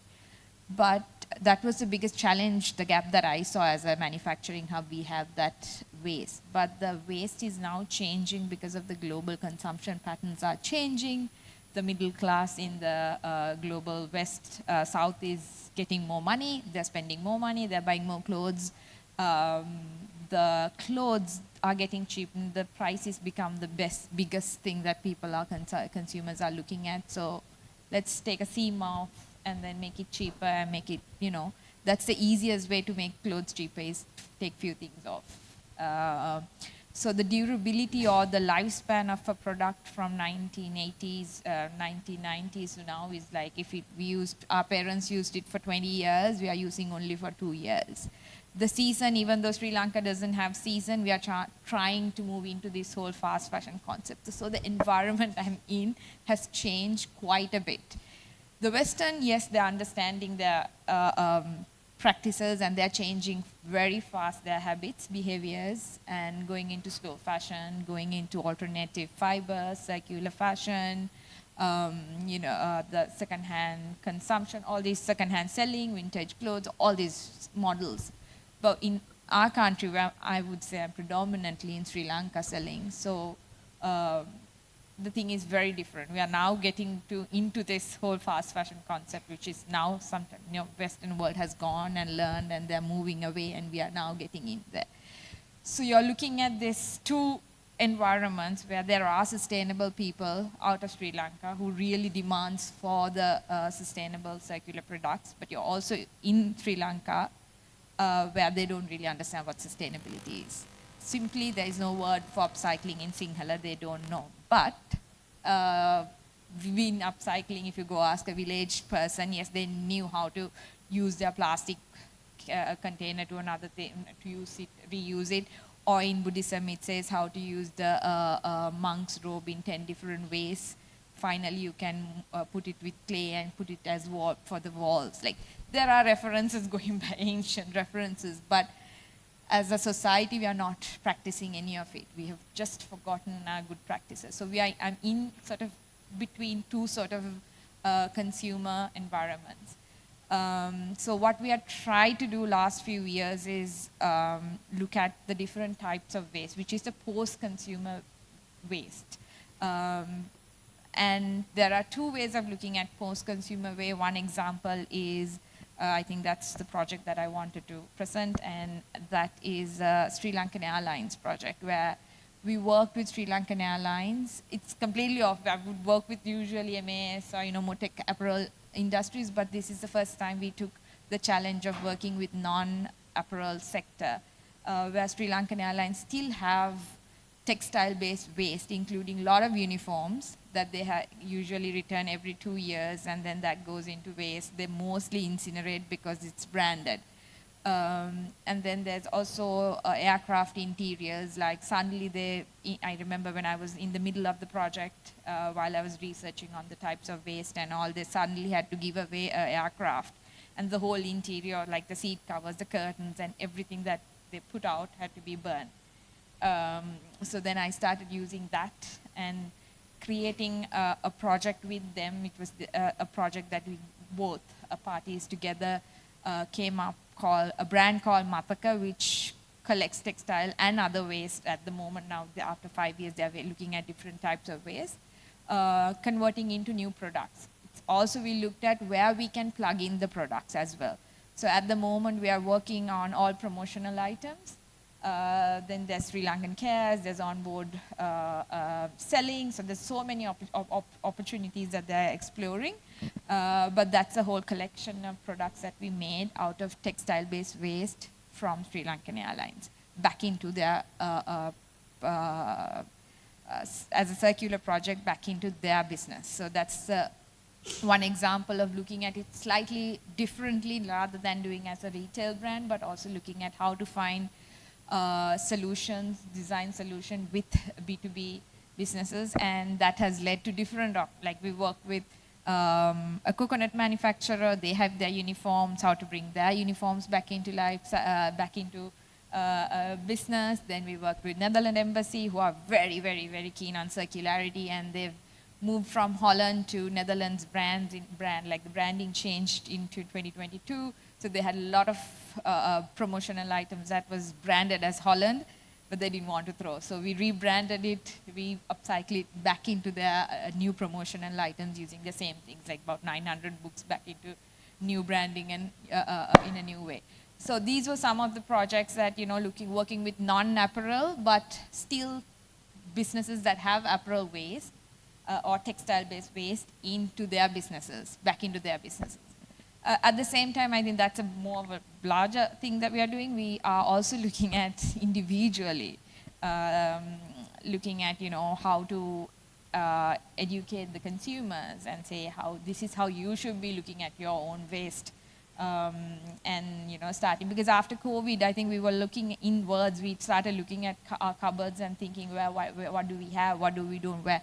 So we also have the facility. We also facilitate if anybody wants to bring their own old stuff and make things convert back into. That's a good practice that we want to inculcate within the society as well. Bring back our old practices. So the waste has changed a lot. The way we work also has changed slightly, but what we still stick to our way of doing it. Thank you. And I guess I come to you, Randala. Moving back into this contextual kind of local idea and understanding, you're currently working on developing green value chains in the Knuckles region. Can you tell us what that's like and what's in focus, really? Yeah, sure. So this is a new project that, currently we have about 5 projects that's live, but this one is very new, and that's to, we're working with the government on that one, and that is to work in agriculture and agri-tourism sector across the region of Knuckles, and to shift how communities there look at development and really plug them into opportunities and possibilities of looking at what can they do with what they have without extracting and destructing the ecologies and the communities around them. So for an example, if there is a tea estate that is abandoned there and you can't pluck tea anymore, conditions have changed so much, immediately the landowner can look at what can we do here, and immediate response to vacant land is, okay, let's build up a multi-story facility here and get so many many rooms, make sure that they're all mountain view, and make a tourist resort out of it. This is like the go-to response. But is that what the Knuckles region needs? Is that what the Knuckle region can hold?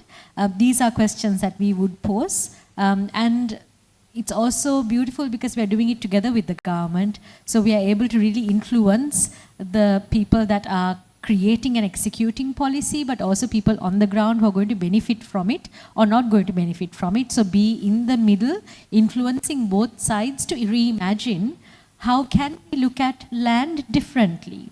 How can we look at agriculture and innovating in agriculture or innovating in tourism differently?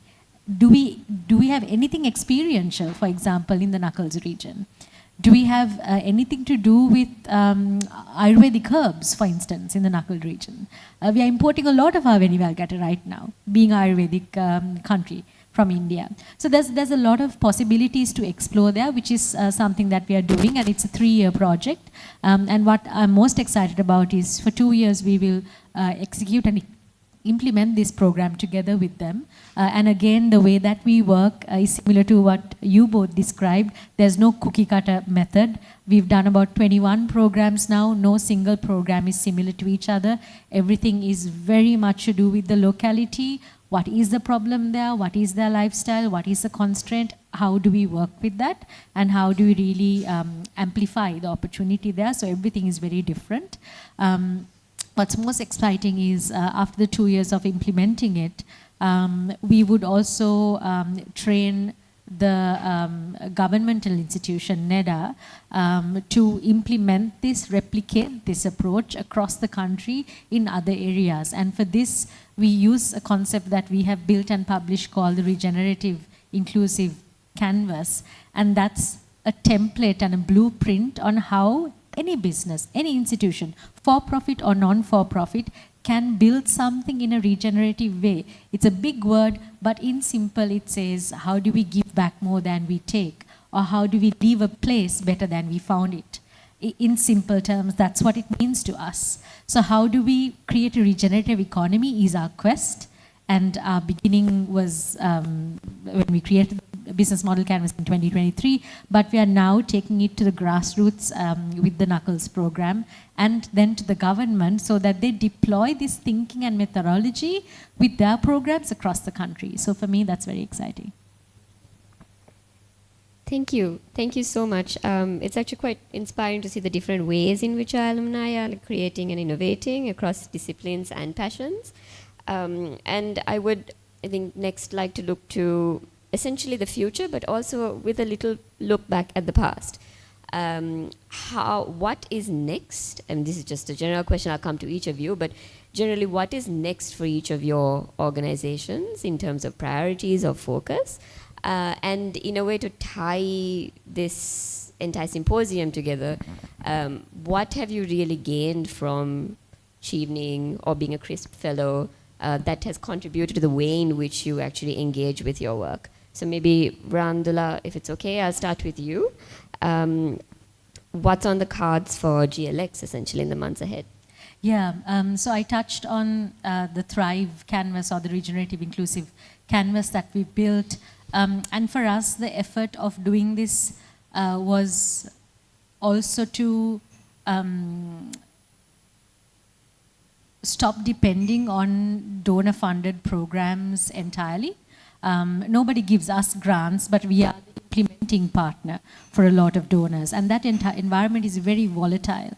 And I don't think it's fair for the people that we work with and give this service for to be exposed to that volatility. So we really want to crack the code on figuring out how do we go beyond the donor ecosystem. As much as they are there, that's great, but how do we bring in the private sector to understand the importance of building businesses with purpose, and how can they go beyond doing just CSR activities or ESG reports or things that are great to tick boxes on, but how do they embed building very conscious, purpose-driven, ecologically friendly businesses, and do that together with the rest of Sri Lanka that are not sitting in the boardroom that they are sitting in. So this is our quest with Thrive, the regenerative canvas, and that's what's up for us. And we would, in that, look at, okay, how can we influence the corporates?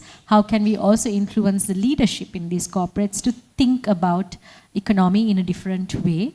And for me, I think with CRISP, Thrive was developing during the time I was at CRISP. So 2022 is when I was at Oxford. Felt very guilty being there. It was also very difficult. The pound, I mean, the rupee was so badly devalued. Everything was atrociously expensive. But also was very guilty being there. When we were in the middle of the Aragale, I had to leave right in the middle of the protest. And your mind is just here, even though you're there. And the Indian colleagues who were with us saw us in a very different light.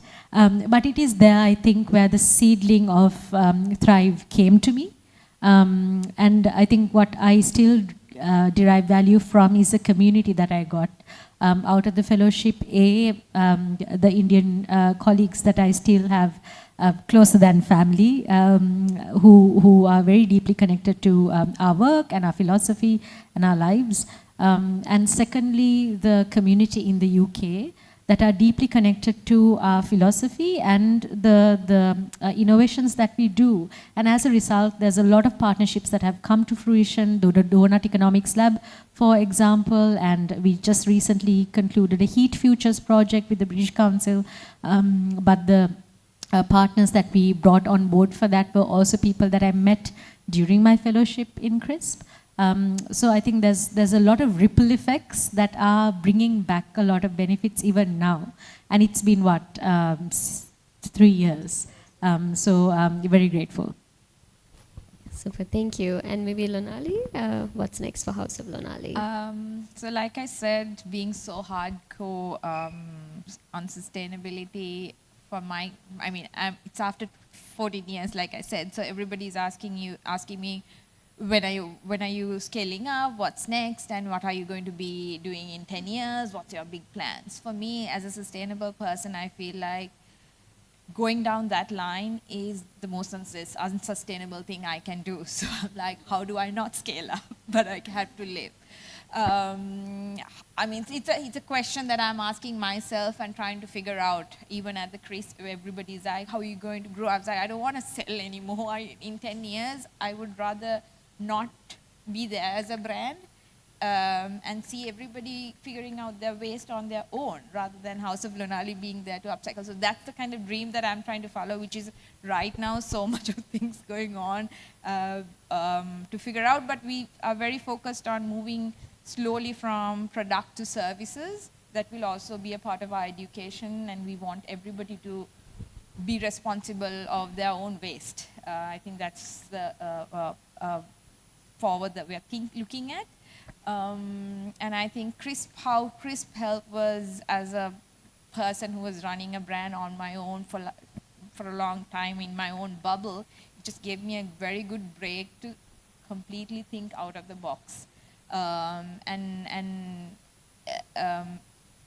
Being a creative person also, when you run a business, your creative side of your brain just doesn't work after a while because you're only focusing on numbers and things, operation and running around things and sourcing and not the things that you want to really do in your life. So I think a lot of my creativity, starting to think differently, came up after going to Oxford, because it just was like, okay, first time ever House of Lonali ran without Lonali. So that itself gave me a lot of strength to think like, okay, you shouldn't be holding on to businesses and for brands and things like that. So that gave me a lot of confidence to let go of, okay, teach, someone else should take it.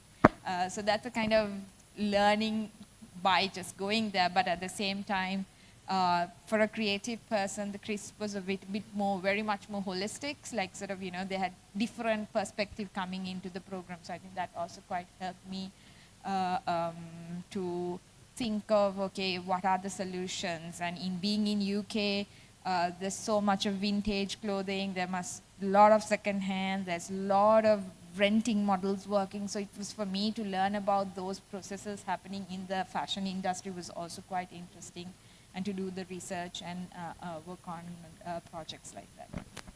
Thank you so much, Lali. So Yolani, what is next for Arutha? And also if you can just comment on not having a background in economics, but doing the work that you do. Like, how did that come about? That would be quite interesting insight, I would think. There's a long version and the short version. But if I was to just first comment on kind of Chevening and what that has kind of meant for Arutha, like I said, one of my co-founders was also a Chevener, and also the civic education work that we're doing is run by a Chevener who is right there lurking in the background, called Amalini. Actually, when I went to the UK and studied at IDS, one of my professors is one of the advisors to Arutha, and is the reason why we are able to do the work we do in tax research. And he was also the one who first introduced me to the organization that ended up giving us a founding grant. So Chevening definitely played a huge part in Arutha being established.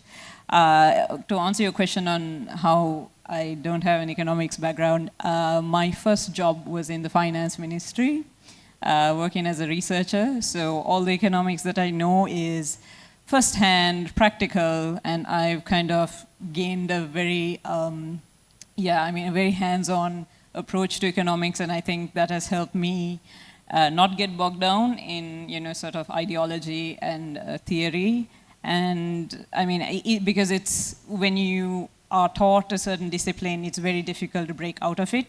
I didn't have to do that because I just kind of circumvented that in many ways. What is next for Arutha? I think I definitely echo what you say about this constant pressure to scale up. Like I said, we are a small team. We are 7 people, a small and mighty team. And I think that's one of our strengths. And I think especially in times of crisis, you're kind of reflecting on your responsibility towards your staff, your organization. And I think, keeping it kind of manageable actually helps. We are able to give our staff, we are able to pay them well for starters, but also, you are able to give them reasonable adjustments in times of crisis. And I think one of the things that I hope for Arutha is that we remain the kind of organization that we are, and one that prioritizes our researchers, prioritizes, their growth as well.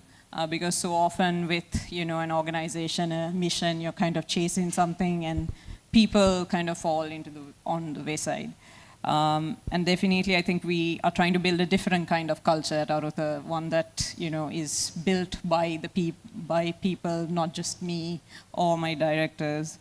For, I think, Economics for Everyone, which is the program that we're running, I think we are so happy that we were able to do a curriculum that has been taken over by our partner, and they are rolling it out and they are taking that forward. We will be continuing our engagement with them. We'll be doing observational visits, we'll be doing refreshers, and we've kind of made ourselves completely available to any and all questions by them while they are training their teachers. And I think that's something that we would like to follow. I would like to be still working with them 1 year from now, 2 years from now, so that this is a truly sustainable partnership. And of course, we would now want to replicate this highly experimental program with more partners and make sure that we kind of keep that creativity, that flexibility, the tailoring, the localization, and and staying true to that idea of co-creating curricula that is made to make citizens more able to participate in their economy. And I think that's the end goal for us, that economic literacy kind of helps active citizenship, active participation in your democracy, in your country, in your economy. And that's what I hope for Arutha. Thank you so much for those very candid reflections in a way. And it's also so interesting that each of you are going against the grain in different ways, like resisting scaling or even rethinking what a next step really should be for you. So with that, maybe I will open the floor for questions, if there are any.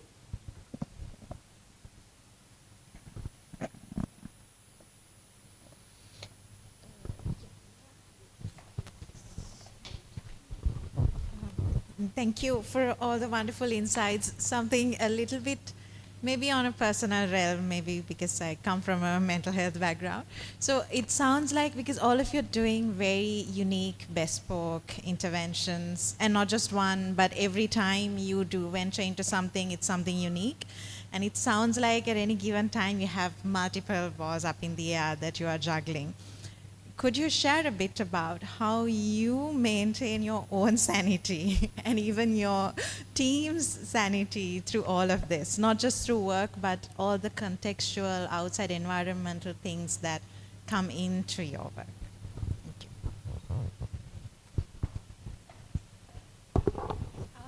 you. So anybody who would like to take that question? Okay, I think, I mean, like I said, this, when you're I'm not an entrepreneur, I would love to say I'm a designer. So there's so much that pressure that when you become an entrepreneur in Sri Lanka, especially you need to have this, you need to have, now you're into scaling up, now who's your investors, you know, so much pressure. It's like, in Sri Lanka, everything is for like women, you have to get married at this age, you have to do this age. There's a lot of things that are set. And we also look outside and look at them, our leaders, there is also a set way of going. So it's really difficult to break that and do your own thing. It's a lot of like, I think, hard to break that because it's so much set. But I think what for me is like, you have to enjoy what you do. That gives you strength to kind of keep moving and revolving. In my case, the waste and going to a waste yard is the most exciting thing. Some people call me CMC. But that's gives me strength, and that helps me to think, make new things, and that's revolving thing that keeps you going. For most of the people, I think that is not there. They don't enjoy what they do. So I think simply take time and reflect yourself and enjoy yourself will make you do better, and make you do whatever you do will come stronger. I think that's one way of thing. And then I think another thing is the collaboration, and being with like-minded people helps a lot, because then you just feel like you're not the only one who's trying to do it. There's a lot of people who are doing the similar thing, so we just need to support each other. And more than that, they're there for you whenever you need. So I think one good example is during COVID, when we were all in a bad time, we didn't know what to do. We just set up a Wednesday call with few entrepreneurs who were like small. I don't know, it's just like few people who were thinking alike, and then we went up to about 20-25 people at the end. But every Wednesday call helped us to kind of stay strong, hold on, let's do it. And I think what happened was what we were doing became better and better because we gave strength to each other. So I think being in that circles also helps, rather than trying to get into the wrong circles that you kind of, you have to pressure yourself and do, things, your revenue is the main thing, your scaling up, it becomes this thing, where's your factory after 10 years, and those questions, and where do you want to see yourself in 10 years, simply in a nicely retired house, like with so many cows. That's the kind of, you have to set it, you can't let anyone else set it for you. I think that's where, I don't know, I keep myself moving. If I may add to that, I was also on the Wednesday calls, and as a result of the Wednesday calls, I made the move to register Good Life X. So it made a huge impact in my life to have community. And at that time, I was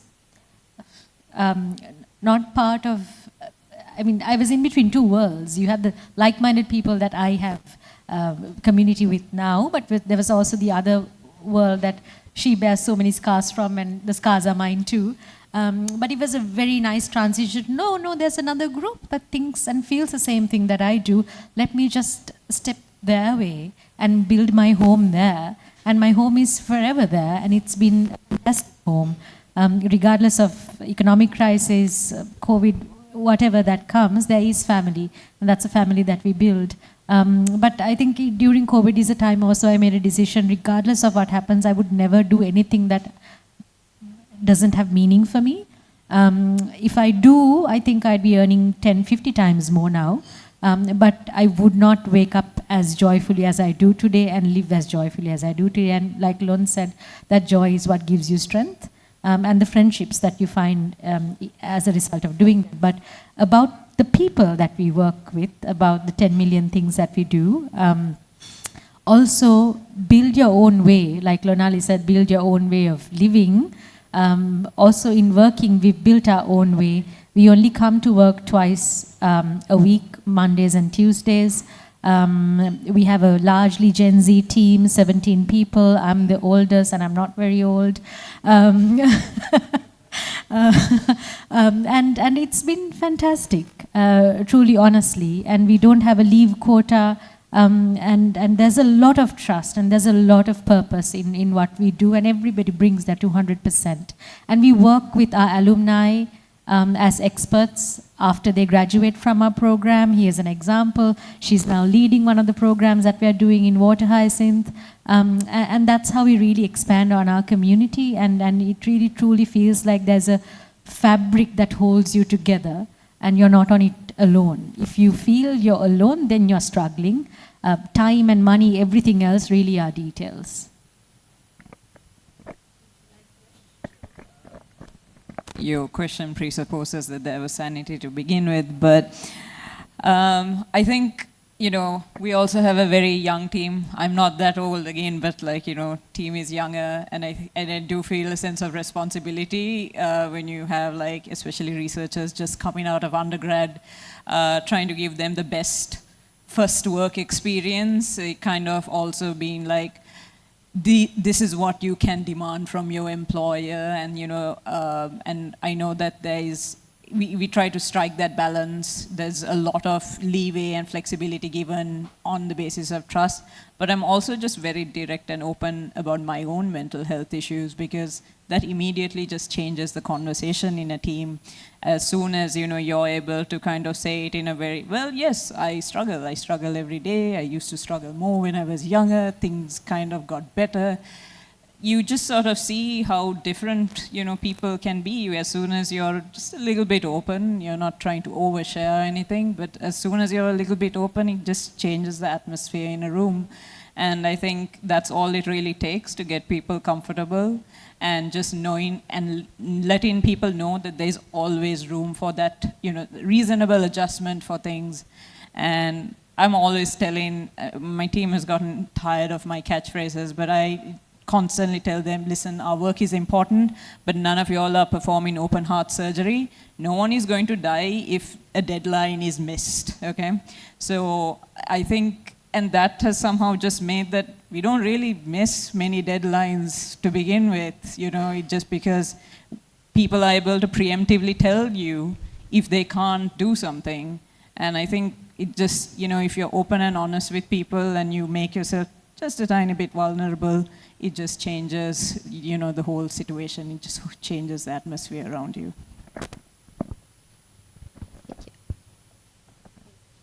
Yes.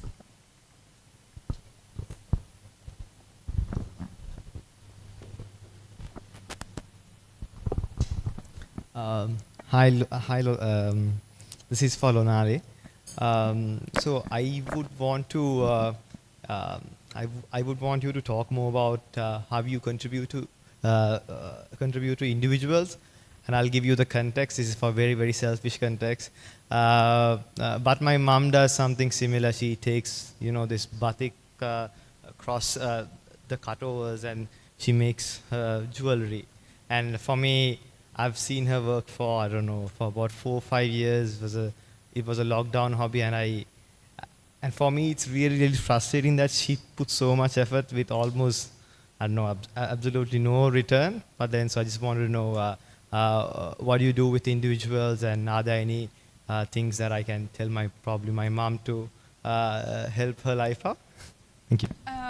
I think we have to promote whatever we do at home. I mean, you have to, first thing is, you have to promote your mom's things, right? Like, that's the first thing. You should be proudly wearing it or gifting your mom's things to somebody, saying, this is, my mom made it, there's only one piece of this. I mean, we forget to give value to those things where we go behind. We think value is a brand, first thing. Then the value of the number, okay, this is this much worth. And then again, we would go into, okay, it's leather, it's, you know, these are the things that we think value. But the real value is for me to say, your mom made this, is so special, right? So start gifting your mom's things to all the girlfriends you have. You'll have, I think that's the, I don't know, right? I think that's how I promote, like, this is, 2 people told me that your dress is nice. I just said, it's a bed sheet, right? So I'm proudly wearing the bed sheet and saying that it's a bed sheet. We don't have to hide any more about, you know, there's a hole. I've kind of made it and I'm wearing it. I mean, I don't have a hole today, but I usually have holes also that I always say today there was a hole that I'll stitch it and wear it. And we should be proud to say these things rather than saying I went and bought this expensive thing. And this is the culture, the change, the practice that we need to see in the society, I think. Where fashion is very difficult because like I said, this is what we are following, this is what the market is saying, marketing is telling us to do, this is what everyone like the retail brands are telling us to do. So it's very difficult to break that. But like you know, like your mom really appreciated doing it. We have to just take 2 steps back.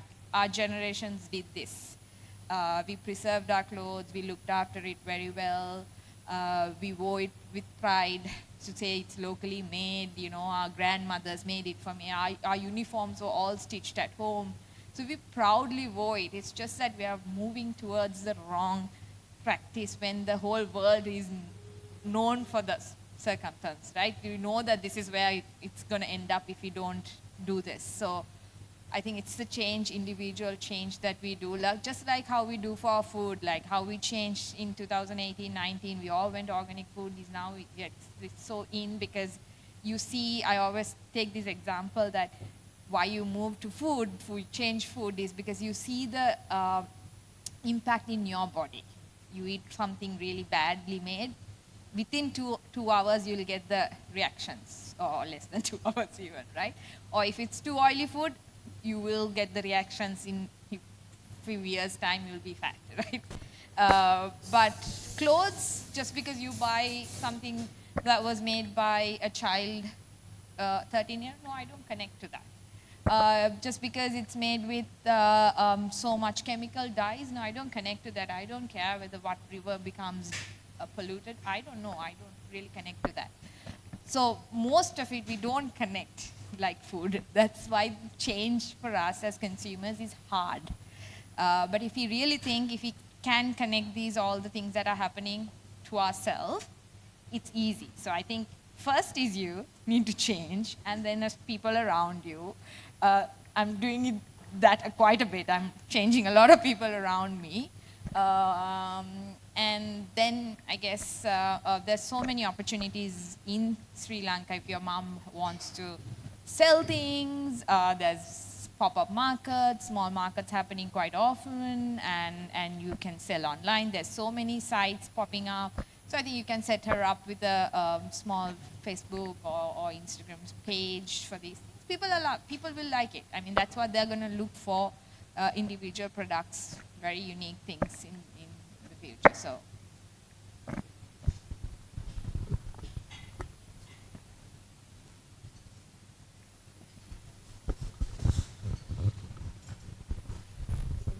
No other questions then, by the looks of it.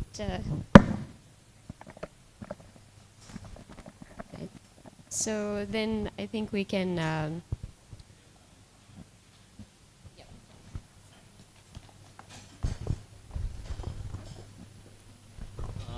So this is about setting up something of your own. So in my case, I do a day job as a lawyer, but that's part of my passion. But say I have another passion project within my industry. So I believe all three of you are doing what your passion projects are in your full-time work. So when you decided to incorporate or set up, did you make a conscious decision of incorporating as a profit or a non-profit? And why in either way? Because obviously you have to generate some money to pay salaries, etc., all those things. And secondly, could your passion project still be your side hustle?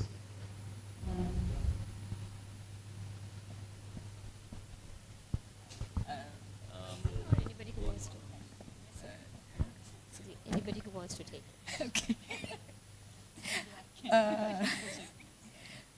It's my livelihood. If I don't turn waste into good products, I don't have I don't have basically a salary. I have to find my own salary. So that's the first thing. I think it was always for profit, because I think you have to be satisfied to do what you like to do. So I not that I don't believe in non-for-profit, but I think the change that this world needs it.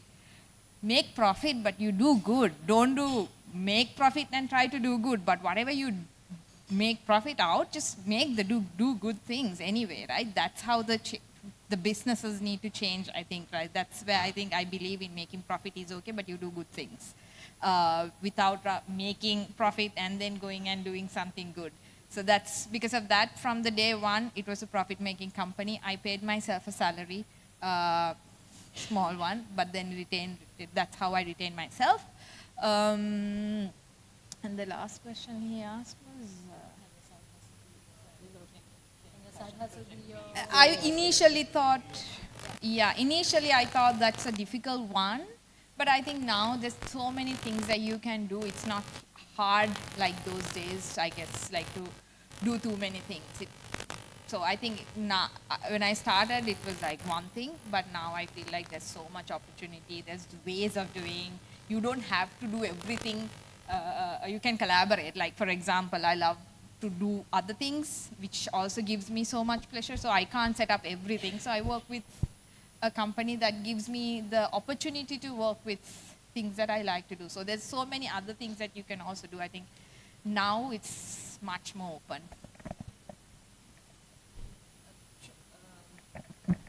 Not to discourage anyone who wants to do their own thing, but I will say this one thing. Don't start your own thing unless you're okay to sometimes not be the one doing the fun or substantive work. Because the joke in Arutha is that I'm the chief emailing officer. I sit and, do finances. I do admin. I make sure that we are compliant with, our taxes. I don't get to do a lot of the work that I, envisioned the organization doing. And I've struggled with that, especially in my first year. But I'm also somebody who gains, I have a passion to also create a space for other people to do good work.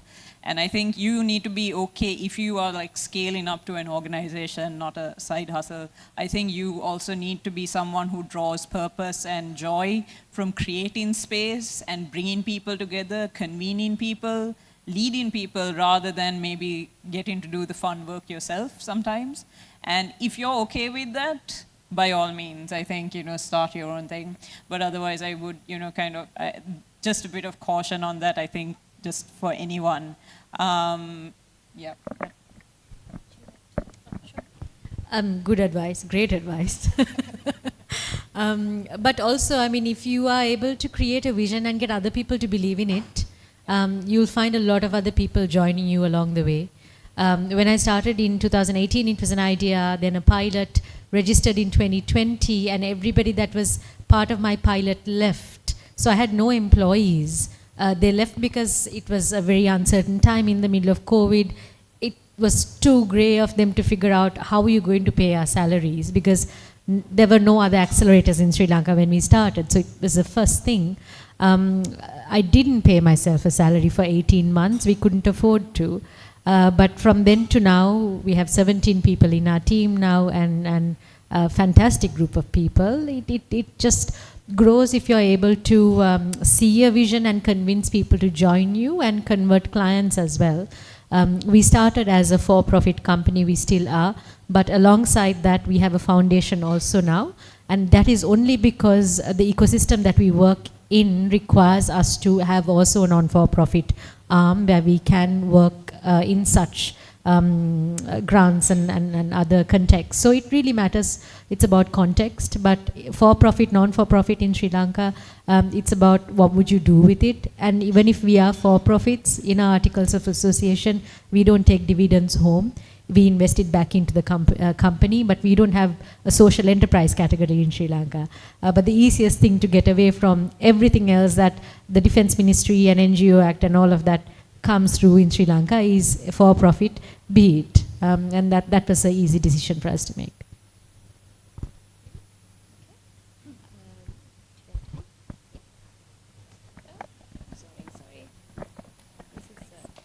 Not really a question, but just want to add a comment, because we are, all Cheveners. I hope you all don't think this is a bit too radical, but just to add to what Harit said. So I've been in the development sector for about 15 years, but officially working for 10. Let me tell you, because this is a closed community, there really is no such thing called non-profit anymore. Everyone's making money in some way, it's just not you. If you are really looking at like funding structures. So I think what Lonali said was spot on when you said do good and make your profit. We need a lot of people stay away from the development sector with so much passion, and they move 100% into corporate sector thinking development sector doesn't have funding and it can't sustain you. But I think if the people in the development sector, if you open up the idea of the development sector to be, it's not at your personal cost. You know, do good, but it doesn't have to be at a personal cost. And we look at the realities of funding structures and, you know, try to rethink who actually gets the funds that are available. I think more people will actually commit their lives to do what they want to do. So I just wanted to add that comment to say I fully agree with the panel. Thank you for your fantastic insights. And it's so nice, especially Ranjula, when you said you wake up in the morning with joy to do what you want to do. I mean, we are all living this one life and we've put ourselves into structures. It's really sad. I mean, so, you know, to break ourselves out of that and not be restricted by funding, that's almost a revolution by itself within the development sector. But yeah, I just wanted to add, and thank you everyone for, especially the committee, for a fantastic panel and a fantastic day. Thank you. Then, because I think that's a pretty good place to sort of call this to a close. But first, I want to thank the panel for their very interesting insights, to be very honest, because I think the focus on community, solidarity, support, and how far it can take you. I mean, yes, there is this diversity of skills and we're constantly talking about it, but the way in which you engage with your work, it's value-centric to who you are. And the fact that, like Neluni mentioned, the fact that you can wake up in the morning and actually feel joy in this world is radical in itself. So thank you so much for your time, for sharing your experience with us. And so that brings us to the end of this panel and to the end of our symposium. So thank you once again for our panelists, but also to our speakers for sharing their expertise and research with us today. We have a few closing comments, which will be made by Amalini Deseira, our president. And so I'll hand over to her.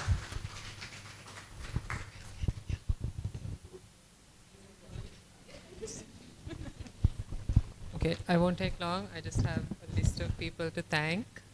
First of all, to our speakers for your time, energy, and for your generosity in sharing your learnings and your experiences with us. I think everyone's taking something away today. I know all of us, I mean, it seemed like we were running around not really listening to you, but we were, and thank you so much for your time and generosity. To everyone who's been here, I think some of you have been here since the first speech. Thank you so much. That honestly means so much to us, because we weren't sure if we would fill this hall, we weren't sure if we would fill this lineup, and then, well, yeah, it worked out. To folks at the BHC, I think the High Commissioner, Tom, and Piumi and Tanya, who is here today. Oh my gosh, I'm not sure how to start in thanking you guys for the amazing support this year, for pushing us to think bigger for this association, for holding us accountable to the, you know, everything that we could be, and for the things that we committed to. Thank you, honestly, from our committee, from the bottom of our hearts for that.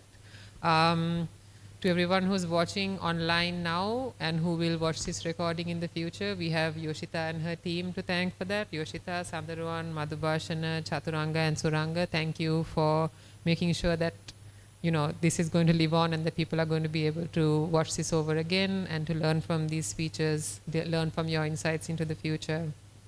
The lovely stickers you are taking home today were designed by Shadia Jamaldeen. Thank you to her as well. The folks at Animate who made sure that all of this was this rush order was brought up and that you are able to take these home today. Everyone at Granville, I think Rashmi handled our booking, but as you can see, there's a whole team of chefs, F&B hospitality staff who've made everything possible today. Thank you to all of them. To our outgoing committee this year, Irushi, Sandani, Sadani, Harit, Rochelle, Nabila, and Rahab. we set out to do a lot this year, and I think we've, as of this moment, we have fulfilled all of that, and that would not have been possible without all of you. And I am just, I'm running out of words to say thank you for all of that commitment. And to the new committee, I think Nayanthara, the new president of this Chevening Alumni Association for Sri Lanka, is here. Please do, everyone do stay engaged with the work that they're going to do coming in the year going forward. Stay connected on the WhatsApp group, stay connected in whatever way you can. I think this community, what we can learn from each other and the solidarity we can show to each other is probably the most important thing that came out of this whole program. So yeah, thank you. Just thank you for your time, for your commitment, and please enjoy a little spread at the back of the room and each other's company. Thank you so much.